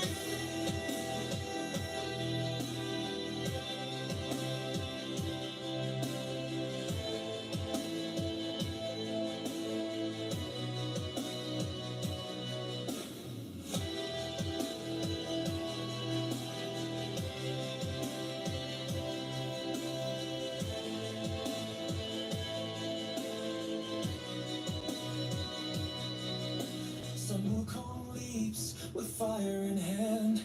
Thunderbird strikes across the land. Phoenix blazes, ghost deer fades. Jackalope charges, shadow blades. Cumberland roars, Piazza flies. Rage crashes, storm-filled skies. Slide rock boulder shakes the ground. When Metazoo begins, the lost are found. Cast your stake your claim. Hold on, I have to pause it right there. This guy, doesn't he look a little like TMX when it comes up close? Watch. Right there. I actually was going to make the video where I dubbed in TMX's face, but I couldn't get it to like match up well enough. But I should have like flashed his face really quick. But I felt like that would have distracted from the whole theme of the video. But I was thinking TMX. But I didn't do that final edit. Maybe I'll do it someday for fun, but anyways, let's continue on. Let's rewind in like 5 seconds here. The lost are found. Cast your stake your claim. Cryptic power, spellbound flame. Magic is real and it's rising fast. Cryptids awaken from ages past. From spell to clash, let fate decide. In Menace, the worlds collide. Draw your card, ignite your flame. Every beast he knows its name. Across the board, your story's sealed. This is the truth. Magic is real.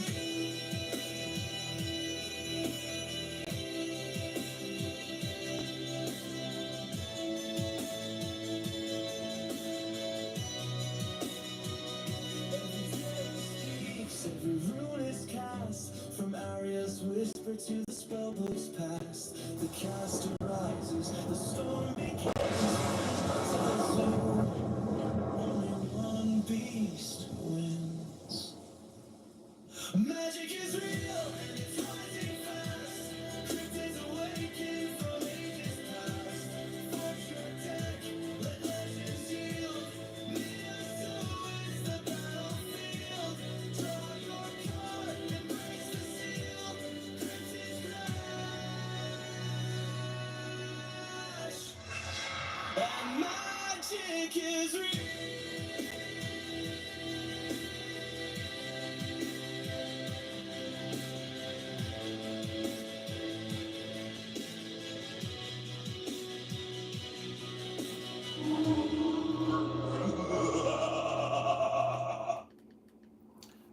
In this last part here, you know, when Bloody Mary brings out her hand.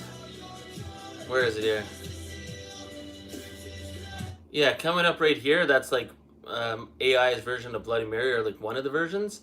I actually added in a different sound effect for when the hand comes out to make it extra like awesome, I guess. Watch.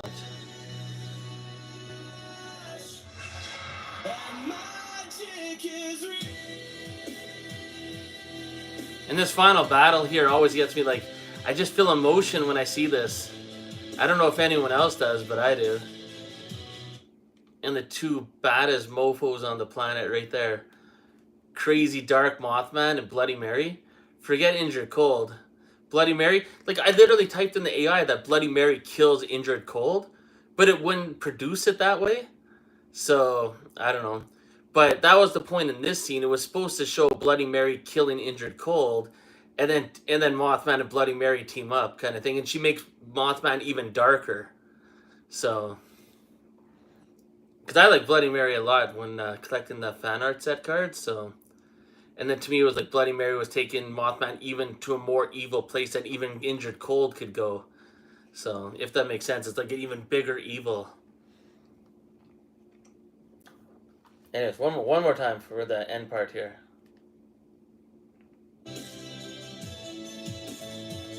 Obviously, I'm way into my own video here. Every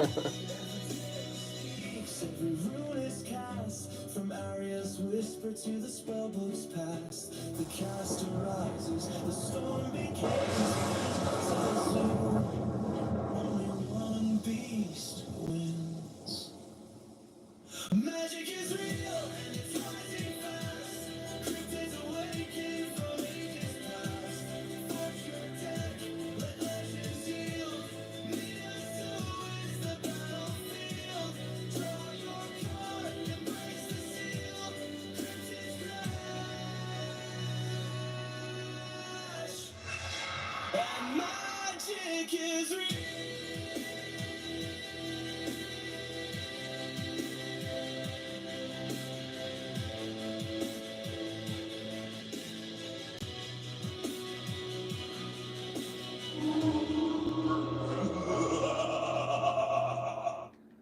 Yeah, that's badass. I like it. Let's see what else is on here. Oh, crypto count. Anyways, here, back to the live stream.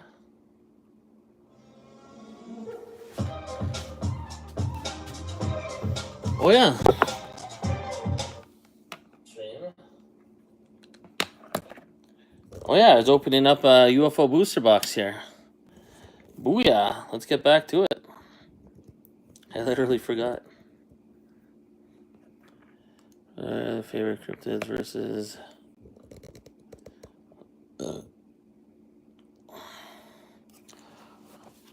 It's hard. Like, I have such a, I think, a crappy AI generator for the editor that I use. It doesn't.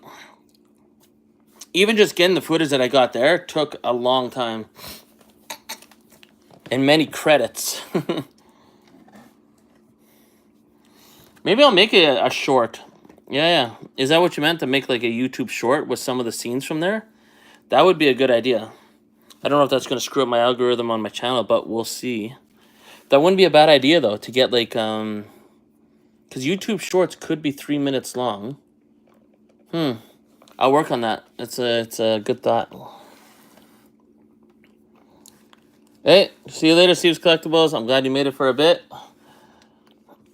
So, you're part of the 5 people that had participated tonight, which is, hey, that's better than a year ago when I maybe had 2 people, so.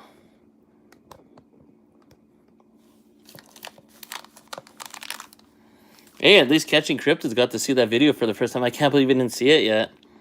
That's what happens when you join Menace. Okay, let's open up some UFO. And then I'll get out of here after the UFO. Here, I'm going to open it behind the camera because it's just in the way where my setup is. And then I'll open up the pack here. We know we're going to get a lot of full hauls. Hey, we got Goku. Or Gotanks. If you know, you know.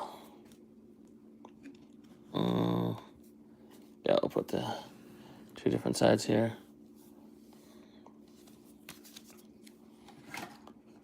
Yeah, that video is like, you know what? Screw that. I'm going to send that like tomorrow morning. I'm going to send it to all those GQL staff. And I'm going to be like, hey, you need to see this video so you guys can maybe make a better video than mine. Because they should be able to, I would assume. I would greatly hope so.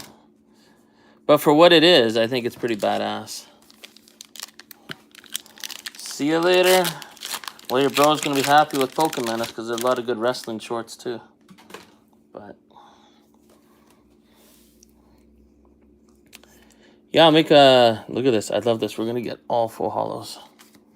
I love UFO.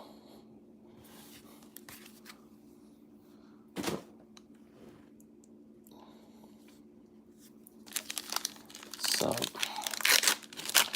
I don't know if anyone else watching has ever played around with like AI programs, but it's pretty cool what it could do if you take the time to just learn it a bit. It's kind of a pain in the ass, the beginning stages. Oh, we got water submergence. We're going for 36 full hollows. I guarantee we're going to get at least 30 full hollows. But let's see if we can get 36. Yeah, it sounds like this. I wish we were like on some kind of video chat so I can hear everyone's voices commenting on that video. I would love it, actually, if anyone were to make, like, reaction videos to that music video. Like, Shimshack, if you made a reaction video where you're watching it, but your face is in the screen, too, or, like, however you want to do it, you know what I mean? Oh, look at this. We got a reverse hollow. We already ruined our 36 full hollows. I've been messing around with AI. Indeed, I know the struggles. Yeah, the struggles. Like AI is in its early stages still. It doesn't understand all the time. Especially, you got to word things a certain way, or else it doesn't understand how a sentence is structured. And I don't know. It's kind of a pain in the butt, but I did the best I could, and I think, you know, that's maybe the one time I really kissed my own ass. I think I did a pretty fucking good job. Because every time I watch it, I always get goosebumps, or I get pumped up, or I get some kind of emotion, you know? So, and that's how I know that I must have done something right. If I still get emotional watching it after editing it and re-editing and re-editing like a million times. So, because I've seen all those clips more times than you can imagine, and I've seen those clips without the music too, so it's quite a bit different. More times than I even want to think about, but I still get pumped up. So, hey, we got a Flatwoods monster. Hell yeah.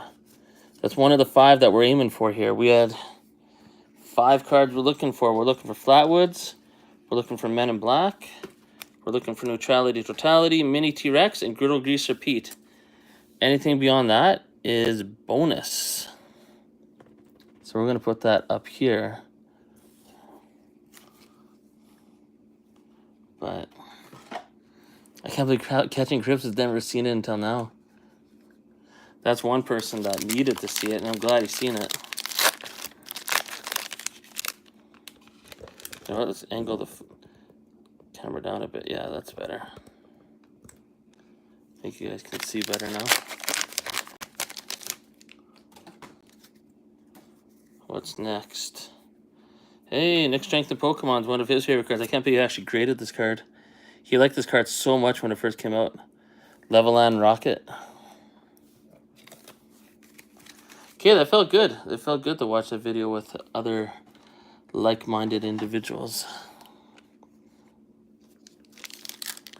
And it means even more because of them, just the amount of effort I put into that video. I don't know if I'd ever do that again. That was a lot of hours and a lot of brain power. Just for a simple little video. Oh, we got another reverse holo already? Oh, man. So soon, so soon. One of the worst ones, too. Okay, so we got 2 reverse holos. So quiet in here without the music video on. But... Oh yeah, Steve's collectible is gone. I worked. Yeah. I mean, that's one thing I should have mentioned, is that it would be cool to see people do a reaction video to watching it for the first time. Because I think most people that watch it once, rewatch it probably like 5 more times, just to like really take in everything that was going on in the video, because there's a lot going on in there. And for over a 4-minute video, it takes a lot of work to get all those clips together. Like, many re-edits. So, oh my goodness, I wish I got this on camera, but oh my goodness. Okay, anyone that's opened up UFO booster boxes, this is one of the hardest cards for me to pull, Men in Black. When this first came out, I couldn't pull this card after several booster boxes.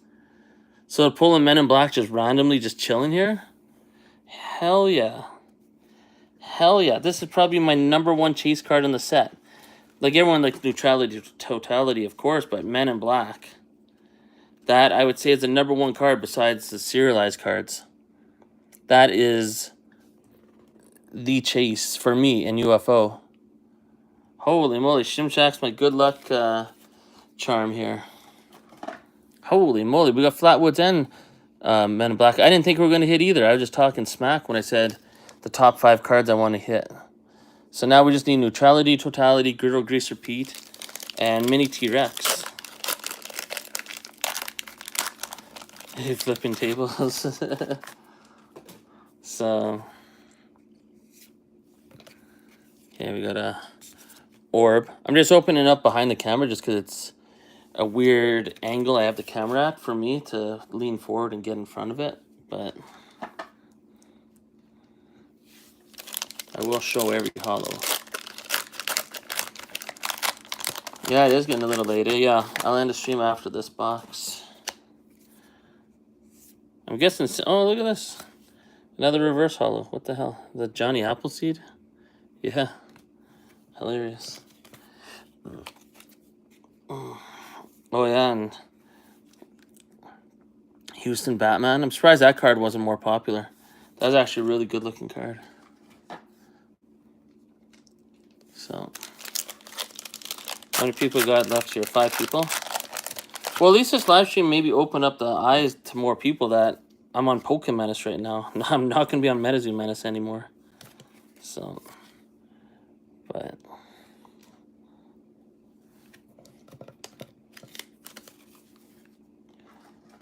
I think it'll be better that I'm on this channel.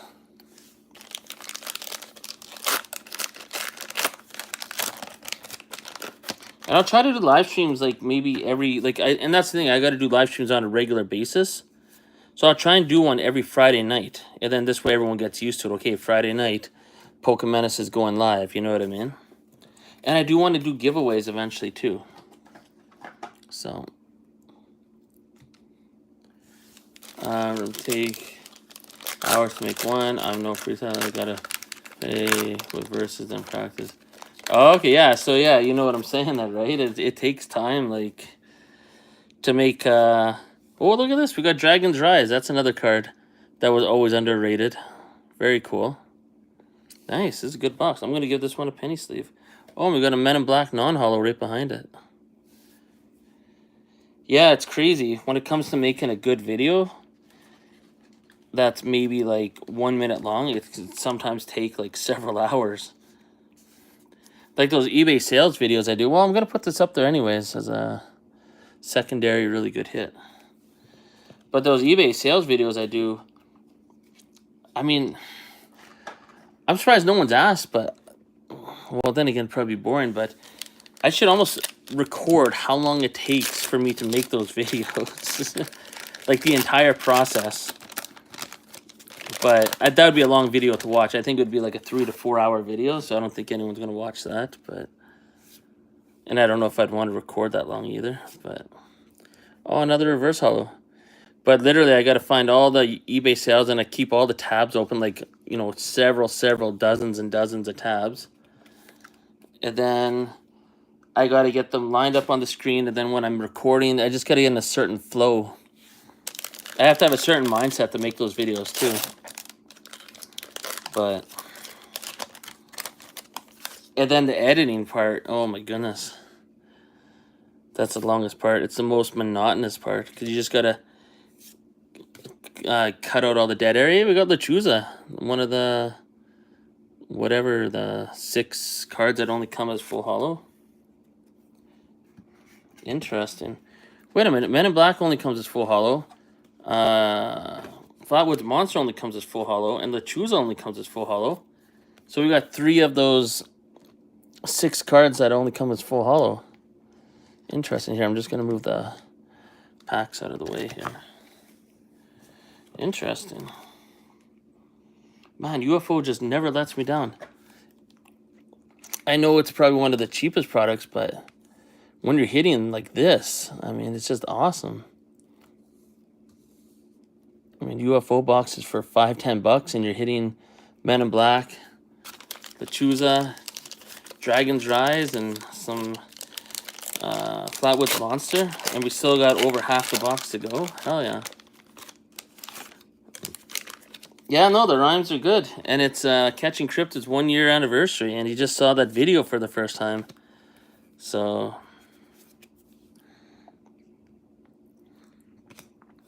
yeah, I think it'd be fun to see people's reactions video to that music video, if it made them emotional or not, or so.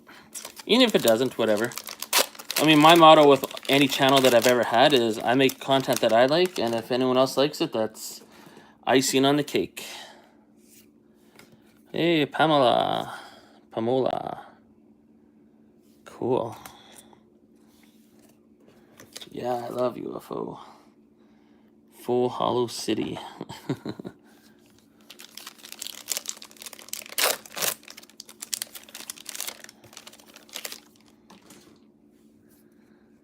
What do we got next? Oh my goodness. Oh my goodness. I should open every pack on camera, but it's just hard for me to reach around. We hit a Griddle Greaser Pete. We're doing it, Shimshack. We're doing it. Remember, I called in the beginning of the video. I wanted Flatwoods Monster, Men in Black, Griddle Greaser Pete, Neutrality Totality, and Mini T-Rex. Those are my 5 chase cards for this box. Well, probably my 5 chase cards in UFO, so. Oh my goodness, we got 3 out of the 5. I can't even believe that's actually happening. And pulling a Griddle Greaser Pete is always a pleasure. Holy moly, we got 3 out of the 5. I honestly didn't think we were going to hit any of them. It's very possible not to hit any of them. Holy moly. And you know what the crazy part is? We don't have any duplicates yet. What are the odds in that? We're about halfway through the box, just over halfway. And we have no duplicates.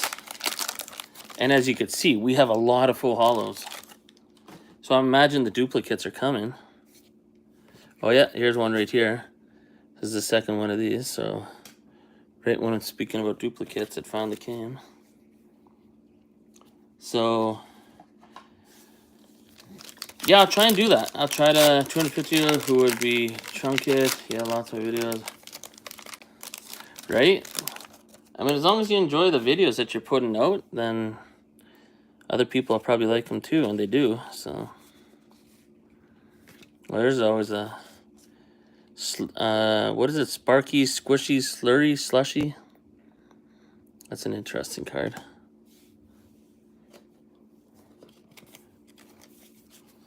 Plus, I mean, the reality is, one day all these videos are going to become part of MetaZoo folklore, right? Whoever was around in the beginning, 100%, it'll get looked back on, even if it's just by us, you know what I mean? It'll just be like, oh, remember that? You know, like, because right now it's not that big of a deal because it's so current, but eventually all these videos anyone's making is going to become legendary. And, like, take on, like, a cult following of its own. So we got 5 reverse hollows. So we still could get 31 full hollows in here. What do we got here? Oh, another orb. Wow, we only got 1 duplicate though. You just need 1 box of UFO and you can almost complete the full hollow set. That's crazy. But even that in itself with the old MetaZoo, I mean, oh, look at this. I forgot about this one. Van Meter Visitor. That's another good chase card. Hell yeah, I forgot that was in here. Boom, we're going to get that guy penny sleeve too. Hell yeah, hell yeah. Let's do it. Wow, I can't believe I'm using this many penny sleeves on UFO cards. Solid box. And we got quite a few packs to go still, so I'll show you. Like, we got this many packs left. So it's a good handful. It's probably like, you know, 9-10 packs. I'd say we're ahead of the curve. Yeah, another full hog we don't have. Useless one, but we don't have it. Wow. Crazy. Yeah, it's a good stream tonight. It took a while to get going. It took like an hour before anyone even knew I was going live. But we had some good times here. Wow, this is a cool one too. What's it called? Magic Engineer's Oil. Don't have that one yet. Wow, we have like UFO booster boxes are such a trip when you haven't opened one for a while. Just the amount of full hollows.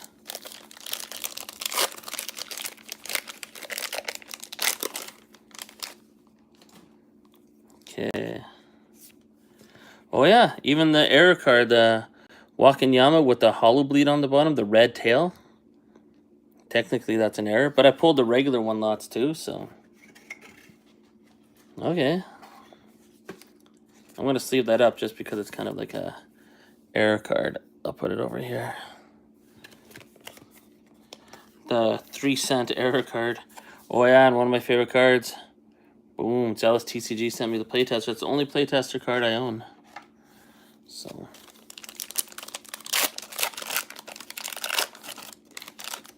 Okay. Oh, another reverse hollow. How unfortunate. So now we have 6. So the most full hollows we can get is 30. That's almost low for a UFO box. Crazy. What do we got next? Oh, hey, there's a good double to get. I'm going to sleeve it up first before I reveal its identity. Our good double of the day was Dragon's Rise. Oh, Houdini's hat. That's cool. Okay, I wouldn't mind another Men in Black. I don't think I've ever pulled 2 Men in Black in the same box. I can't believe we pulled 1. That's crazy. Pulling a Men in Black's like... Oh my goodness, Shimshak. Get ready to flip a table. Oh my goodness. We got the mini T-Rex. All we need is neutrality totality to complete the mission. The 1 box magic. No way. We got 4 out of the 5 cards I called out at the beginning of the video. What in the world? Wow. That's pretty impressive. For a box that's essentially worthless, that is still amazing. We got the mini T-Rex, the Men in Black, the Flatwoods Monster, and Griddle Greaser Pete. Crazy. And then also Luchuza, 2 Dragon's Rise, Van Meter Visitor. I mean, they're Wakanyama or whatever. Victor Wamanyama.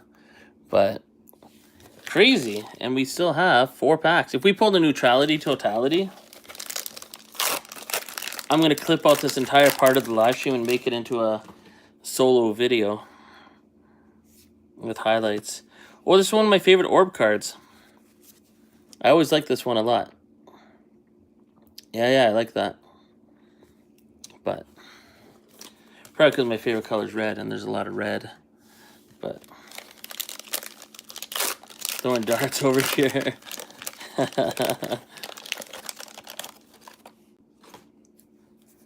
Okay, what do we got next? Oh, another reverse hollow. So we're going to get less than 30 full hollows in a box. Wow. That's almost a feat in itself for a UFO box. Less than 30 full hollows. When's the last time anyone had less than 30 full hollows in a UFO box? That's crazy. Okay. What do we got here? Oh, yeah, another one of the cards. I'll sleeve this one just because... whatever. Who cares? Yeah. Anyways. This is one of the cards. This would look good as a tattoo. This card is absolutely sick in person. Yeah. Caster's Gun or whatever. Very nice full hollow. Very nice. Okay, last pack. I'll open it up in front of the camera. Last pack magic. If we had a neutrality totality, I don't know what to say. Obviously we won't. That'd be very unlikely, but we'll see. Oh, look at that. At the 8 ball. So no neutrality totality, but we got pretty much every other full hollow. Crazy. We didn't even get that many doubles. We only had the 1. I think we only got 1 double. Oh, yeah, and the Dragon's Rise. We got 2 doubles in the entire box. Holy shit. That's pretty wild. Anyways, what do we got in here? 5 people? That's cool. Yeah, so I'll try and do live streams every Friday. I'll try and make it a regular thing so then anyone that's in the MetaZoo could look forward to that. I kind of, that's the key to anything on YouTube. You got to be consistent. So I'll try for Fridays in the evening. I don't know about next Friday, but after that I'll try. We'll see. I don't know. Maybe I'll change it to Saturdays. We'll just kind of play it week by week. But it would be cool to do live streams every week, even if it's just a chat, even if I'm not opening anything. Just brainstorm and chat and even watch eBay sales videos on the screen together and discuss. Here, let's do that for 2 seconds here. Let's do a trial run. Okay. Where's the remote? Oh, there it is. Oh yeah, I just saw this sitting here. My proxy sample Mothman card. Very nice. Actually, here, give me 1 sec. I'll be right back. Give me like 30 seconds.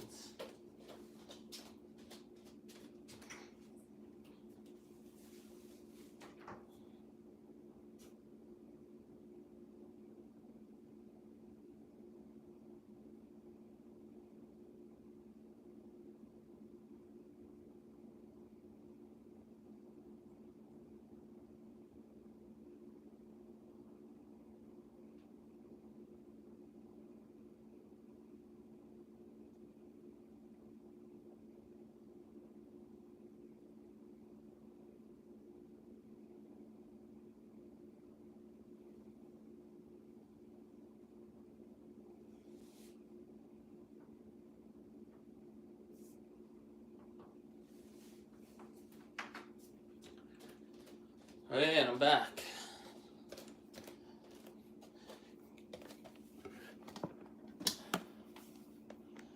Okay, let's try this out. Let's see if this is a good idea or a bad idea. Where the heck's... Okay, I just gotta go to my channel here.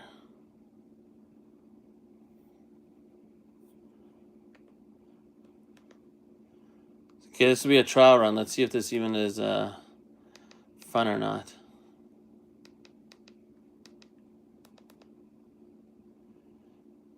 Okay, like see, this is my very first eBay MetaZoo sales video on March 18, 2023. So maybe I'll give like some director's commentary. I don't know if that works. This might be a really boring idea. But we'll try it out for 1 sec, because I do want to point out one auction in particular. Where is it here? Yeah. This might be my all-time favorite auction, and it was actually my very first video ever. But where is it here? Whoops. Look at this. Nightfall booster box for $75 in auction. Oh, sorry, you guys can't see, because I didn't tilt the camera up. Whoops, my bad.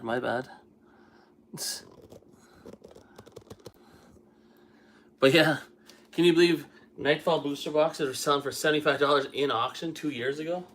And that was a good deal. That was cheap. Shimshak, dude, those follows look sick right now. In low light? Oh, did they? Yeah, they do.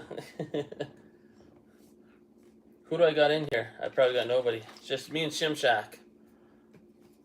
But here, my favorite auction maybe of all time. Where is it here? Yeah, this one. I'll never forget this. I'm glad this was in my first video ever. But this second edition Babe the Blue Ox booster pack that was graded a CG9, whatever the hell that is.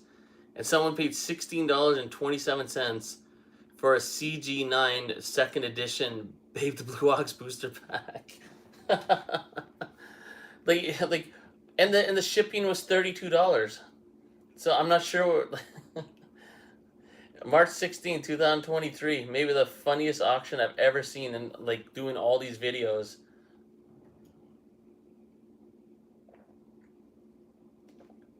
Anyways. So, is that an idea for a live stream? Like, be honest with me. Like, if you think it's a stupid idea, let me know. But would it be fun to like watch some of these eBay sales videos with like a director commentary type thing where I'm commenting live on stream, showing the video, going through it and like explaining why I chose it or what I thought of it? Or because when I make my videos originally, I'm sure Catching Cryptids can relate, I say a lot more in my videos, but when I edit them, I cut out a lot of the shit that I say. Like my videos are usually around over an hour long, but I cut them down to about 20 minutes. So there's like 40 minutes of me yapping about other shit that I always cut out. So yeah, the shipping on the screen there is $32. USPS first class mail international. But they, even if the shipping was free, they paid $16 American for a second edition pack that was graded a CG9. And this was an auction. There was other people bidding. There was 6 bids. So that might be one of my favorite auctions I've ever seen in the entire time I've been doing. Look how much UFO booster box was worth back then. Watch. Just over 2 years ago, UFO booster box was selling for $55 American, $56 plus shipping for one box. Now you can get a case of them for less than that. Like, oh yeah, you practice your rhymes on your own, but yeah, but even then, right? Like if you didn't, but in a way, that's editing them down, right? If you get it down to a minute, but you took hours to get the rhymes together. Just another way of editing without using an editor. But look at that UFO booster box. $56. Absolutely bonkers. Yeah, the first edition card, whatever. Oh, what do we got here? Soul Gamble? Yeah, whatever.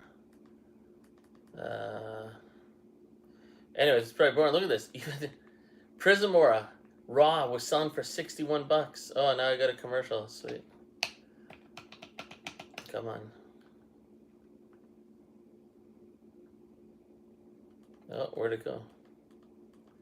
Anyways, yeah, it's probably a boring format to do it like this, eh? Give me a little director's commentary. There it is. $61. Prismora Raw. Holy moly. And that's an auction. So, tech-wise editing. Yeah, you say that in your videos. You still didn't flip your phone sideways for the full screen. It's always up and down still.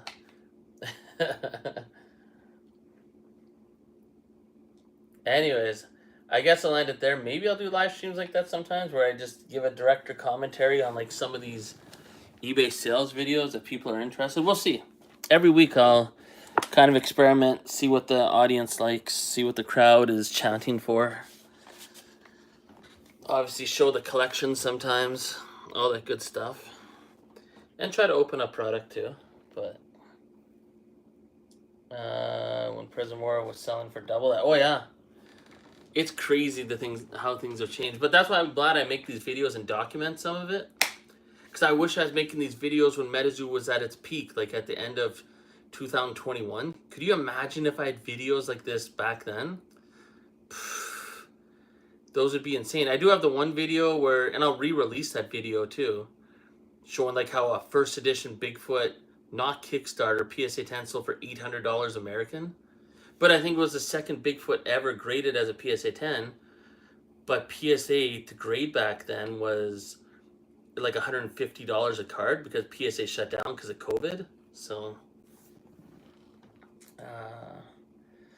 but anyways, yeah, I guess I'll end the stream here. It was fun.